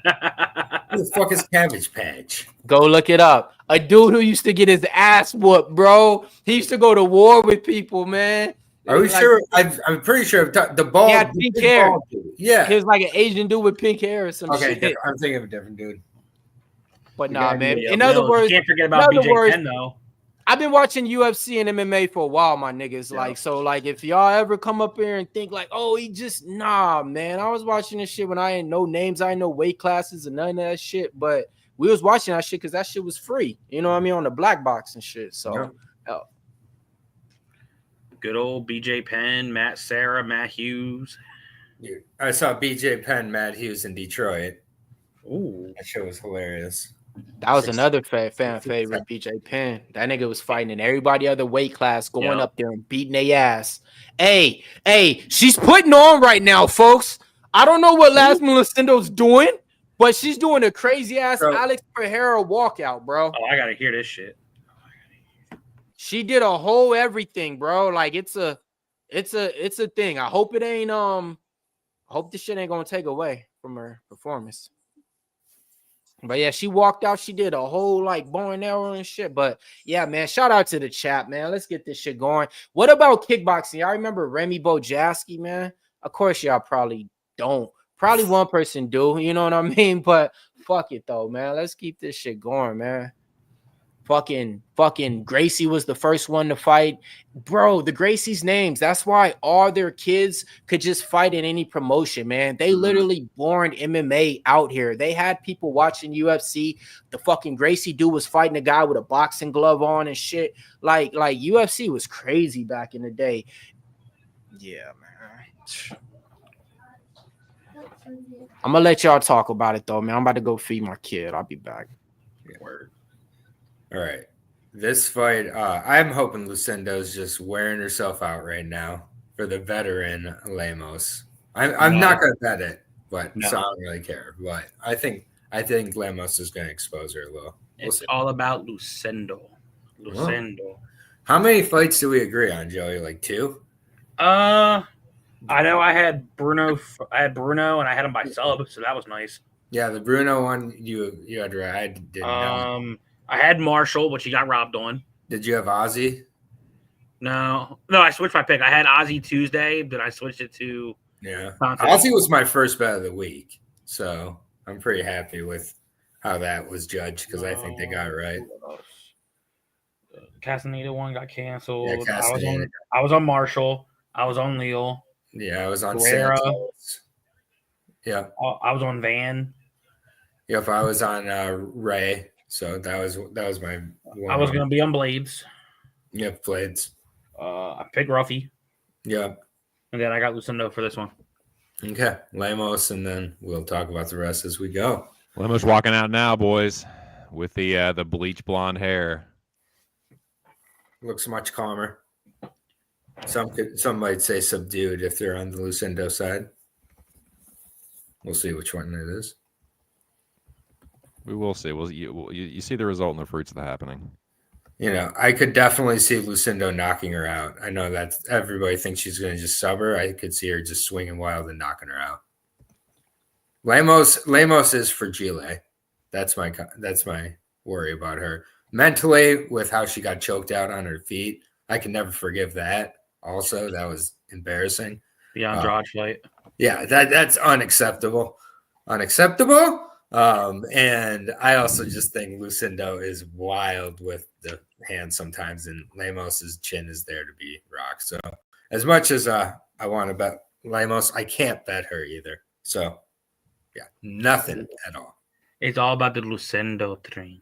Yeah, Leoto's been doing karate since he was a kid. His dad is like the leader of the fucking Brazilian chapter of the fucking JKA, which is like the oldest Shotokan organization, basically since the original like master like decided to make it a curriculum. Like that, he was like, okay, you lead this in Brazil, and that's Leoto's dad.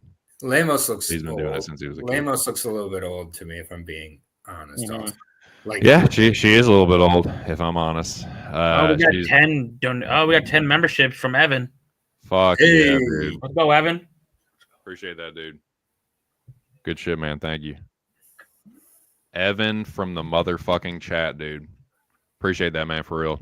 Good shit, Evan. Chat. Cheers.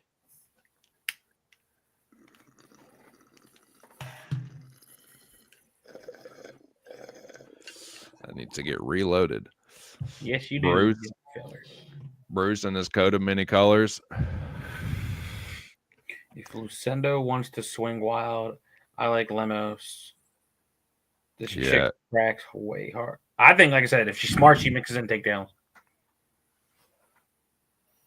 We'll see. I think Lemos. I don't know. We'll see. Because it's crazy. She's only 23. She's nowhere near her prime yet. Nope. Yeah, we're in the pay-per-view now, boys. So like, people are going to be at different spots and shit. It's all good. This is what it is. You got to do the best you can. But yeah, I'm looking at Lemos. They're introducing her right now.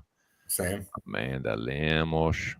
Joey. They're probably 30 seconds into the fight for Joey. Not yet. Yeah, 20. I'm just kidding. Yeah. What a knockout. We'll see what we got. Let's see if I can. Baby Lucindo. Man, Keith Peterson looking weird.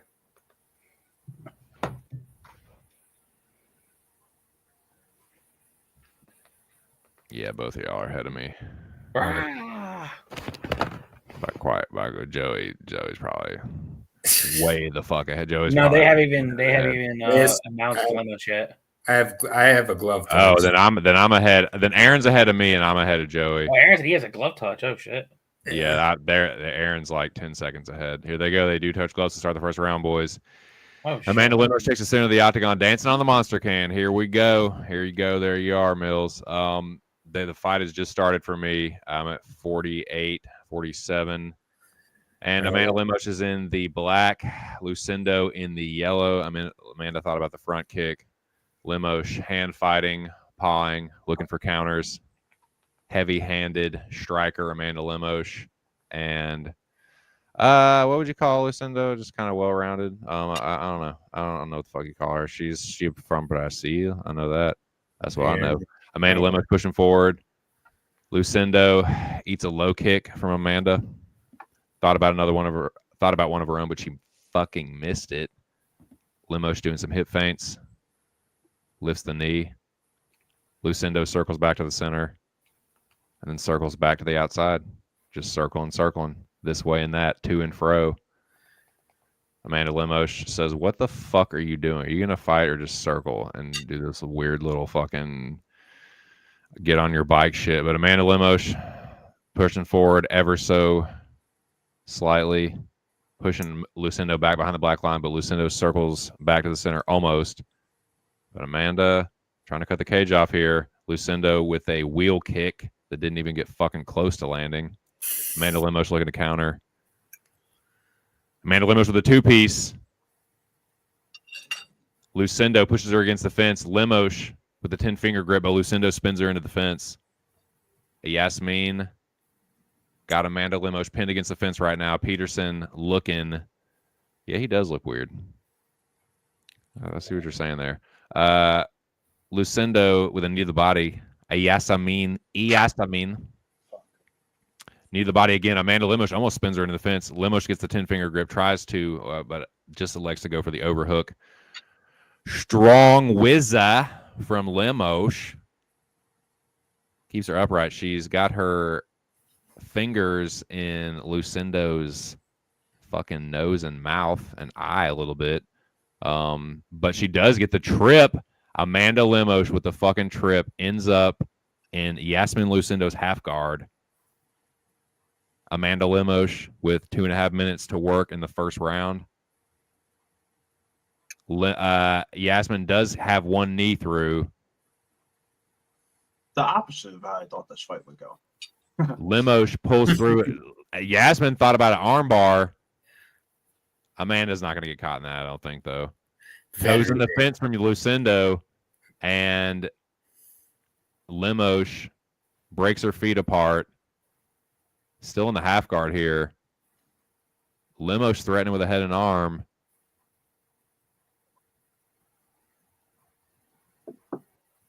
Lucindo tried to spin through, but just ends up in sitting in full guard, closed full guard for Iasmin Lucindo. Amanda Lemos, is she marked up on her right eye? I can't tell, but she is sitting in the full guard of Lucindo, who opens it finally. Looking to get a foot on the hip is Iasmin. She does get a foot on the hip, but Lemos hits her with a little GMP there. Lemos looking to pass, looking to maybe get into half guard. Advanced position, perhaps. I don't know, but Lucindo is being squirmy, wormy on her back.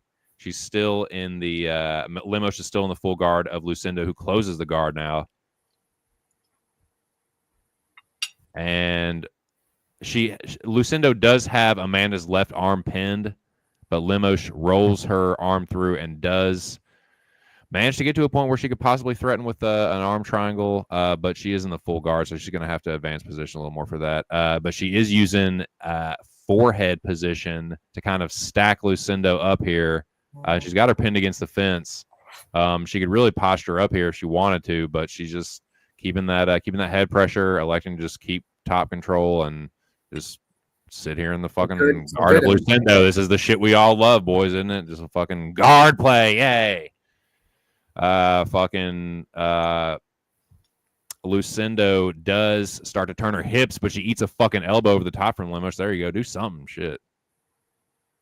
Do something. Golly.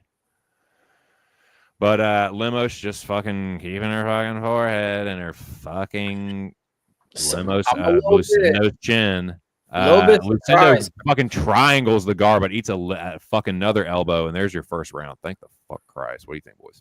I thought that was gonna be Lucindo. That exact position and everything. So for me to see her on her back and not even really able to get up or do anything from there, to be honest, man, I'm like, damn, I'm a little bit stressed. I mean, that's what marked up. One of those elbows must have caught her. Lucindo's breathing hard too. I don't think she's used to not being the bully in there, so we'll see how she responds. Lemos is giving her the veteran lesson so far, though. Shouts to Joey though. When I was gone for that little bit, I rewatched back that knockout. That might be the knockout of the year, though. That shit was nasty. The Bobby Green roughie. Yeah, that might be the knockout. When you rewatch that in like slow mo on like a phone, it hits a little bit different than watching it on. Yeah, I mean, Well, just because also too, maybe because like you don't see those kicks. The elbow came through and got her. She missed the hook and the fucking elbow. Skimmed across the cheekbone or right under the right eye of Iasmin. We start the second round. They do touch gloves. Iasmin misses with the knee or the high kick, whatever the fuck that was. She tries a switch high kick that fucking misses. Both of them she tries a fucking spinning hook kick again, but that almost cost her big. Lemos could have really taken advantage of that. Hook to the body from Lemos. Lucindo circles back to the center. Front kick from Amanda. Lucindo on the back foot. Amanda just keeping the pressure on. Looking to counter. Hip feints from Iasmin. This is just blistering stuff, boys. Yeah, fight of the year. You can probably hear the enthusiasm in my voice. Lemos fainting. Hard low kick. Makes Iasmin stumble. Amanda tries a two-piece. Iasmin in on a fucking takedown. Actually, no, she's in on some fucking cage pushing. No, in all seriousness, she's trying to get this takedown here. Trying to trip the right leg of Lemos. Trying to get the body lock trip, but Lemos ain't having it, dude. She's looking to pummel underneath, get double underhooks, and then spin off the fence, I presume. She's trying to get the 10-finger grip. Iasmin using superior head position, but Lemos does manage to spin her into the fence. Now Iasmin with the 10-finger grip, but Lemos breaks it using superior head position. Now she trying to get the body lock. She getting knee through. She does Amanda Lemos hooks her leg momentarily, but then she almost body lock trips Lucindo. Good job there by Iasmin to stay on her feet. Iasmin with the overhook on the left side. Staying on her feet so far. Lemos tried to pick her up, and she does muscle her to the floor temporarily, but Iasmin pops right back up, slapping her to the side of the face. Bitch. Fucking slap you, bitch. Elbow from Lemos, dude. Hard right elbow. And then she regrips. Or tries to. You definitely use the fence there. I'm seeing some nonsense here, Keith. She definitely used the fence to get that grip, and she just trips Lucindo to the fucking mat. Veteran. Oh, that was veteran fucking greasy. Oh, veteran that's greasy, buddy. That was really greasy. She used that to pull her into her and regrip. Dude, that is called veteran. That was sneaky. That's a veteran move. That was sneaky. Lemos gets the greasy body lock trip, dude.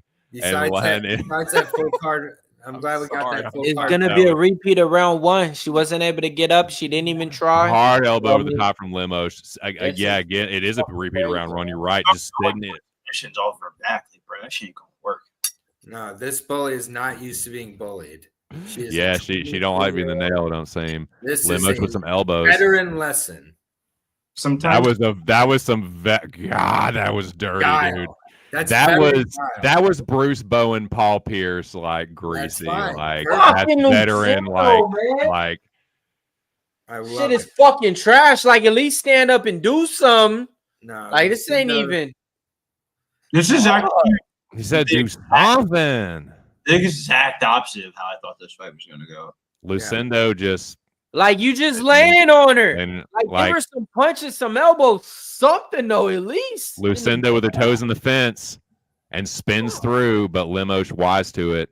Now well, no, she wasn't half guard, full guard again. Closed full guard for Iasmin Lucindo.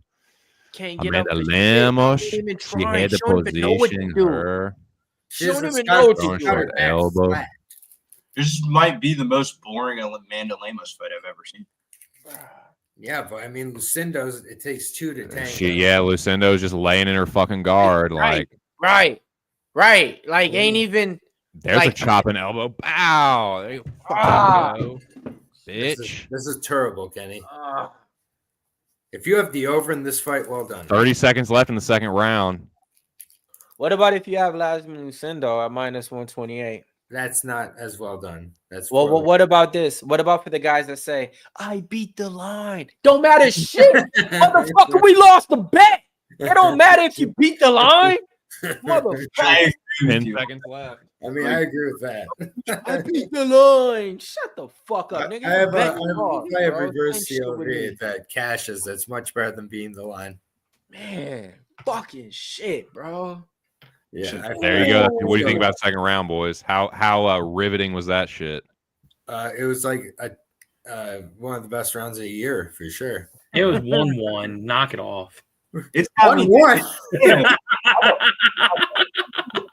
Holy fuck.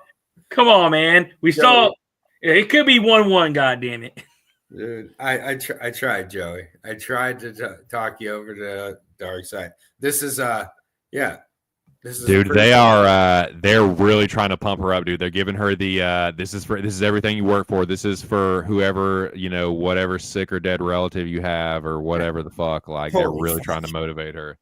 But look, she didn't even start the fight off doing anything. And then the second round, she was like this. Like, motherfucker, you ain't even you throwing spinning shit and got taken down off the easiest shits twice. Like, stop it.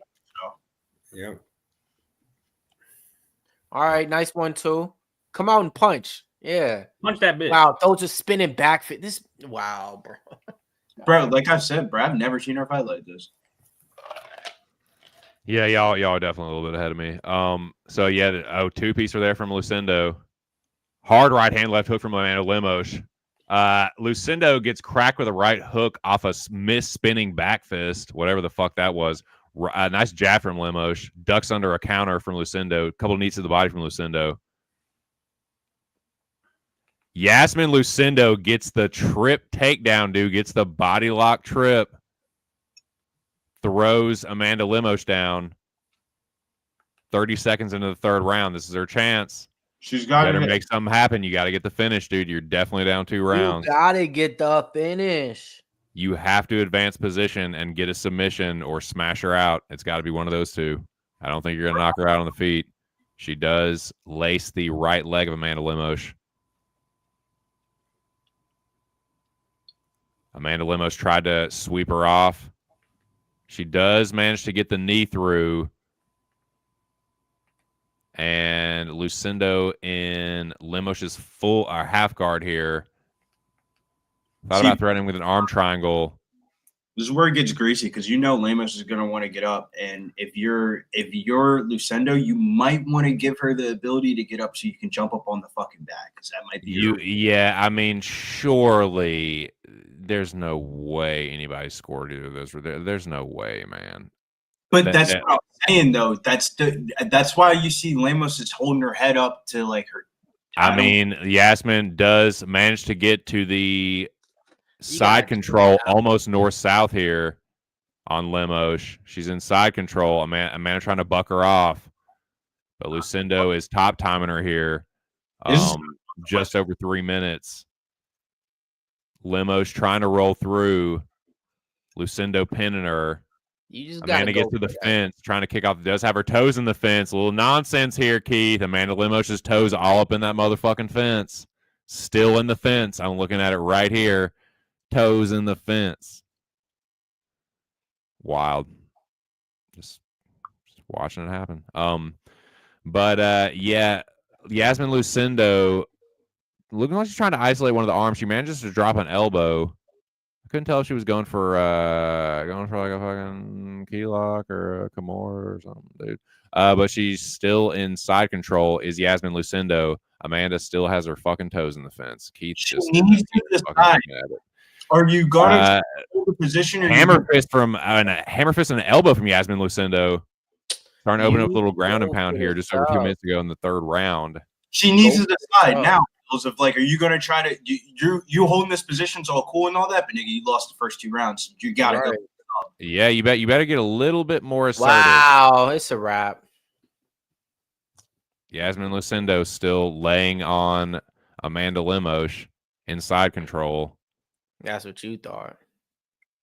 Oh shit! Amanda Lemos wall walks and gets back to her fucking feet and gets the trip takedown on Iasmin Lucindo. Amanda Lemos lands in Iasmin Lucindo's half guard at this time.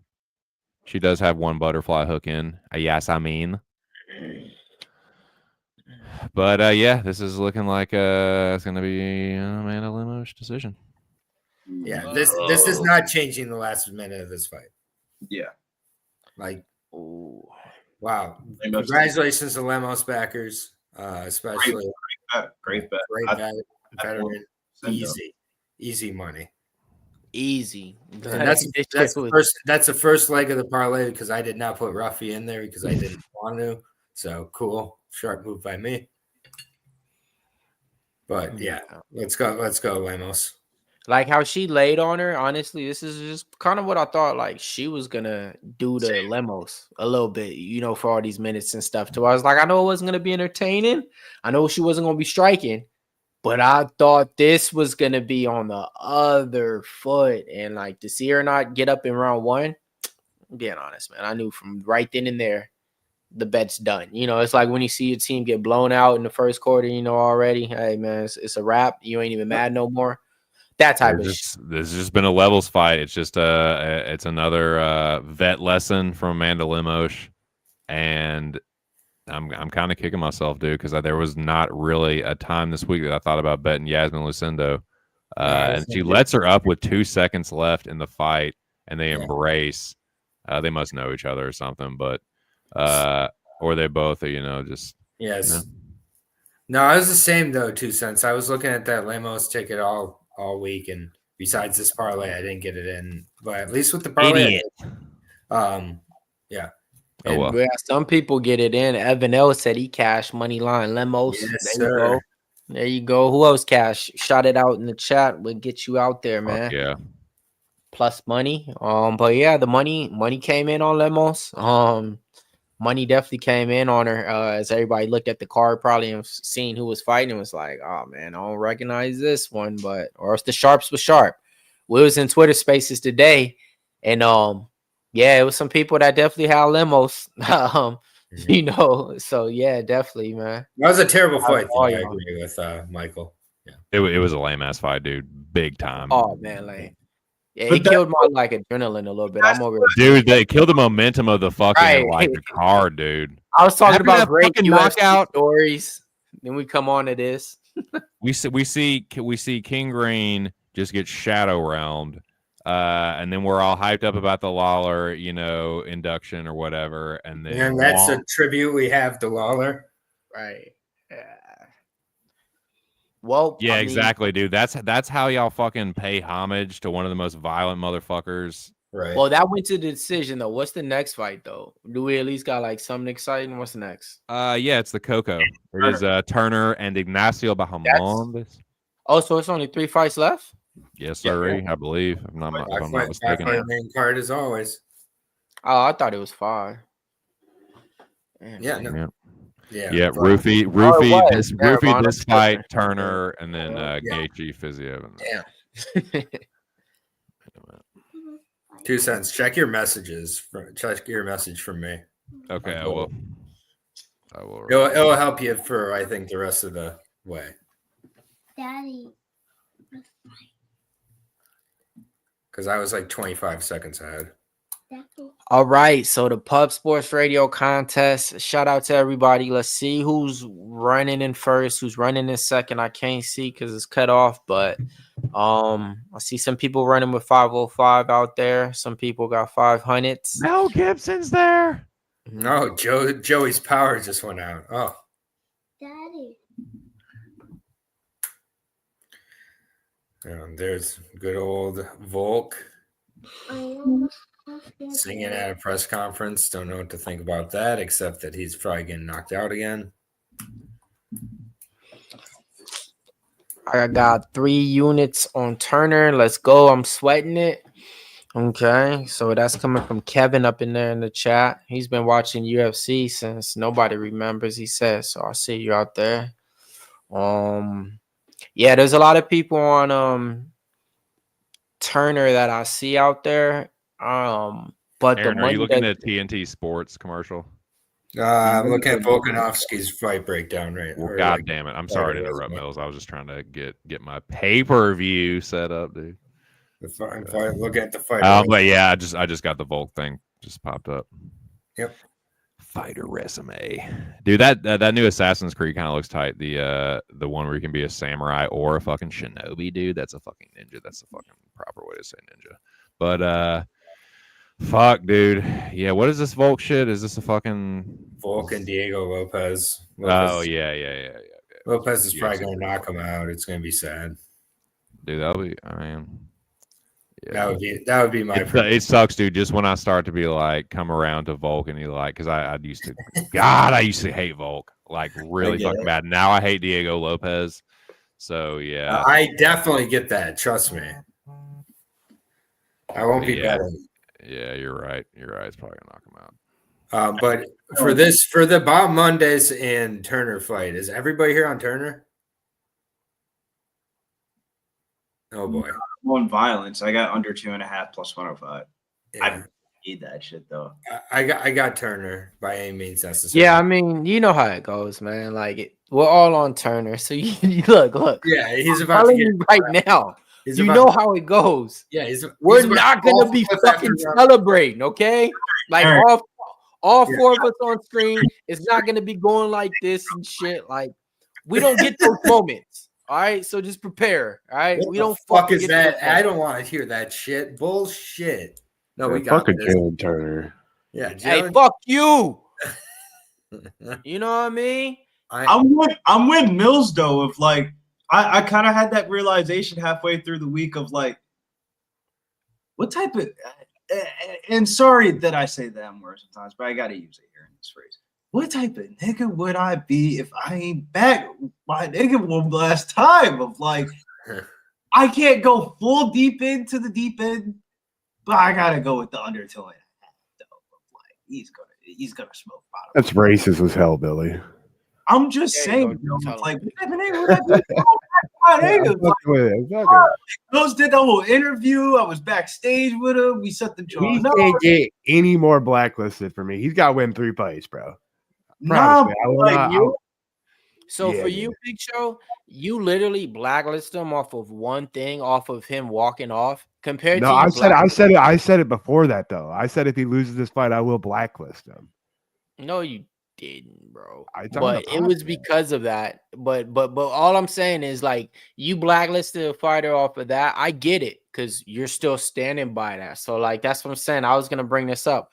We got a blacklist that we do on our podcast, the Locker Room Podcast, and where we blacklist fighters, bro. We ain't betting them no more, right?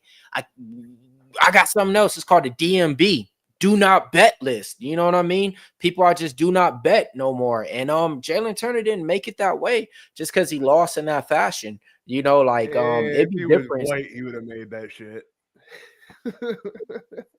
Not at all. It'd be different if he went out there and just got starched from the very beginning, you know what I mean, and something like that, and didn't have his hands up or something like that. But I mean, to go out there and lose the way that he did, it is what it is, you know. Like I'm getting him at plus money compared to blacklisting him. If he was minus 150 in this fight, of course I'm not betting this shit. You know what I mean? Of course I'm not betting this shit. I'm betting plus money, so I'm not laying chalk. So like that's why it's a little bit easier to get behind. But let's talk about these fighters because both these guys deserve the spotlight, man. Ignacio Bahamondes, man, this guy is one of those guys, man. Talented striker from Chile, that is. For the division, he's like around 6'2", 6'3", one of the taller fighters on there. So they came marching in the fight, right? It opened up. Jalin Turner was the favorite, minus 130 2 weeks ago. That line just kept coming down, kept coming down. Now you see Ignacio Bahamondes all the way up to a minus 135 out here. When it comes down to it, the finishability is going to be in favor for Turner. When it comes to the cardio, I got to go with Bahamondes. When it comes to the fight IQ, I favor Bahamondes. But when it comes to the overall better fighter, I think that's just Jalin Turner in this spot. So I think this is one of those things too, to where he might be able to get him out there in the first round. What you think, Aaron? Yeah, I like Turner as well in the spot. I think this is Bahamondes' most difficult opponent by far. Huge step up for him. And I know he's tough, but I think that at some point Turner's going to have to prove he can go further in one round. I think this is where he's going to have to prove that. I don't think he's getting it done inside of the first round. So I do think he's going to prove like he can go further than just round one. So I think Turner could end up subbing him. I thought about that play, but I'm just going to leave that to money line for Turner.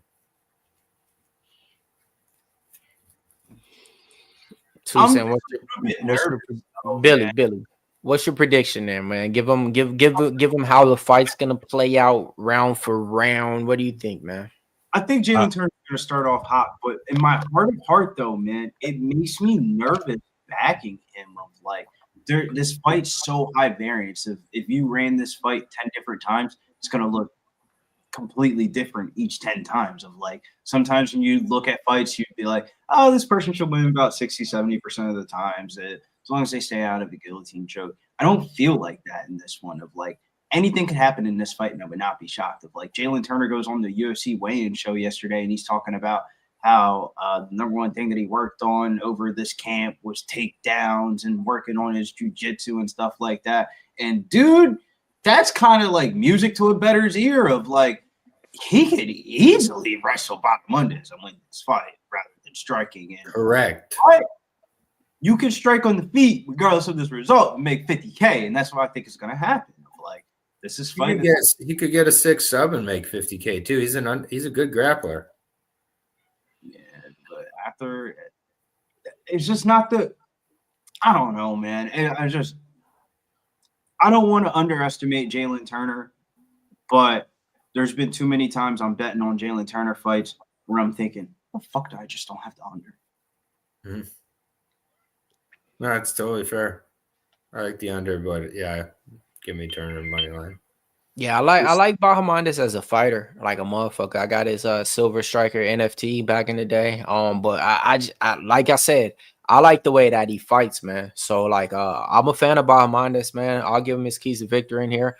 I seen him with Bilal Muhammad in his corner. I think they're gonna tell him go for the takedowns, Jalin Turner, he struggles with takedowns.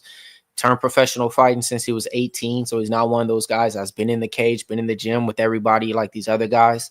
So like, yeah, man, he took a year off, moved out to Florida, got rid of his old coach that he used to train with, got back to his old striking coach, took him out there and trained with him. Didn't get with the real gym out there in Florida. He's just out there doing his thing. To me, that's the one thing that's been holding him back. That's the one thing that holds back a lot of these fighters out here from Southern California. And it seems like he's, took this year off and, like he said, improving on the grappling and stuff like that. And he said it himself. He didn't know that Morikana was going to be that powerful on top. He thought he fixed those weaknesses that he had in his camp.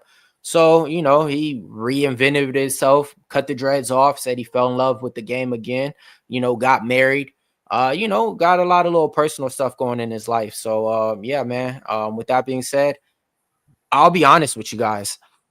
I just didn't see the same Terminator and Jalin Turner when I did in the face-offs and shit. When he walked up on him in the face-offs, I caught it. It was like he was trying to get ready to get mad to fight him. He walked up to him and was like, yeah, man, some, you ready? You ready? And dude was just smiling like, yeah, man. Gave him a hug, and Jalin Turner like, fuck, bro. Like, I'm trying to, like, it seemed like he was trying to get himself ready, man, to get in that mode. a little bit. But yeah, when it all comes down to it, though, man, I've been riding with Jalin Turner since day one. Even in his losses, you know, he came out there and showed good against Gamrot, showed good against Dan Hooker. The Dan Hooker fight is the one that sticks with me more than anything than that walk-off, because I look at it the same way. He damn near had him finish in the first or second round and didn't finish the fight, and then he ended up like losing like late third round. That cardio seemed like he didn't really finish, you know, and improve on that. We'll see now. I do know this. It was the easiest that it was in his weight camp, all right? He made weight, and he was under like 1.5 pounds and shit like that. So we'll see how that plays out.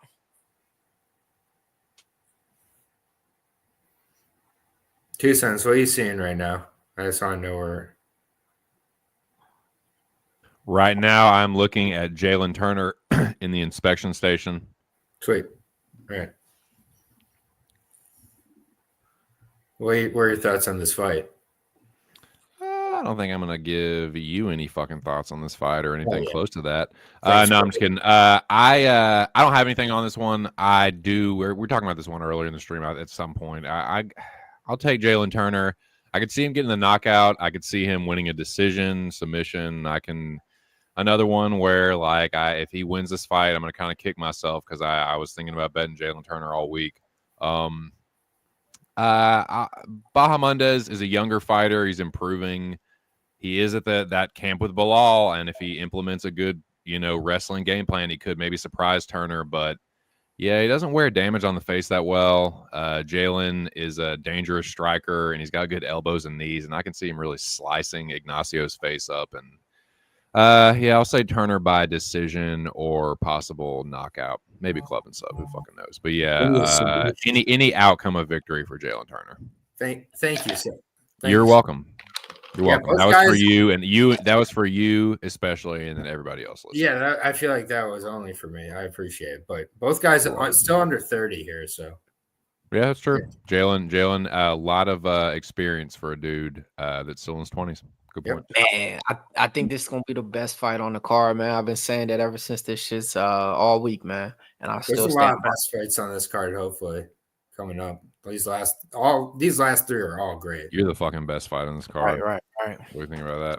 Let's get it though, man. Appreciate the chat out there rocking with us, man. If y'all got some drinks, pour it up. Get like me. If y'all got something to smoke, light it up. Get on the scene. If y'all got some picks from Dave, welcome them on to the team. What you doing on this one, man? You popping up on one of the best fights of the night. I'm thinking about the over, and I'm trying to get the bet in, but I don't know if I can get it in. Oh man, Billy versus Dave.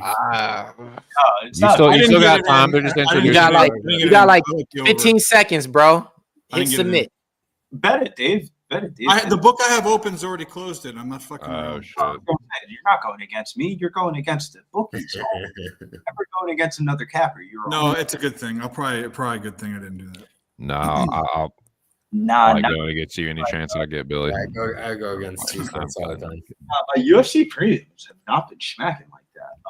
1 and 2 so far in UFC premiums. College basketball and NBA same-game parlays have been hey, if you bought my bag, because that's what you made money on today.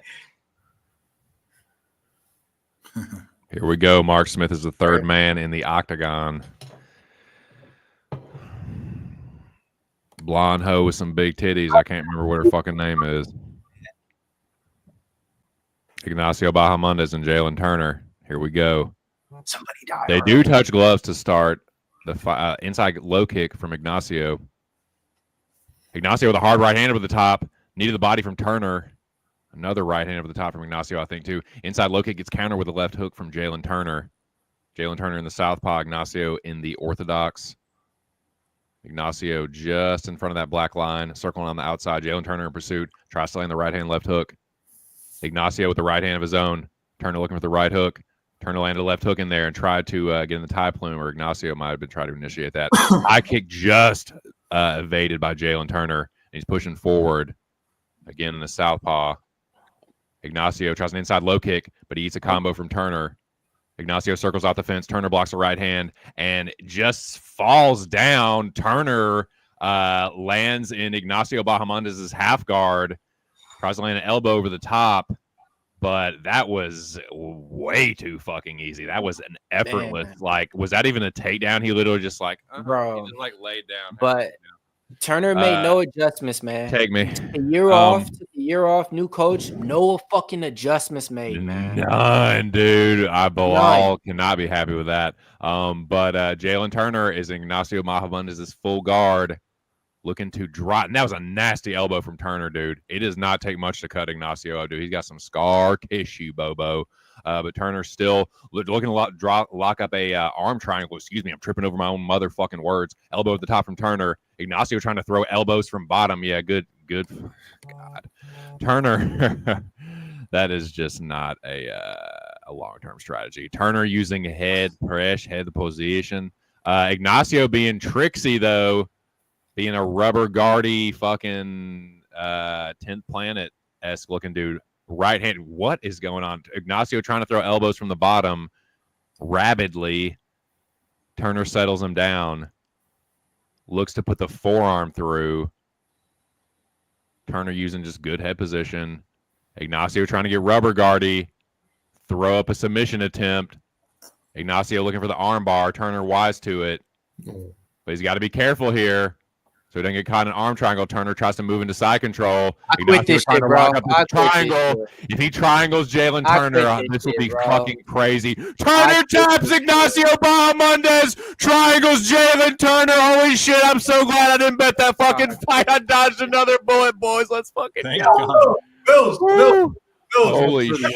This week on the crazy, episode of dude. Locker Room Wow. Talk Podcast, there will be another blacklist. No, that's where the corny That's why the blacklist. at under 2.5 at plus money on Caesars wasn't good money. They were trying to diss the play. I was like, I'm gonna be I hot. stuck to the blacklist, and I it's ain't fucking. I'm gonna chill out. I ain't gonna talk shit. I'm gonna just say my 2 cents. I'm gonna drop this under 2.5 at plus money if you want to take it at Caesars. Him and Pepe talking about, I like the over. Fuck a Jalin Turner. Man, thank you, Jesus, man. We get one through the fucking hoop, man. I needed that. Hey, great plus money price tag. Shout out to everybody that had Bahamondes out there. Nasty wow. triangle setup, dude. Bills, Nasty, triangle. man. I mean, when we got done, He that couldn't even move. I gotta throw more money on that shit. They try to distance. Wow.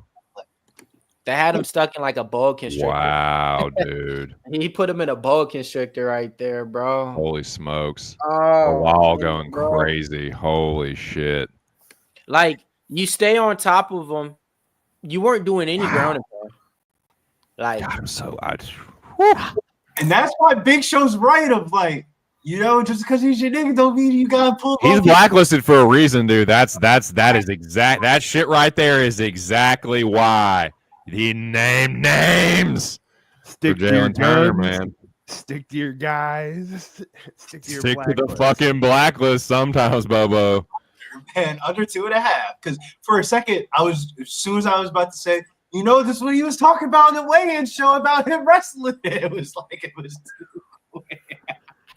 I mean, it was like Ignacio just let him have the takedown, and he was dropping elbows on him. He was doing well, and then all of a sudden, boom, just gets caught in a fucking triangle. Wow. he wasn't doing nothing from on top. That's my whole thing, though. It's like, even when he was just there, He wasn't it was doing like, nothing. He dropped a few elbows, and he was doing well, and just but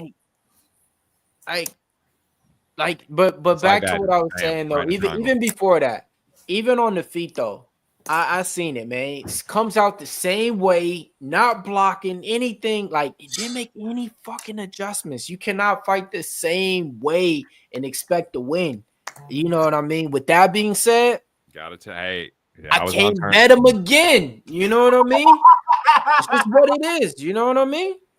I'm a ride, but I just can't bet him again. I can't lose. I can't tell people to There's bet nothing him. wrong with that. There's nothing wrong with picking him and not You betting know? him. It's But that's exactly why. you on Instagram, but I just can't put American dollars on you anymore, man.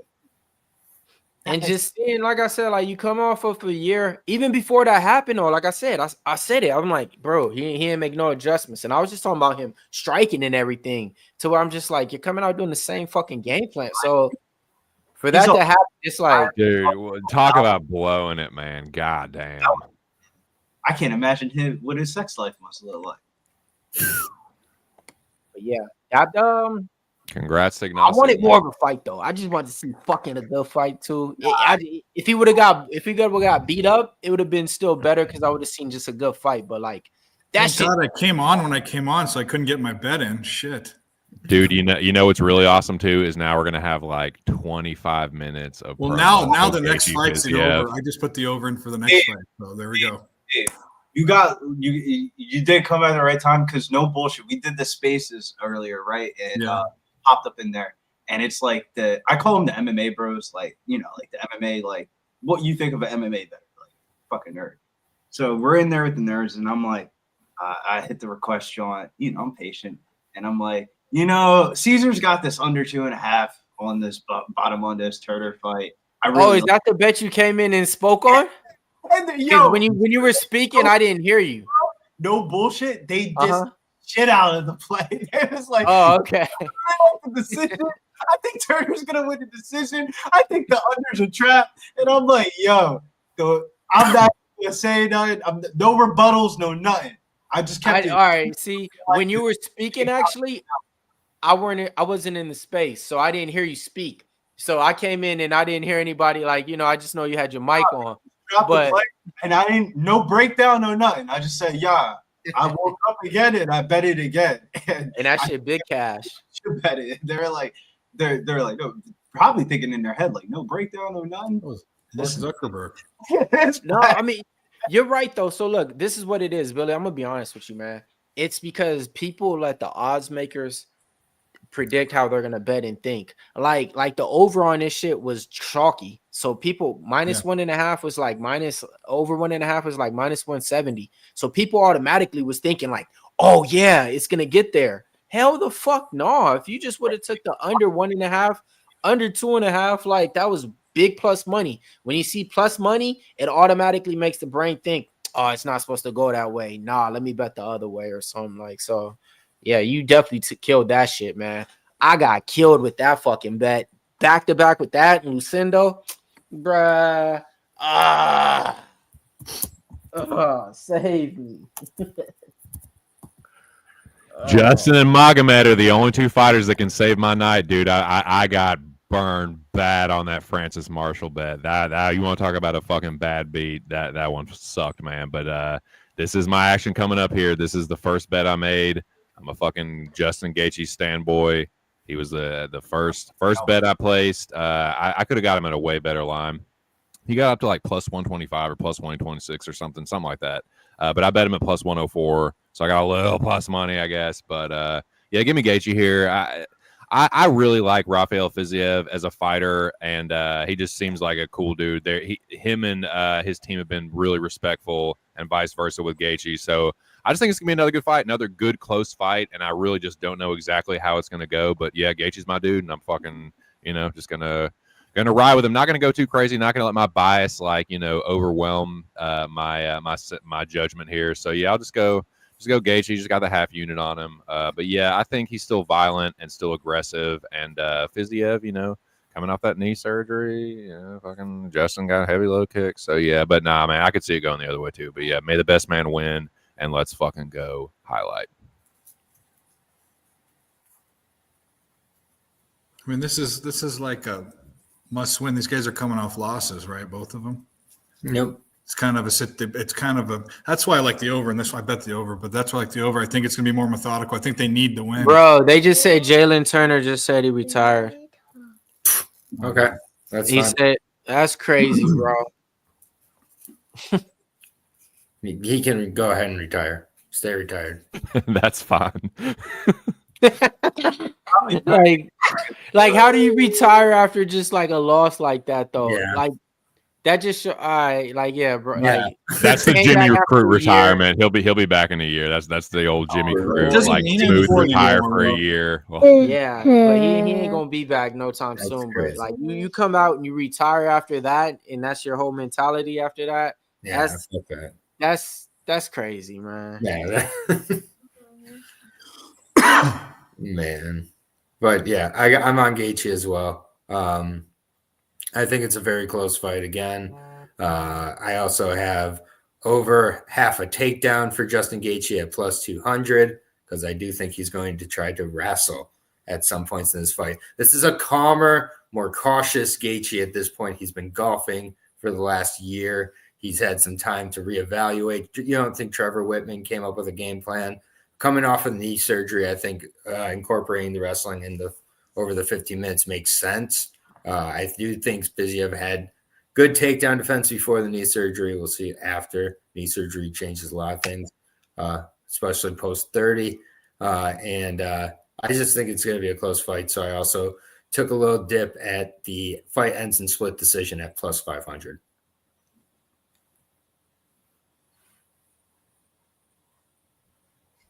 I thought I just got charged for something. So it's just crazy to me that like the one who won the first fight is an underdog in this one, you know. And it's like the favorite in this fight. Shit, he's been on a 1 year layoff too. Since the last time you seen him against Gamrot, had that leg shatter.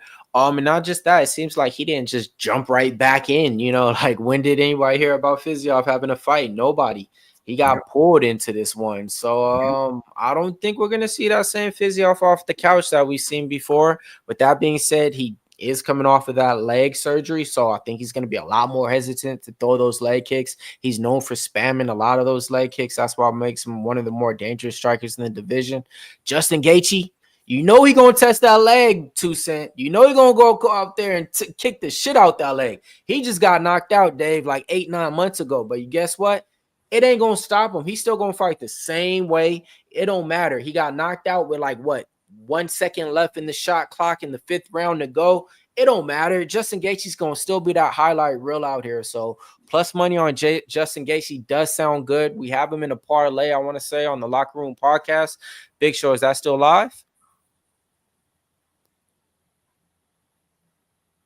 Should be, if I'm not mistaken. I don't want to speak for the man, but let's go though. So I mean, I get it. I think this is going to be another great fight on the card. Me though, I actually think it's going the distance.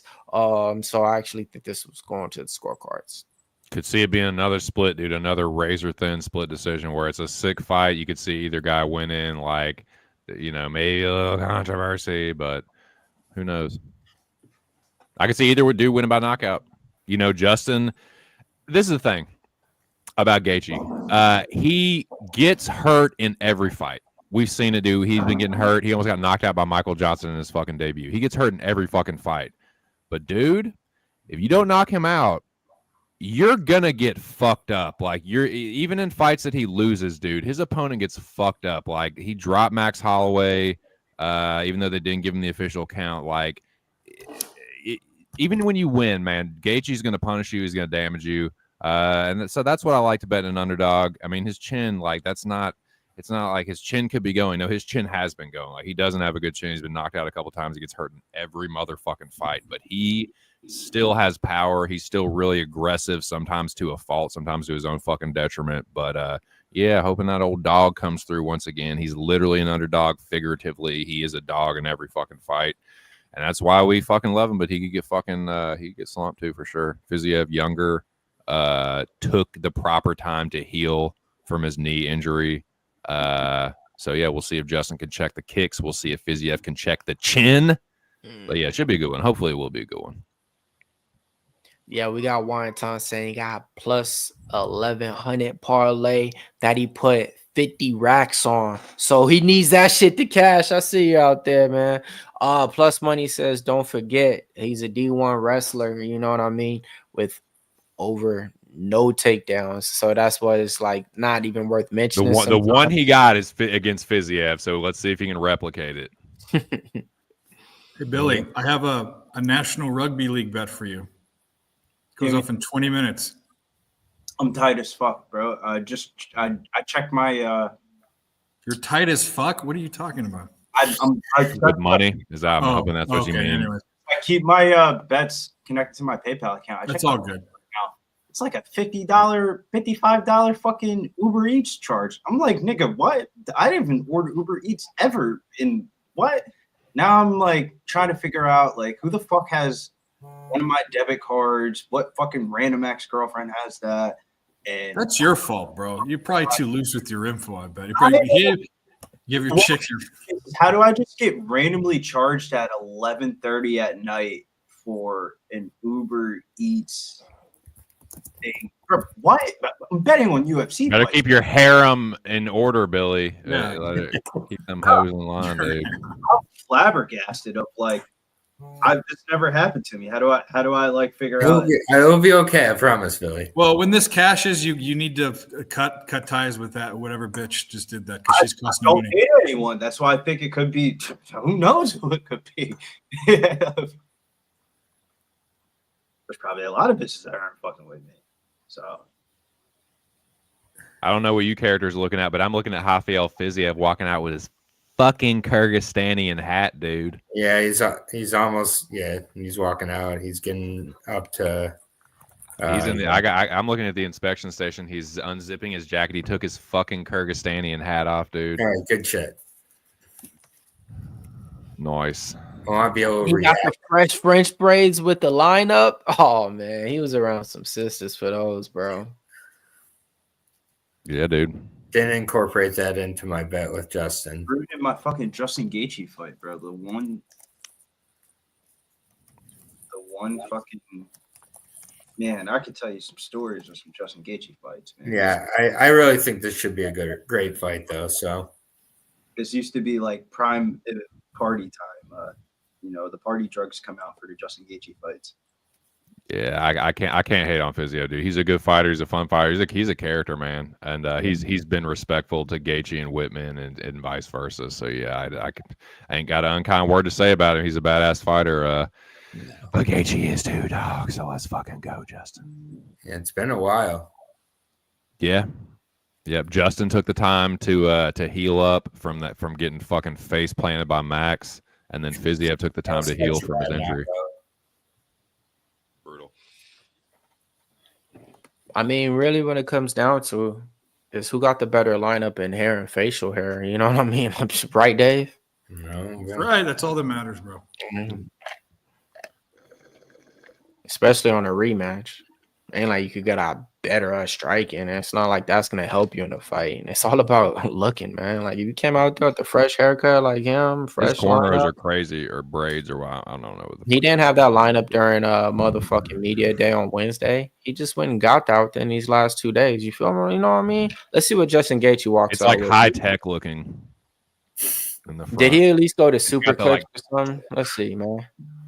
Or he let Trevor Whitman clip him up and shit before he walked out. Let's see, man. At least get the lineup or something. He be on the golf course, so he gotta look spiffy at least. They usually But hell yeah, man. Two fighters that's definitely gonna go out there and fight. They ain't gonna take no steps backward. They just gonna take steps forward, and we should be involved in a good co-main event. Had two fights fall off this card. One was that Chris Gutierrez and Castaneda. Don't worry, it wasn't gonna be too entertaining. But the other one was gonna be that Kunov and Curtis Blades fight. So besides that, yeah, man, we need some more finishes, man, because we only got two more fights, and that last fight finished a little bit too quick for my liking. I'll tell you what, that old boy Kuniev, he got a damn stay of execution. You lucky Curtis got a tummy ache because you got smashed, motherfucker. That was a woof. It was. You talked sense into us. That's why I was like, bro. I was so happy. I don't know what the fuck that was, Curtis. That's the way I Curtis, started like way at the end and everything. So I was like, yeah, hell yeah. That didn't happen. Come on, Justin. Highlight walking out. He got the beanie on. The beanie, yep. We don't know yet, boys. We'll see how the hair look, bro, and how the facial look. There's no way it's gonna look fresher than Fiziev shit. Facts. What if you got the American flag on, and they said you can't rock out with a flag? So what is this guy doing? Justin has a crazy like shape up with some fucking like crazy designs in it or something. I feel like somebody's fucking with me, and I'm not liking this at all. So if you're watching, somebody's watching this in the chat. Stop fucking. Safford, Southern Arizona. Fucking up The half Mexican, half German American Justin Gaethje. Want to prove a point? Text me. We can talk about American dollars. Yeah, my Tucson. My fucking PayPal account that I have no idea that I'm signed into. That's just fucking weird, dude. dude. Like every time I'm signing into my PayPal account, the number's changing. Well, it's going to teach you to be more careful when this bet hits, okay? I'm going to help you. Come on, Justin. One more time, Ferda.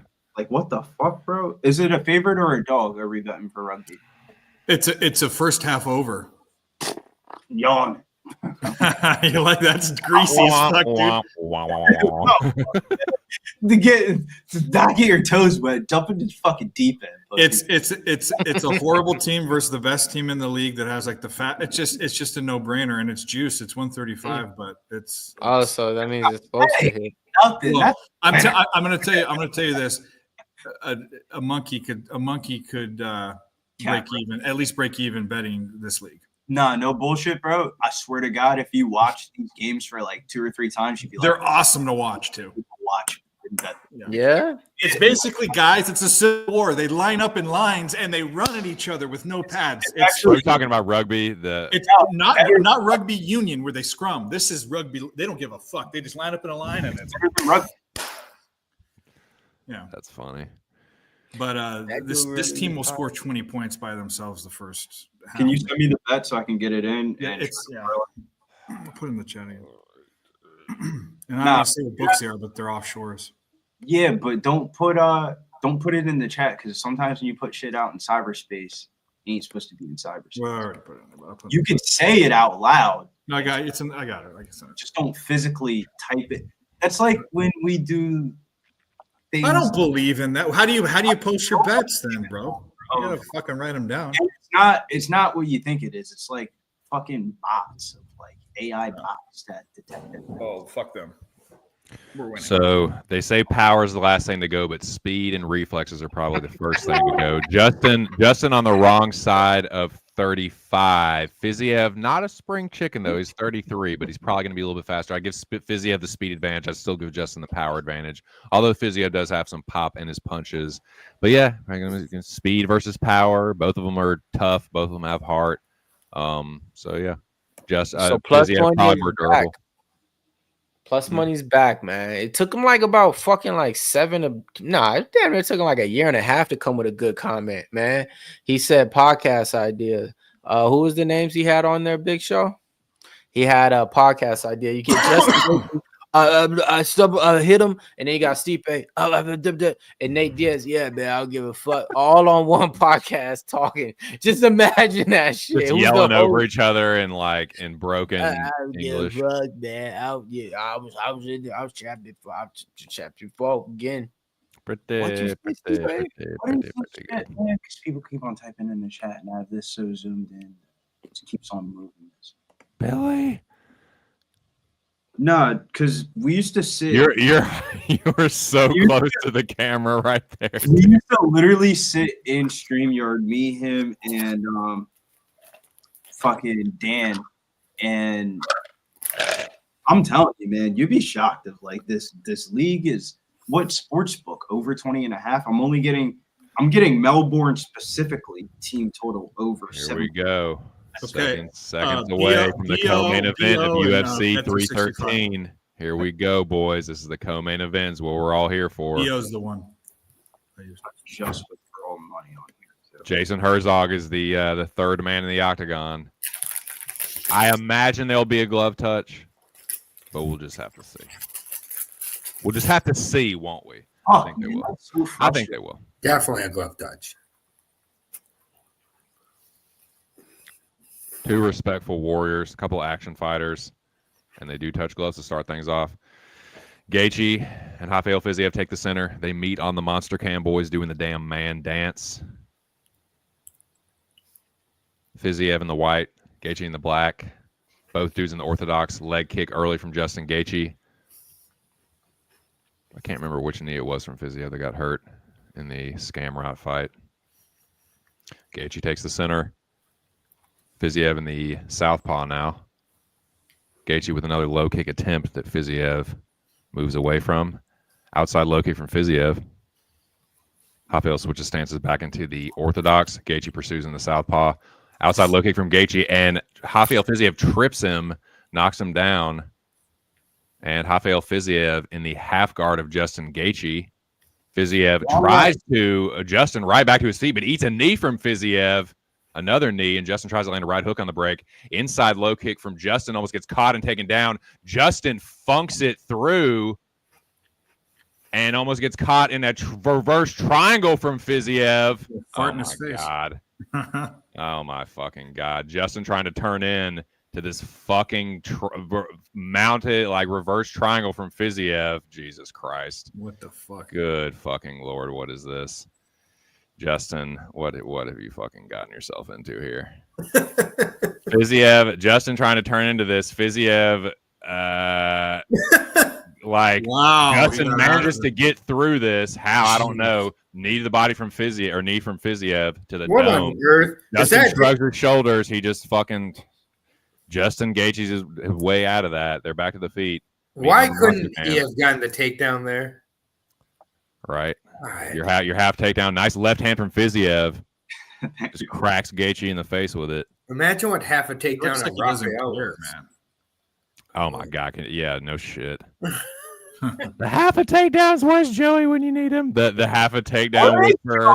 Yo, what? Joey had that takedown. Somebody said something about his power going down. Was that a joke or was that for real? No, Jab to the body from Fiziev, who's now in the orthodox. Gaethje takes the center, double jab from Fiziev, pumps it. Gaethje just out of range. Justin with a nice jab, uppercut, shovel hook, whatever. Fiziev with a kick to the body.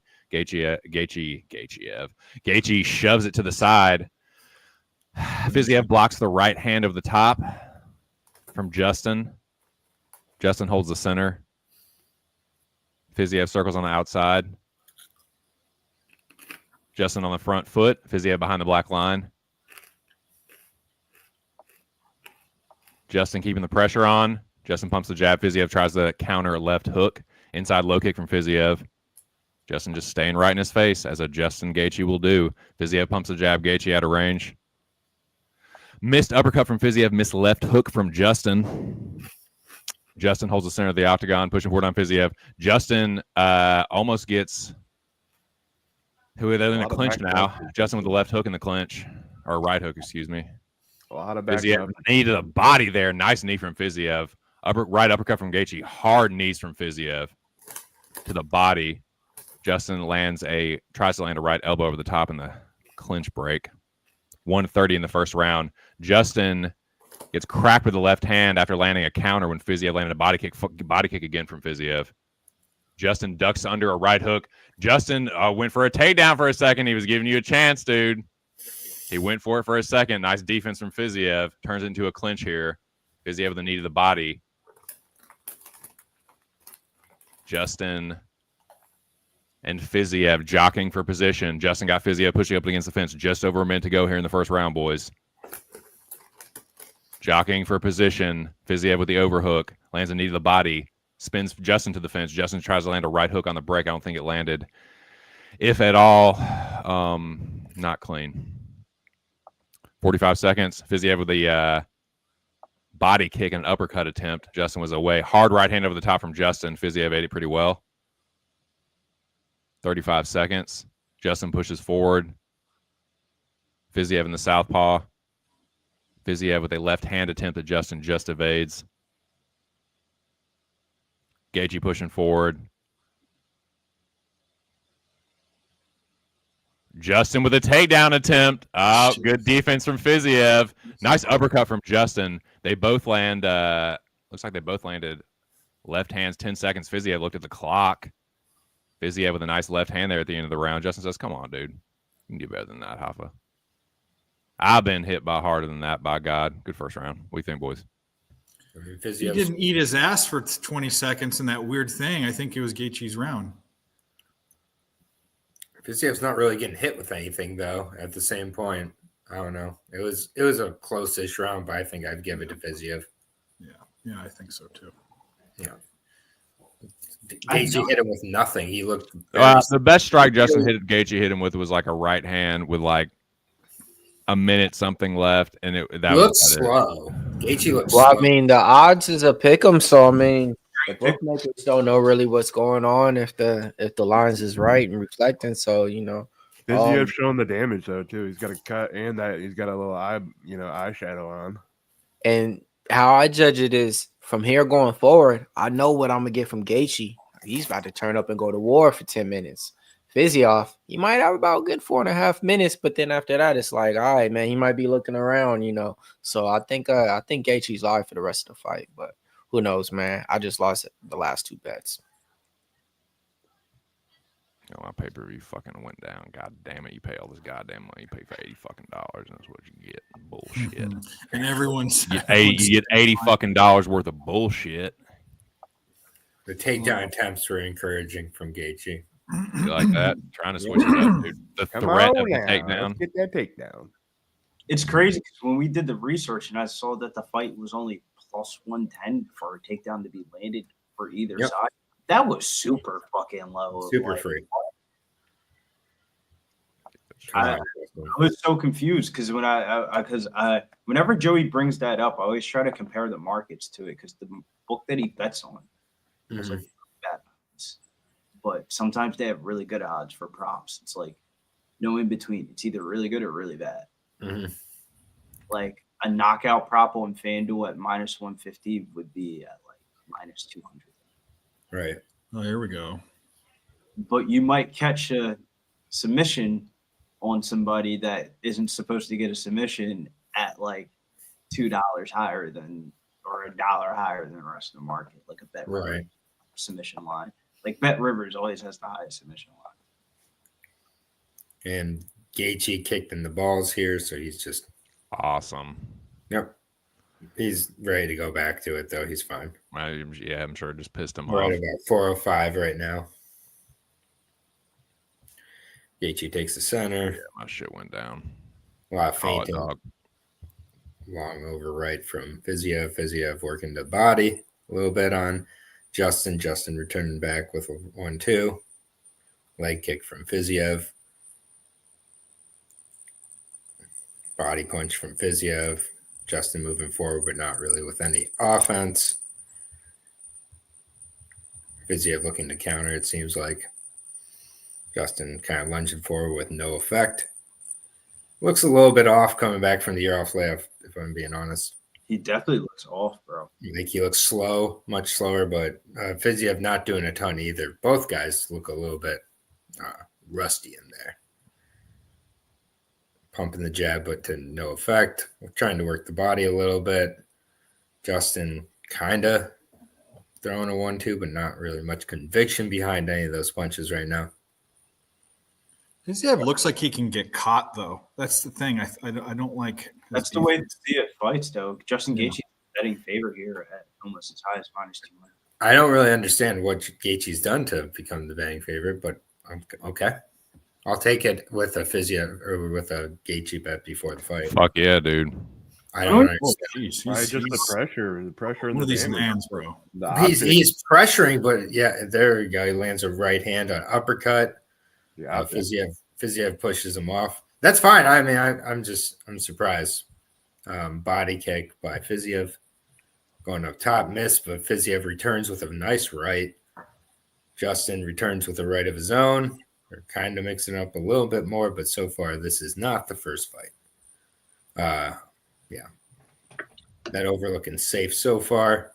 Well, both men have had serious injury sense of like terrible big injury, and Gaethje had one of the worst knockouts. Absolutely. Nice leg kick from Fiziev. Ducked under by Justin. Mixing up a takedown would be pretty smart to take this round, Justin. Nope. There we go. Working the clinch, everybody's favorite. More clinch. All right, by Justin. Justin's landed some nice rights, but other than that, I don't know. Surprised he hasn't thrown more leg kicks. But, close fight again. Yeah, he threw a couple in like the first round and just kind of abandoned it. Yeah, definitely a close fight again. Fight ends in split. I'd be fine with. Yeah, knee from Fiziev there. I think landed a little bit. Oh! I heard an oh. Oh, my. Uppercut from Justin Gaethje, and down goes Fiziev. Let's fucking go. Working, but Fiziev working his way back up. choke attempt kind of from Justin, at least keeping him down on the ground. This is not a takedown, it's a knockdown. But Justin just definitely took control of this round. Let's fucking go. To control this fight. Yeah, absolutely. Fiziev trying to work his way back up. Justin riding the neck. Okay, I finally got something. Fuck. Just when I say that. Yeah. I got 55 seconds left in the second round. I'm at 34. Yeah, Good Lord. Well, you can go take it for the rest of this round. Holding down on the neck, staying heavy, trying to keep Fiziev down. Fiziev back to his feet. Oh, my God. Justin had the leg and did not attempt to take down. That's fine, though. No! Yeah, it was right there. It was right there, Justin. And a head kick from Fiziev kind of rocked Justin a little bit, but that doesn't bother Justin any. Head kick attempt from Justin, wide. And that is the end of round 2. We got an old-fashioned 1-1 here, boys. Gaethje, but Thank you very much for calling that. I finally got some shit. Yeah. They're saying that it's 2-0, bro. It's -700 Justin Gaethje live line on FanDuel. Well, I don't trust. What do you think it is, Billy? You think it's 2-0 or you think it's 1-1? Are you saying fight ends and split is live? I mean, I don't know, man. I thought you got that. I think Gaethje gets a late takedown for the split. I wasn't. I part of that first round. I think Gaethje's up. Fiziev looks gas. Yeah, Gaethje just got that. Don't fuck off.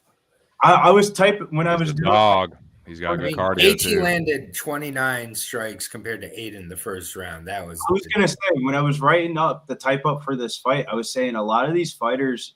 Gaethje's only fought 3 round 1-1 times in his UFC career, bro. That's wild, bro. He's usually a 5-round fighter. Mm-hmm. Them strike counts tell me it's 1-1 too, boys. Yeah. Okay, here we go. Third round. Okay. Great fight. Justin Gaethje on the front foot. Rafael Fiziev eats a jab from Gaethje, who tries a left hook over the top and misses. Rafael Fiziev tries to clinch up with Gaethje, but eats a combo returned from Justin. Couldn't really see what it was because the fucking cameraman. No, nice left hook from Rafael, who misses a left hook there. Rafael gets a hook kick blocked on the arm of Justin Gaethje. A left hand to the body from Fiziev. Just dodge there. Justin tries a left hook, misses. Inside low kick from Fiziev, who tries a left hook behind it. Justin attempting a takedown and tries a right hand over the top. Sneaky right hand there. Justin with another right hand over the top on the end of that one. Tries the uppercut again in the pocket there. Inside low kick from Justin. Just over 4 minutes here. Justin tries a left hook that misses out of range. Fiziev holds the center. Fiziev pumps the jab. Fiziev goes jab to the body but misses. Justin with a hard right hand. Fiziev counters with a left hook in the pocket. Oh, Justin eats a fucking head kick from Fiziev and a left hand behind it. Fiziev doing some good work here. Nice step-in kick to the body, and again from Fiziev. 3 in a row from Fiziev. Justin saying that's nothing, but he's eating them. Justin tries to land a right-hand counter. Nice left hook from Justin. An uppercut again in the clinch from Justin. Nice knee to the body from Fiziev, but he eats a right hand over the top. Head kick from Justin. Fiziev ate it. Tried to catch it. Justin just rolls through. Fucking nutcase. Fiziev, nice left hand to the body there. Fiziev doing some good body work here. Justin with a nice uppercut in the clinch there. Justin tries to get the 10-finger grip there. Single collar in the clinch. Right hook over the top from Justin. Fiziev wearing it on the face a little bit now. Nice body kick from Fiziev. Justin with the 2-piece and a left hook behind it. Right hand from Gaethje. Knee to the body from Fiziev in the clinch. Justin with a punch to the chest and another knee to the body from Rafael Fiziev. They break.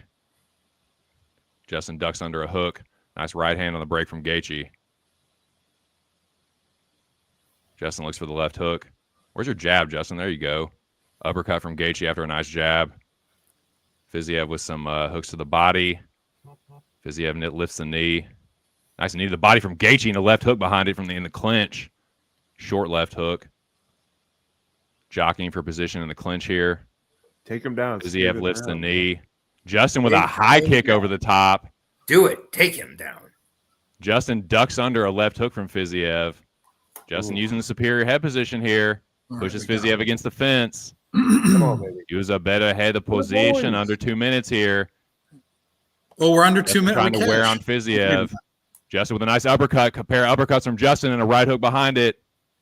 Justin minus 230 favorite right now. Fiziev with a body kick.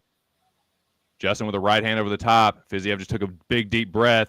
Justin's got to see that. Push forward, Justin. Nice right hand from Gaethje. Fiziev shucks off the clinch. Justin with that single collar tie starting to do some damage. Uppercut from Gaethje again. Using superior head position here. In the clinch is Justin Gaethje. Nice knee to the body from Fiziev. Another one from Hoffa. Justin with an uppercut. Uppercut again. Hooks to the body from Fiziev. Right hand over the top from Gaethje. Rafael Fiziev with a left hook attempt. Gaethje ducks under. Just over a minute here in the third round, gentlemen. Justin Gaethje pushing forward. Nice uppercut from Justin. Goes for the takedown. Gets the 10-finger grip, but Fiziev keeps the fucking feet. You son of a bitch. Oh, my God. You son of a bitch. How are you? Gaethje pushes Fiziev against the fence. I like you. Do you like me? Gaethje trying to get Fiziev down to no avail. Nice right hook to the body. Fiziev wearing down just a little bit, dare I say. A nice right hook to the body, or knee to the body from Fiziev. And, of course, my fucking pay-per-view goes down once again, Aaron, if you don't mind, brother. Oh, my God. The baby. Holy shot. Dog. What's going on? Ash it. What's going on? What's Yep. happening?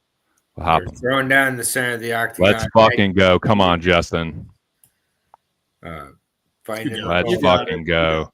You got it. Oh, he's rocked Fiziev towards the end of the round here. 2-1 easy, maybe. Yeah. Yeah, I don't think it's a I split. think I got either. it, boys. I think I'm I just don't gonna wanna cash I the thought I money. won that fucking Marshall fight too, but Well, I got fight ends and split plus I think 500. Fiziev just conceded it to him visually in the ring, bro. But yeah, I think Gaethje wins it. I think definitely Gaethje wins it. But I'm not super. Look at this. I'm not going to feel confident in shit until I hear his name read. Yeah. Fiziev, he thinks that he lost.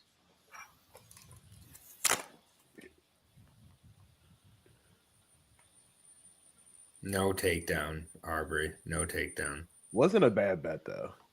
Yeah, I'll live with it. I'll make it again at some point. What? You still got a chance for a split here too, right? I still got a chance at the Yeah, split. they're showing plenty of Fiziev highlights. I got Justin money line, but I got if it's Justin split, we cash the money line and that plus 500. I'll take it. We'll see. They're showing Fiziev highlights. Showing a lot of Fiziev highlights here. I smell fuckery. They showed that Justin Gaethje knocking him down. That might have been the best strike. That was a nice head kick from Gaethje. It was a good fight. I hope Justin won it. Come on, man. Don't fuck me have another split. They should put Justin Gaethje in more 3-round fights. Here we go. Swing bombs like that. Here we go. Looks like Bruce. Is Bruce in the octagon? No, not yet. Here he is. Well, he is in the octagon. Looks like they're trying to Nerdzog's trying to get him to. Yeah, here we go. This might be a trilogy, regardless of the result. I doubt it. They could always run this, and it would always be a fun fight. Come on, man. Gaethje got that.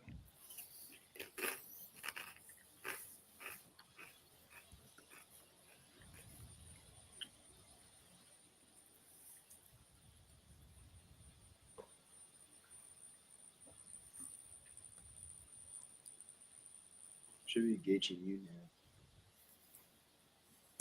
Let's fucking go, cash it, boys. The highlight gets another one. The highlight gets. I heard he couldn't take a punch anymore. I heard he was fucking done. Coming on after the knockout, the worst knockout loss you ever seen before. Fiziev gonna do this, that, and the third. You know what? I still respect Rafael Fiziev. Respect him for taking this fight again. I got nothing but respect for him, man. So I'm not gonna dog on Fiziev, but like some people were really counting Gaethje out of this fight, and you can never count that motherfucker out. And again, and I said this before, and I'll say it again.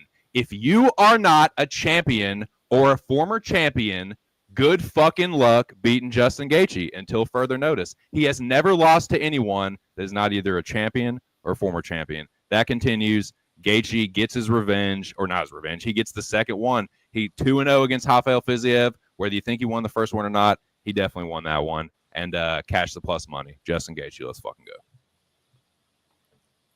Yes, sir. It doesn't feel as sweet because I needed North Carolina. I was on an island somewhere. But we'll take the W. I don't know who you put him against next, though. Islam Makhachev. Let's fucking go, Tex. That earned Hell a yeah. title shot. That decision earns a title shot right there. No, but who else? Rafael Fiziev. Who else are you putting up against Islam? I don't know, but Oh, that, no, definitely not title shot. Nah. I love Ilya Taporia, but I really don't want to see Ilya versus Islam. Let's look at the rankings real quick. I mean, we got a can't- second, right? Or do we want to jump into the? Bro, Justin Gaethje versus Islam. Granted, I don't think that decision warrants a title shot, but I No. think the resume does, and the storylines there, and the pay-per-views would fucking sell. I don't know.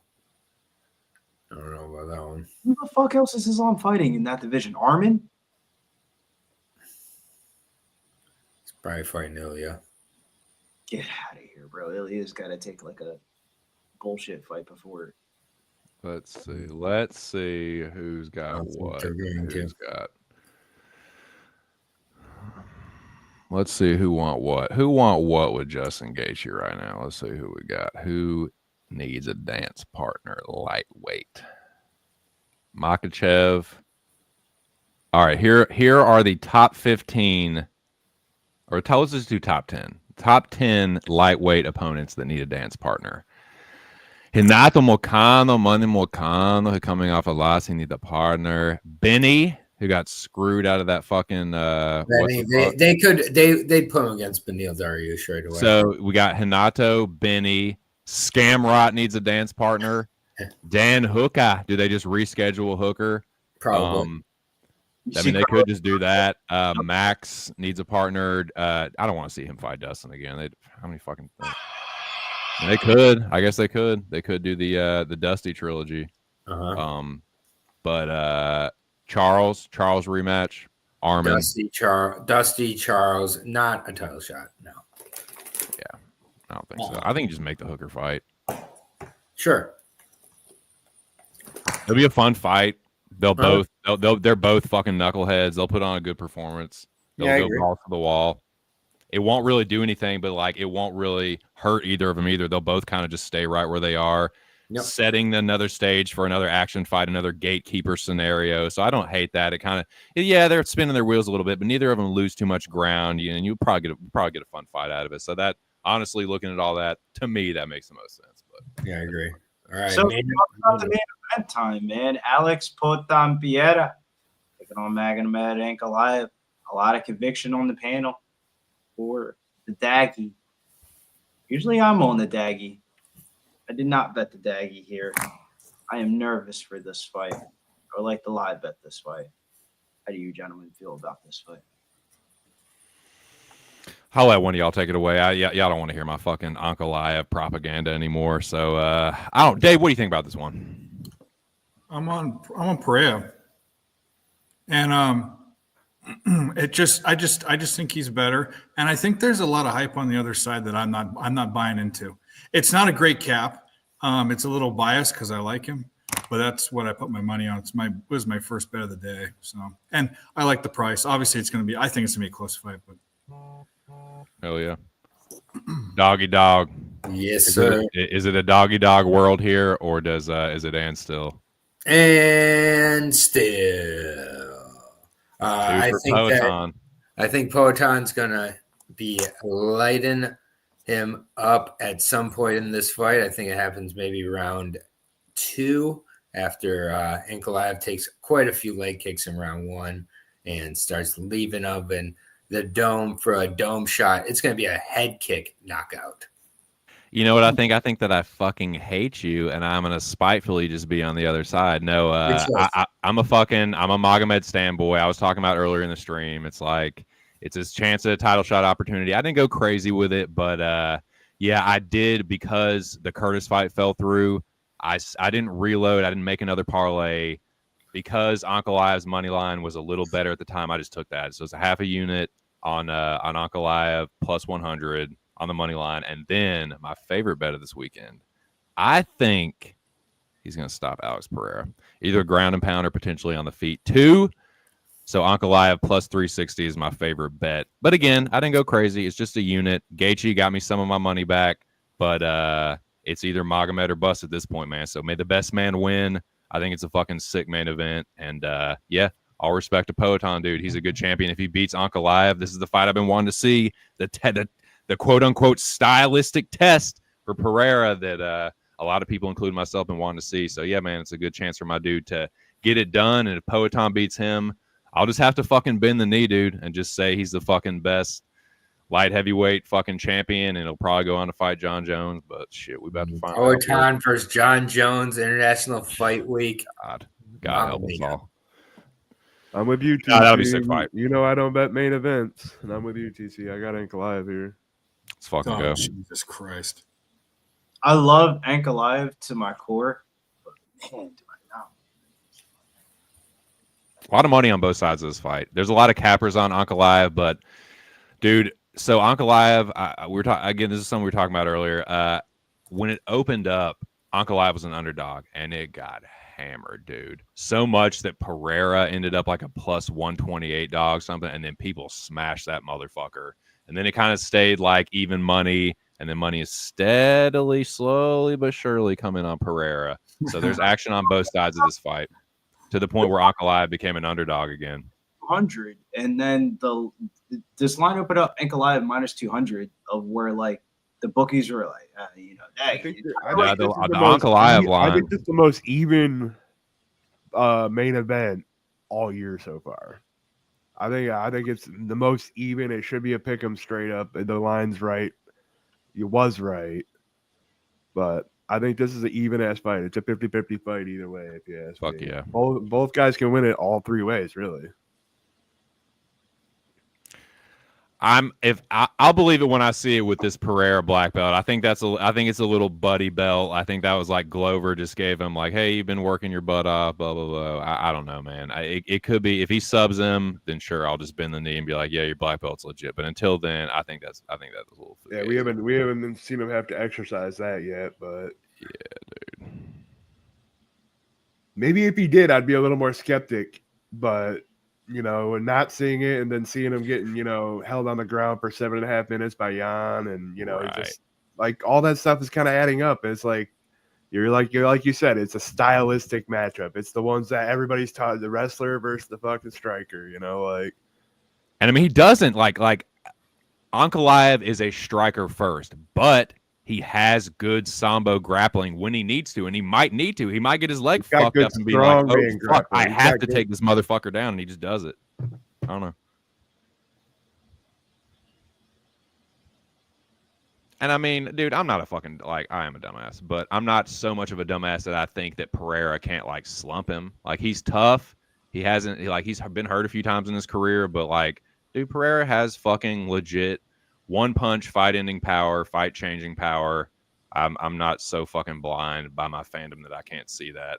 I just think Ankalaev has a little bit more power and is a little bit more dangerous on the feet than some people. I don't think it's quite as one-sided on the feet as some people think, and potentially the threat of the takedown could make Pereira's game plan change a little bit. I've heard a lot of people. I've heard a lot of people talking about Potan's victories too, and just how it's an age division, and he kind of aged into it right at the right time to get all these guys on not their last steps, but stepping backwards. Jiri's a legit win. I'm not gonna shit too much on his wins. I just think they've been stylistically favorable for him. And Ankalaev, dude, Roundtree, he's more durable than Roundtree, Hill, these guys are all they're not on their front steps. They're on their back steps. Ankalaev is more durable than Khalil and Jiri, period. Is he more durable than Hill? I don't know. Hill had never been knocked out before, but Poatan, I think Ankalaev is better than Hill. Call me crazy, but I do too. Dude, I'm not gonna totally like shit on Alex. Like, I respect him, dude. He's been on a fucking crazy run. He's getting it done inside the distance, crushing people. And like, yeah, dude, I definitely respect Poatan. And if he beats my dude, then I'll be forced to bend the knee, and I hope he fucking knocks out John Jones. Ankalaev is in the inspection station. Well, the good thing, if you did tail either mine or TCs, well, originally TC had blades. If you have mine or TCs, you can hedge out right now. You have the option to get a pretty good money on a champion. So if you follow me, cheers to you. If you need to make money, you can always hedge. And shout out to hey, sorry, not to cut anybody off. Shout out to Kong's Clips for calling in. And Kong, best of luck, dude. I know you got a big one on Pereira. I think it might be a max bet. He's got a lot of action on Pereira, so I'm just gonna wish him best of luck, man. And I'll know this: if my dude does go down and Pereira wins, Kong, I don't know the guy personally, but he seems like a good, solid dude, hardworking family man. He will make a fucking bundle. So I can at least be happy with that, dude.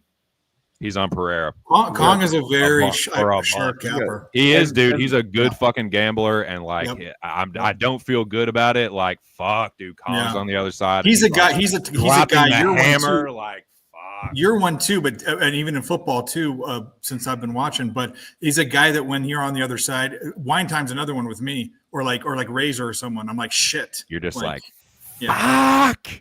Yeah, that's like Alex Ramirez too, man. I time I do the general, like when the general's on the other side, I'm like, God. Yeah. I respect Kong's game a lot. So same. Best of luck. May the best man win. I'm on his side though, so that's a difference. He's got a lot more on this fucking fight than I do, man. So I just wish we'll see what happens. But Big Show's another one. But Big Show just never has a bet, and every time I don't know, I'm always on the other side. It's fucking the worst. I'm still thinking Bumble Clock. My problem is I'm not vocal, Dave. I don't really like talking about my bets until they fucking get I know there. we're the idiots. I hate doing it, dude. Like, I know. Me being this expressive about Ankalaev before the fight, like I'm already like, oh, dude, I already did it to myself. Come on, let's do it, man. I hate to say it, but don't fucking hashtag in new, man. I don't know. I don't have. We're looking let's good. use that energy. Let's go, Billy. Come on. I don't have a good feeling, but I gotta do it. And yes, brother, joining us. Come joining us, brother. Yes. You got Dub Club. If you got Dub Club, if you're listening, The dark side, dude. The Dagestani dark side. I'm gonna go Dagestani dark The side. Dagestani dark side, dude. Message. You know when you get the text message on your from a card, from when you spend something on a card, I just got that. Bliss Matthews max bet on Pereira. He's dropping Mjolnir on Pereira. He's got 10 units on Pereira. I think 3 units on 3, 4, 5. Right. I also have the 3, 4, 5 play and money line. So let's go, Kong. The Hogs won today. Justin won. Come on, Ankalaev. Come on, Magomed. Chama time's over. This feels like one of the more 50-50 main events of the year so far. Church. That's real, though. It is, man. Great fight.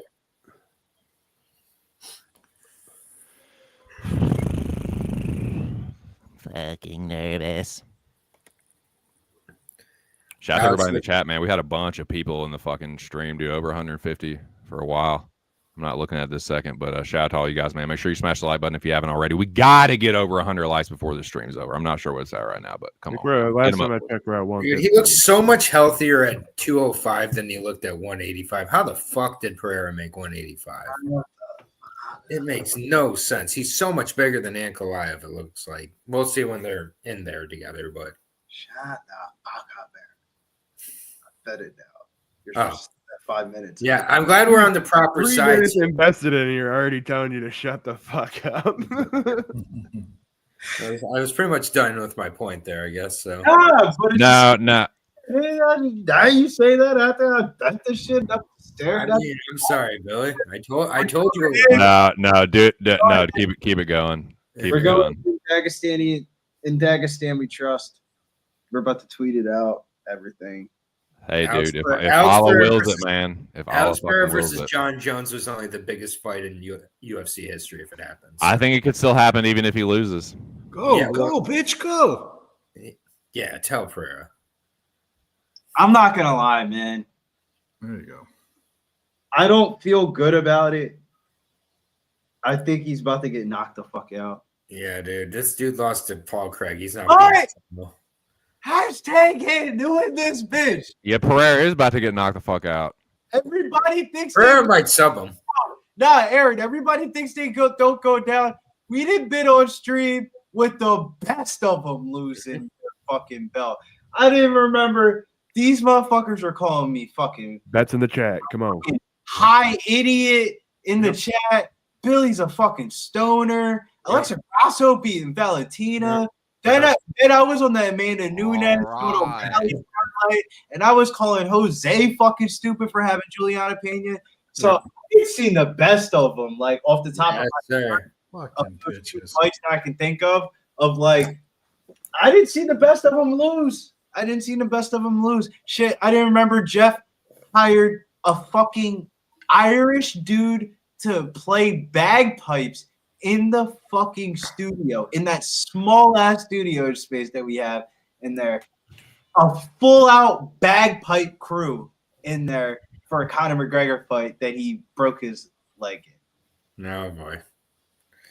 So I didn't see the best of them on this stream. Yep, we got the 30-year-old of the evening champion, and Pereira got that look. I don't feel Introducing good. first, fighting out of the blue corner, a mixed martial artist, hailing from fucking, I can't remember exactly. Standing in at what order 6'3", it is. weighing 205 pounds. 5 pounds. I think you might Mark get Goddard, though, bro. Like, I'm not breaking rocket science to you, but if you told me that you are got breaking rocket science. I would not be. I would not. Supply and command.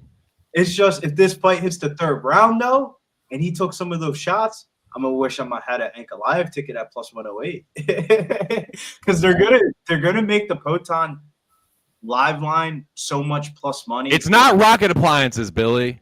I'm just saying they're gonna move this Proton live line plus money enough where people are gonna try to live bet Proton at plus money. Where I think that plus EV move is betting Ankalaev at plus 108 before the fight starts. I loved when I saw that he was at plus money, dude. I loved that money had steadily come in on Pereira, and yeah, I was like, well, I mean, at least that was a nice little consolation prize with the Blades fight falling off. It's like, okay, I get a little bit of value on it. good. I'm glad you enjoy your value. I will. Thank you. I'm glad that you enjoy my enjoyment. Tell me about the value after the fight. I will, dude. I will, dude. When he Update me on fucking wins, you how it fucking piece feels. of shit. It feels so good. Fuck you. Dude, it will. God, it'll feel God, good. I'm so glad we're not. on the same- Dude, It is not me versus the bookies here. It's me versus 2 cents. Fuck that shit. as fuck it the always bookies. is, as it should be. For a pay-per-view though, this isn't crazy late though. 12:26 isn't the worst. No, they've been clipping along after Roofy killed Bobby Did Green. Dude. What time does the I hate clock that it go was back? Bobby, but that was such an insane knockout, man. Yo, I hate the shit on Bobby too, but the way that how that all went was just poetry. I wish it was somebody else that it happened to, but it was a crazy knockout. But bro, Bobby Green is just like he's starting to. I should say Kevin Holland's starting to hit. He's the- But he popped. I'm glad that he didn't stay down too long though. He like popped right back up and like dapped Roofy up at the end. So it's just like, okay, I was glad to see that at least. So my thing is, what is the first thing that you do off the knockout? If you're grabbing the ref, that looks pretty bad because that means you're unconscious. But the first thing he did when he woke up was like He like wiped his. He was like. he wiped his face. That's what happened. He was like, oh, He was fuck it. like, He was all right. And he got up and like dapped him up, like whatever. Here we go. We got Chama. You know, Shoma. UFC champions successfully defend belts at a 64% hit rate. That's Okay. a stat you love. Yeah, it's about to be about 61.5 after this motherfucker. That's what I reckon. That's what I suppose. Oh my god. Oh my god! Please, Did ain't gonna anybody lie, hear any win, dude. I've been drawback? talking so much shit for Anybody have years about Bro, it. has anybody got a pussy? Come on, man. You got to pick a side. It happened last time. I'm just saying. This ain't a total fight. This ain't a total fight. This ain't a prop fight. Nah. This is it's Ankalaev time. He's gonna clip Pereira. Pereira low key, not super strong to the body, and has not. I'm not gonna say he's like chinny, but he's not as fucking invulnerable as people think. Nah, I just seen Alex Pereira. I think he's indestructible. They do touch gloves. I'm sure you do. You fucking Jew. Everybody thinks he's John Jones. He's gonna beat John Jones. He's gonna lose this fight. He already lost. He already lost a little John Jones. He will lose this fight and then beat John Jones. He could beat John Jones. Yep. Here we go. Shout out to everybody in the building. Best of luck to Kong and all the Poetom backers. Truthfully, 260-pound John Jones. They do not touch gloves. They touched gloves in the center when they were forced to, practically, but they did not touch gloves to start things off. Ankalaev takes the back foot. Poetom takes the lead in the orthodox. Ankalaev in the southpaw. Feint them takedowns, baby. Ankalaev. That's what you want to see. Hand fighting, outside low kick already from Poetom. Tries another one. Ankalaev out of range. Do not just eat those, Magomed. You need to check them. Do you know what checking leg kick is? I hope you were working on that. Another low kick from Poetom. Magomed tries to counter with a right hook, but he's eaten 2 or 3 Poetom leg kicks already. I don't fucking like that one bit. I like that, and I'm sure Aaron fucking loves it. There's another one for Poetom. Yeah, another one. God, Kong and Aaron are gonna like that. Another fucking leg kick from Poetom. Another one. God damn it! Jab to the body from Ankalaev though. You know what they say? The best way to make another top wrestles by and another. Just check them instead of what you're doing. He's not checking a single one. Dude, do that. Check them instead of what you're doing right now, which is just fucking. It's a 5-round fight. It's a 5-round fight. Not doing anything but pissing me off, and there goes my fucking my very expensive pay-per-view just cutting out on me again, dude. Just Don't bullshit. make me announce the main event. It's my fucking dude. I did it at the same time. This is what you signed up for. All right, and though, because he kind of another leg kick. This is what you were begging in the private chat for. Yep, and standing up, feint from you're just gonna take and leg kick from Ankalaev.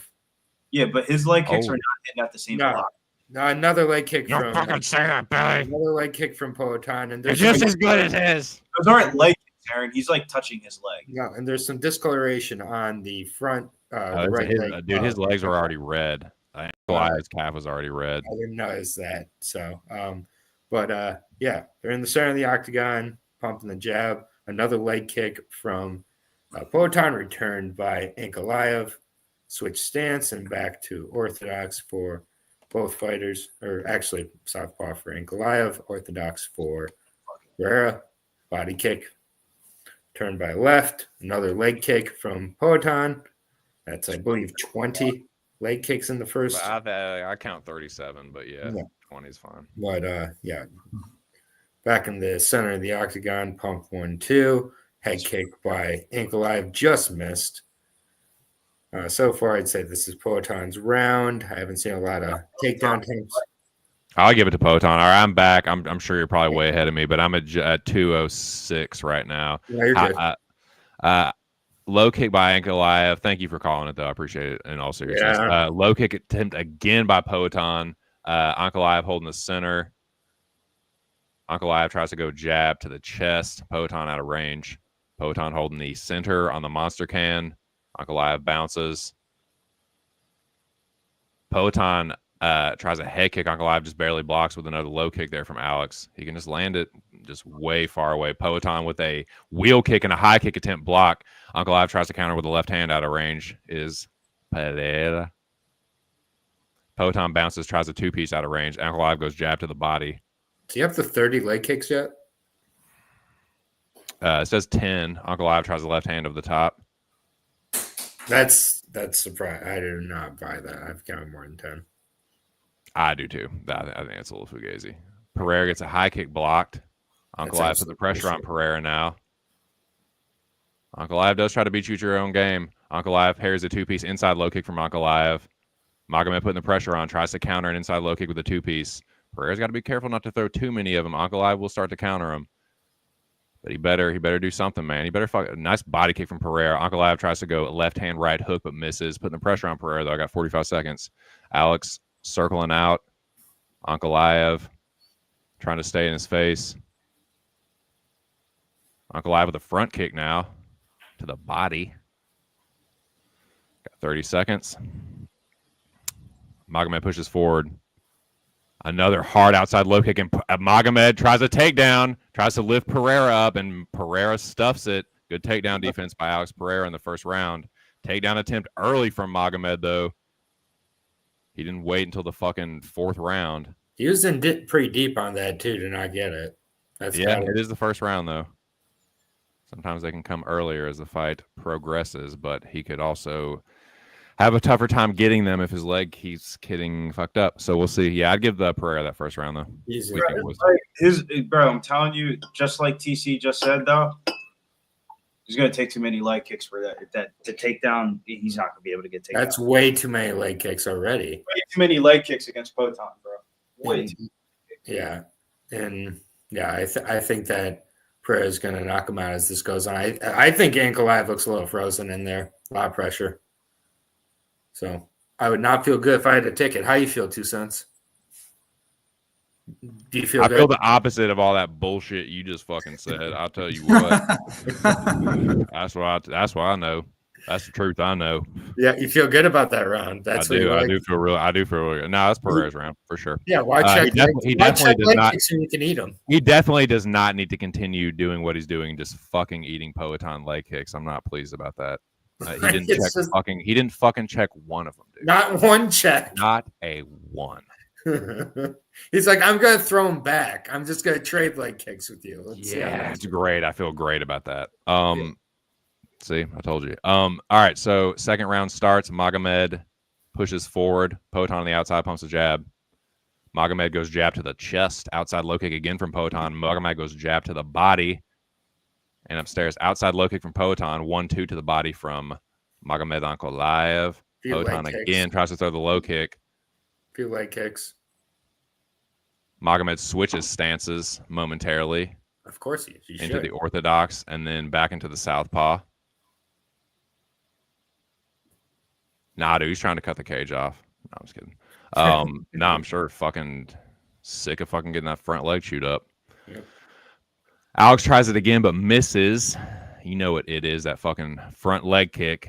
Made his presence felt already. Magomed already switching stances. I don't like that. That's not what you do. And again, Alex not doing a ton besides throwing the leg kick, and there goes my fucking pay-per-view. And once again, we have Ankalaev with a teep to Pereira circling around. Ankalaev throwing another body kick, playing a little hand fighting. Head kick by Pereira, just blocked by Ankalaev. Back to the body. Both return body kicks to one another. What time do you have, Aaron? I got 3:40. Oh, I actually got 3:36. Okay. All right, so here we go. I finally got my shit back. Outside low kick from Magomed this time. Fucking finally do something, though. Golly. Magomed parries a jab. Outside low kick attempt again by Magomed. Pereira pushing forward, holding the center, holding the monster can. Pereira not doing a ton besides throwing low kicks, though, if I'm honest. Yep, I agree. Pereira pumps the jab. Magomed tries a right hook over the top. Does not land.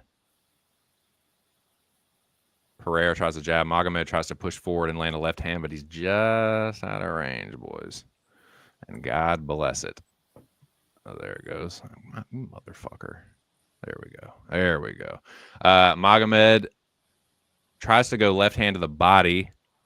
Pereira tries. Did he check a kick? Are my eyes deceiving me? I mean, I'm not the youngest anymore.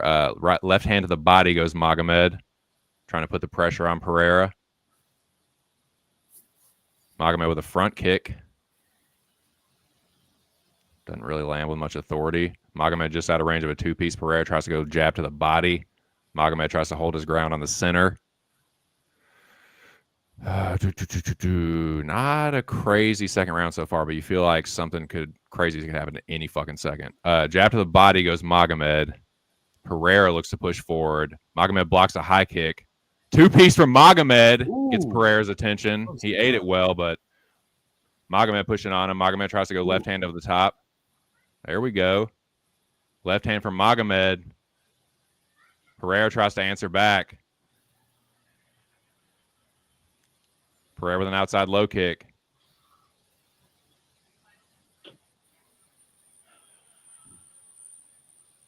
There we go. Nice right hook from Magomed. And a left hand behind it. Magomed with an uppercut. Pereira felt those. This ain't Izzy Adesanya, motherfucker. This is a real light heavyweight. Come on, Magomed. Don't get too cocky. Magomed blocks the left hook. Front kick from Ankalaev. Pereira trying to push forward. Excuse me. Frog in my throat again. Taking about 58 bong hits. Magomed switching stances. Tries the left hook and a left hand behind it. Left straight, rather. God damn it. Hey, Billy, I hope you got Another that rugby nice bet left in hand a from cash. Ankalaev. Oh my God! No, I was gonna try to see if I could wait for the pay-per-view. Cash Magomed with goes 13 minutes left. Left hand to the body. Yeah, so I should have. Nice hard left hand from Ankalaev. Let's fucking go. Come on, Magomed. Spark The him only out. reason why I didn't take the bet because they didn't have the market. Oh, nice left hand from Pereira. Magomed counters with another left hand. Don't get overzealous, Magomed. Don't chase it. He'll turn your fucking lights out with one hit. Yeah, that's good. It just takes one from Pereira. Cannot be fucking overconfident. I think that leg's starting to bother him. Switching stances. I don't think that's because he's trying to deceive Pereira. I think it's because his legs. Oh! He hurts Pereira! Oh my Magomed goodness. hurts him at the end of the second round. Cracks Pereira. Oh my goodness. Yeah, It's 1-1 now. absolutely. Who can't fucking strike? Who's gonna get destroyed on the feet? No. You gotta Even, boys. Back to 50-50. I'm not gonna lie to you though, bro. We're on the side, but I wish I didn't tail, man. This thing's taking too many leg kicks. He's taking too many leg kicks. He's checked about 5 or 6 of them now. I think that was a big train. The turnaround in the second round is the availability to check them and create Yeah, his own Pereira offense. can't just rely on the leg kicks. Yeah, buckle them knees. Sat him down in his seat a little bit. That would have knocked out Yeah. a lot of people. I think that would have knocked out a lot of people. That was. You know what's crazy though? The only thing that I really like, even though Magomed's taking a little bit too many leg kicks, the momentum is shifting. Of like you could just feel the arena just shifting. It can change quick though, bro. It can change. I'm quick. saying, do not get overzealous with this motherfucker, man. Pereira, Izzy hurt him too in the first fight, and then got knocked the fuck out. Don't fucking pull a Izzy, but come on, Ankalaev. Just watched a video of Israel Adesanya being held down by Karen and You got one last chance, one opportunity. All right, here we go. 450. Dun, dun, dun, dun. Come on, Ankalaev. Palms are sweaty. Mills says he's driving. He wants to play Front kick, outside low kick. Magomed hurt Pereira at the end of the second round. That's the update. Inside low kick from Magomed. Yeah, it is definitely mom spaghetti. Pereira pushing forward. Magomed on the back foot. Yeah, saved by the bell big time. Outside low kick from Pereira. Hit him really hard. Magomed resets. Pereira takes the center. Magomed looks for the right hook. Don't be Two-piece from careful. Magomed. Don't get overzealous. Don't let it come to you, man. Let the knockout come to you, dog. Body kick attempt by Pereira. Magomed just out of range. Alex takes the center. Looking to hand fight. Magomed switches stances backwards. Magomed looks for the right hook. Inside low kick Pereira. Magomed tries a oblique stomp to the knee. Front kick there. Pereira thought about a high kick, decided against it. Magomed takes the center, fakes the knee, thought about a left hook, abandoned it. Inside low kick from Pereira. Magomed misses on the right hook. Outside low kick, Pereira. Magomed trying to get him against the center. Magomed misses with the left hook. He tries to leap in. Pereira trying to push forward. Magomed holding the center, pushing Pereira backwards, inching him back. Oh, Magomed tries to take down. Pereira with a nice right elbow over the top on the clinch break. Outside low kick from Ankalaev. Answered by Pereira with the inside low kick. Front kick from Magomed. Front kick to the head there. Magomed Jordan. Magomed bounces as Pereira looks to retake the center of the octagon. Magomed switches back into southpaw. Hand fighting here. Magomed gets a left hand slip by Pereira. Pereira just misses a right hand of his own. Magomed misses a jab. Trying to hand fight. Inside low kick. Both of them having trouble with the opposite stance. Outside low kick, Pereira. Jab to the right hand to the chest from Ankalaev. Nice knee to the body, Magomed. Let's fucking go. Magomed done some good body work in this round. He's fighting a good fight. It's not as eye-catching. Pereira spins off the fence. Pereira tries to trip Ankalaev and land a left hook behind it as Magomed pops back up. Nice jab, Magomed. Where's your jab been at, dog? Ooh. Ooh. Better watch out, buddy. Yeah, do not fucking get overzealous, man. Do not fucking think Pereira is just some sitting duck for you. Don't chase that fucking knockout. Inside low kick from Pereira. Just over a minute left in the third round. Ankalaev pushing forward. Tries the right hook. Woo-hoo-hoo-hoo-hoo. Set that up with a jab, dude. There you go. Damn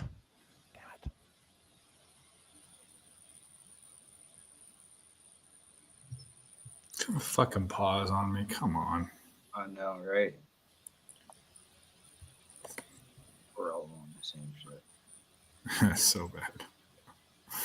Womp, womp, womp, womp, womp, womp. Maybe something happened. Magomed minus 164 live line.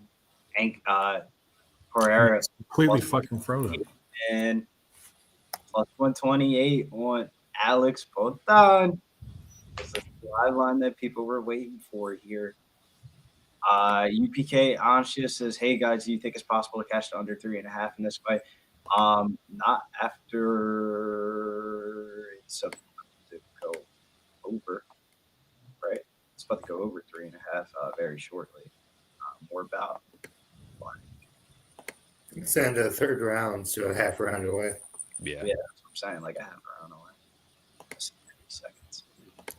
Yeah, it's Ank's round though. 2-1. Ank's looking good. Excuse me.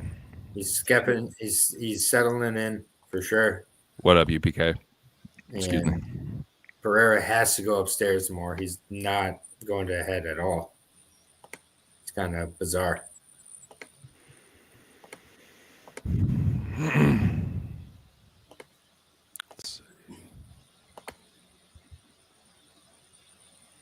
Feels like a decision though. Either way, It feels like an Ankalaev decision, yeah. So which is always a How concern. do you guys grade that one? that was Ank's round. Yeah, 2-1 Ankalaev. 2-1. Well, this is the only thing that could potentially change that. If he wins another round and Pereira's corner tells him that he's down and he needs a knockout going into the fifth or something like that, I could see him getting aggressive and one of them finding a knockout in the last round. That's the only thing I could see changing that potentially. Yeah, Or if Ankalaev gets a takedown, that could change things. It's a close fight though. It is. I don't think the live line moved that much. It moved 15 cents that round. Ank with another failed takedown. Some knees from Ank. Oh, you're already in the fourth. Clinching. God. Clinching Poatan against the cage, landing knees. Came out very aggressive, trying to get this takedown. And nearly got it there, but not quite. More knees.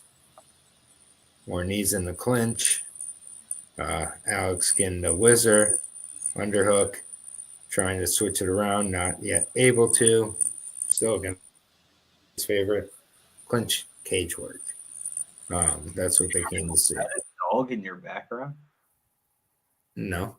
It's like a cat. Nope. I don't have either. Nah, that's not me. One of those tassels you stick up your ass that has the tip. There you go. All right. And more cage control from Ankalaev. Yeah, let's go, Hank. Push his ass against that cage, Bo Dick. Yeah. Dog MMA, huh? God. That was not a gay Yeah, reference, by the hell way. yeah. That was just a sex toy reference. Yeah. I don't, one love, whatever. Usually Dave is the one that's getting called gay. Oh, I know. I don't. People think I'm gay. I don't know. And Alex using the fucking knee shield. Aaron's probably ahead of me, but I'll just fucking, whatever. I'll just say I got my shit That was a up. good joke, Swig. Shut up. Overhook from Pereira. Ankalaev keeping the head position, head press. Superior head position to keep Pereira against the fence, grinding on Pereira, fence fighting. It's fucking lame as shit. It's fucking, but that's what we fucking got. Pereira does spin Ankalaev off the fence, but he eats a left hook in the process. Ankalaev pushing forward again, pushing Pereira against the fence with a takedown attempt. Pereira's got an overhook. Ankalaev trying to land short left hooks here in the clinch. Knee to the thigh from Ankalaev. The Dagestani using the good head position. Kneeing Pereira, or trying to, he was earlier. Pereira with a knee to the body. Hand fighting on the far side. What Pereira time with you a got, knee to the PC? body. Ankalaev with short left hooks here. What? What time do you have, PC? I can't tell if I'm behind or in front of you. Oh, I'm 2:56. Okay. Dude. That is Are you behind or in front of me? Are you I'm like- rolling I'm now, like Kenneth? 30 seconds ahead of you. yeah. Good God. But I'm guessing because you can't tell that it's still some fence shit. 30 You're seconds like into you the ducked future. under and he went Fuck! for ducked under, went for the single. Like, God, I'm like, God damn. Yo, is he that gonna- was the wildest when we used to watch that shit on Bet Online. We'd be fucking like looking to the left and the right, trying to see the fucking clock to the Yeah, you could. They didn't have a clock, bro. Ankalaev with some short Back. left hooks. Yeah, I'm at 145. Mark Goddard's seen enough. Says, get your ass off the fence, boy. We trying to fight. Pereira, you better pick the pace up, buddy. You better. Right hook, left hook by Ankalaev. Wow, he good, Dave. He good. He Another good. another Oh, I left know. by He good, brother. Just like this. Stay in the clinch. Oh, he'll lose. I wish Alex would get over aggressive and get sparked the fuck out. That'd be sick. Nah, just take the win. Right, left hand to the body. Nah, I need that fucking Ankalaev KO to cash. I need that Ankalaev KO plus 360. I need that, baby. I need that for my life. Always get Right hand greedy. over the top from Ankalaev. Front kick from Ankalaev. Now, well, I was going to say he was in the orthodox. He switches to the southpaw. Goes lazy What a front kick to the terrible- body there. Switches stances. Yeah, what the fuck is that? Yeah, what is this fight? What's going on? Oh, my God.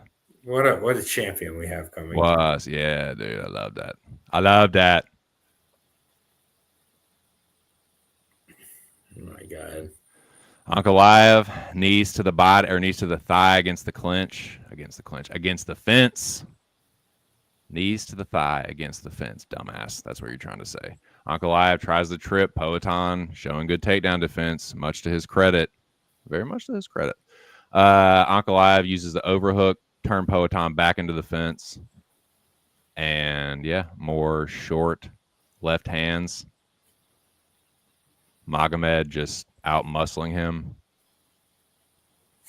Not really doing a lot.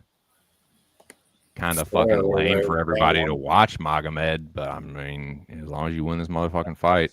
Knees to the body from Ankalaev. There was a couple of good ones. Short right uppercut from Magomed. Alex pushing off the fence. Magomed Billy pushing Boy. him right back into the fucking fence. Sorry, go ahead, Dave. So I don't interrupt. The game total for that rugby game, it's halftime. It's already over the game total. Bro, I told you this was a fucking smash bug. They didn't have that available market. Should I take the team total over? And you just never. Yeah, the team that is 40-6. So 2 and 4 are pretty clear, right, boys? 2 and 4 rounds, 2 and 4 are pretty clear for.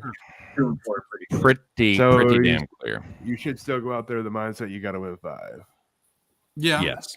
Yeah, bro. What, bro? Yes. He won that fight against Jan Blachowicz. Well, Pereira should know in the back of his head if he doesn't win this, he's fucked. Oh, he's gonna get that talk. He's gonna get that talk. And that's what like Glover's gonna tell him, man. So I'm just wondering. I'm wondering what Ankalaev's corner. You're not just gonna leave your belt right here. I know. I'm pretty sure I know what Glover's telling him. I wonder what Ankalaev's corner is telling him. I mean, at this point, what much more can he tell him? Just stay alive. Right. Don't die. Don't fucking die, dumbass. That's a good point, Big Show. Yeah. Smart, man. All right, here we go, boys. Round number 5. Poatan takes the center.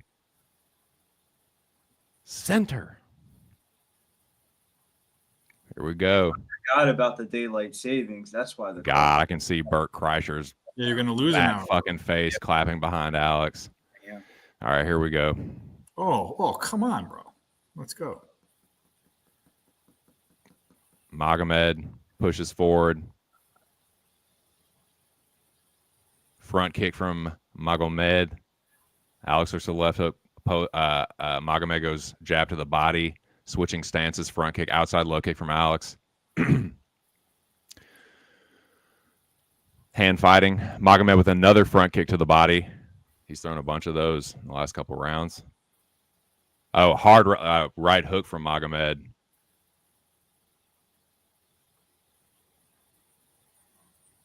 Magomed's waiting to counter him, dude.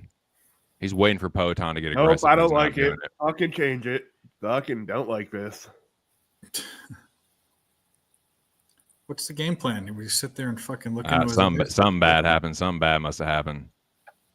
Something bad must have happened. Not yet. I just don't like the waiting fucking bullshit. Like I said. Oh, okay. I thought you got sparked or something. I like fucking like some Beavis and Butthead. Change it. He's not sparking anyone. He's playing fucking. Yeah, don't fucking. I won't say I shouldn't do that, but his game plan sucks. Who? Poatan? Yeah. Bro, he's a kickboxer. Well, I get it, but change something. You can't. He's not imposing his will and walking him down like he does everyone. The guy's, pushing back. So the thing that I thought was interesting is Magomed Ankalaev is a Sambo combat world champion, which is like damn near the highest. That's the Russian. That's like Russian stand-up. And to that point, like he didn't take him down, but he did kind of manhandle him against the fence. He's like, "No, you're gonna stay here for this fucking round." Like, and he couldn't do much to stay off of it consistently. So we'll see what happens here, man. We got just over 3 minutes. Magomed just throwing a lot of body kicks. Misses with the right hook. Poatan out of range. Left hand to the body goes Ankalaev. Outside low kick from Poatan. Magomed misses with a right hook over the top. Outside low kick and a high kick attempt from Poatan, who goes jab to the body, pushing forward. Alex getting aggressive now. Inside low kick Poatan. Nice left hand from Magomed. 2.5 minutes left. Outside low kick Poatan. Why did the odds jump? It doesn't even make sense. Because it's Poatan. Yeah, well, what Magomed for pushes me, he's forward. like, hey, here's my belt, sir. Do you want my belt? Let me fucking. Most got books low are kick from Magomed. locked up right now anyway. They won't let you bet under 2 minutes. Yeah, he's losing. Poatan with a counter left hand. Didn't really land clean. Goes jab to the body. Ankalaev, that is. Pushing forward. Just under 2 minutes here. Ankalaev misses with a shovel hook. Now he's gonna uppercut. Wrestle fucking. Yeah, just under it. Yeah, it looks like he's looking for a takedown, looking to push him against the fence. Good fucking good fight. Not a good fight. Magomed misses with the left hand. Nice jab from Alex. Misses with a jab there. Misses, gets the high kick block. Magomed with the left hand tries to turn into a takedown attempt, but good takedown attempt from Poatan. Tries to fucking reverse it and take Magomed down, but Magomed just pushes him back into the fence. Poatan pummeling underneath to get himself off of the fence. Magomed using the superior head position. Magomed gets around to the back. Alex trying to break the grip. 0 successful takedowns. Magomed 0. trying to get the body lock here. Gets around to the back of Alex Pereira, who's turning into him. Just stalling. Magomed trying to Beautiful get thing. Nah. Alex might have grabbed the fence there for a second. I couldn't really see. I'm not going to accuse him without fucking enough evidence. Oh. And again, I could I could just be mistaken. Did you just see the significant strikes that he's winning? Like, Yep. 4 rounds to 1. Ankalaev's not doing shit. He's pushing him against You could take all of Pereira's 4th round strikes away. They're all those fucking taps to the side of the head being dominated on the fucking. Yeah, like he didn't do jack fucking shit. In the I fourth think round. Alex Pereira just basically said, "Here's my belt. I don't want to." Yeah, there was win or lose, Pereira's worst game plan I've ever seen. My mind's kind of boggled. Like, this is a No, fucking. I tried to get it there with 15 seconds left. He's 10 seconds left. Here we go. Ankalaev just holds Pereira against the fence. 3, 2, 1. There we go. Minus the leg kicks, how many strikes has he really got? Yeah, I don't know. That's why I saw that stat and I'm like, that doesn't make. Yeah, how many really big head strikes did Alex Pereira land in that fight? No, bro, I really think that fight screamed that Alex Potan's going up the heavyweight. This would be a robbery for sure. This would be a bias, bias, man. It would be a fucking robbery. Yeah. I'm sorry, Ankalaev won that. I think you got a pretty good case for 3 to 2 or 4 to 1 even. I think it was 4 to 1. I think he deserves to get a 4 to 1. I think union for sure. You need a 4 to 1 to beat the champ though. Like you have to beat the champ. So yeah, 4 to 1. So that's a 4-1 decision though. Alex split. Okay. All right. Well, we'll see. I don't think so, bro. I might quit UFC if that happens. Oh please,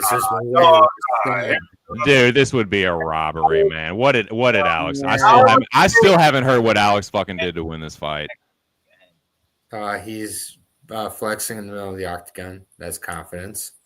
One of the most important criteria.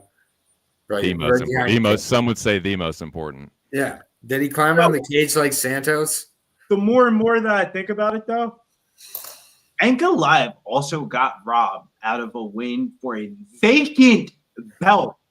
Dude, he won that. I hope these judges take their time. Take your time, judges. Bro, that is wild. I have never seen a vacant belt fight end in a draw. So I'm starting to feel the robbery in the air. That's what I'm saying. Nah, they're showing a lot of Ankalaev. I'm gonna feel bad if I win my bet. Is what I don't even care about it. Yeah. I'm seeing a lot. I'm seeing a lot of Ankalaev highlights. There's a Pereira jab. That's about it though. All right, we got split screen. Split screen, boys. Not what I want to hear, Aaron. The dog. Give me the dog, Aaron. Not split. I'll mute it. It's split.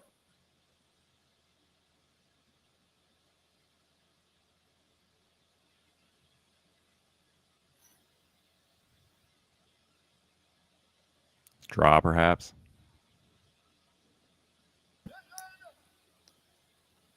No, you got it. No, unanimous decision. Yeah. That's the right. Let's fucking go, boys. Cash the plus money and new. Magomed Ankalaev is your new light heavyweight champion. Love it or hate it. Tried to tell you, though.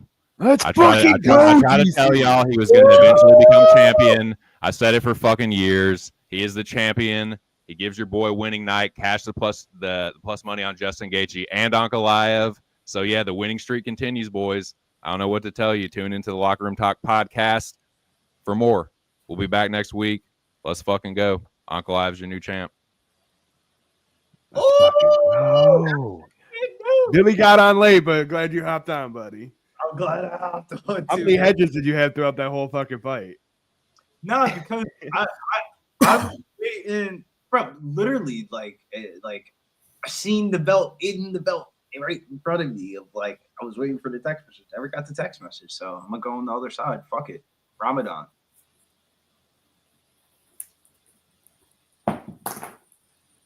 Usually I get the text message from the lower bull, Hotan. He gives me the round, man. I mean, it was the rifle call. He did the damage. He had the control. Like, yeah, he didn't do a ton. He didn't really do much with that cage shit, but like Alex didn't do shit when he was doing that. He was just getting pushed against the cage. So, lame towards the end, but he had the most exciting moments. Sat Alex down in his seat. So it's like, fuck else do you want from the man, Cash it, Kevin. Let's fucking go. And one more crash for the pay-per-view is only right. Dave, where can they find you at nowadays? Who, me? Yeah, what you got going on? Where can they I don't find do you? much of anything. You know that. I've been radio silent. I just pop here. I do that. I do this. If you guys want, so they're premiums. I don't even care because I'll advertise it just to get it out there and give it to you guys for free. If anyone, so late night bets, everyone looks for like Korean baseball and all sorts of shit overnight. Thursday nights, Friday nights, Saturday nights are National Rugby League and Aussie Rules football. I cap both of those. If you want to Twitter me, I'll just give you my plays for free. I don't care.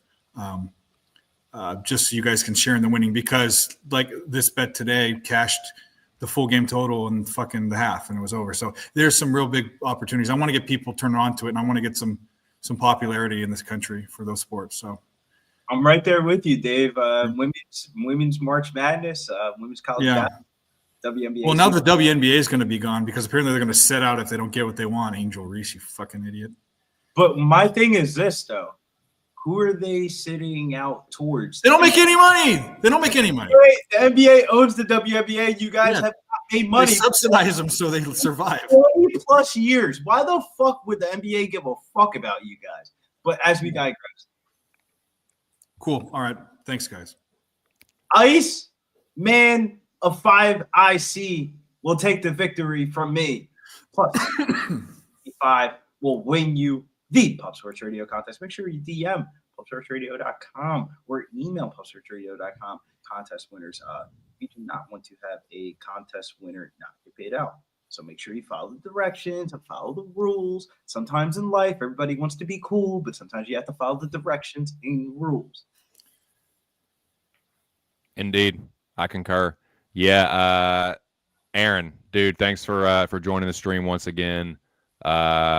Do you have any final words for the people, and what you got going on? Yeah, congratulations, Ankalaev bettors. Very exciting new champion here as well, aside from the bets. So can't wait to see the next Ankalaev fight. Catch me over at Two Senses channel for the post weigh-in shows every Friday. And here on Saturdays for UFC cards. Thank you as always for having me. Thank you, Duder. Nice, Gerardo. Let's fucking go, man. Yeah, it begins, Iron Eagle. But, man, for real, shout out to everybody in the chat. Shout out to the whole fucking pub, dude. Everybody that's been on panel tonight. Everyone that's been kicking it with us on all these streams, dude. Everyone's been tuning into the Locker Room Talk podcast, which we will be back for the next event next week. So tune to that shit right here on Pub Sports Radio, Tuesday night, 11 p.m. Eastern Standard Time. And, boys, if you don't mind, I know I've been harping and bitching and pissing and fucking moaning about it all night. But please, if you don't mind, smash the like button if you haven't already before you leave. But yeah, for everybody here, big show, swig behind the scenes, everyone in the chat, Jeff Slaughter for letting us do this every week, man. I cannot wait to see you, Rajas, in San Antonio, man. We're going to fucking have a good old time. But yeah, man, smash the like button, subscribe if you haven't, consider becoming a member, and we'll catch you next week. We be motherfucking pubbing. Peace!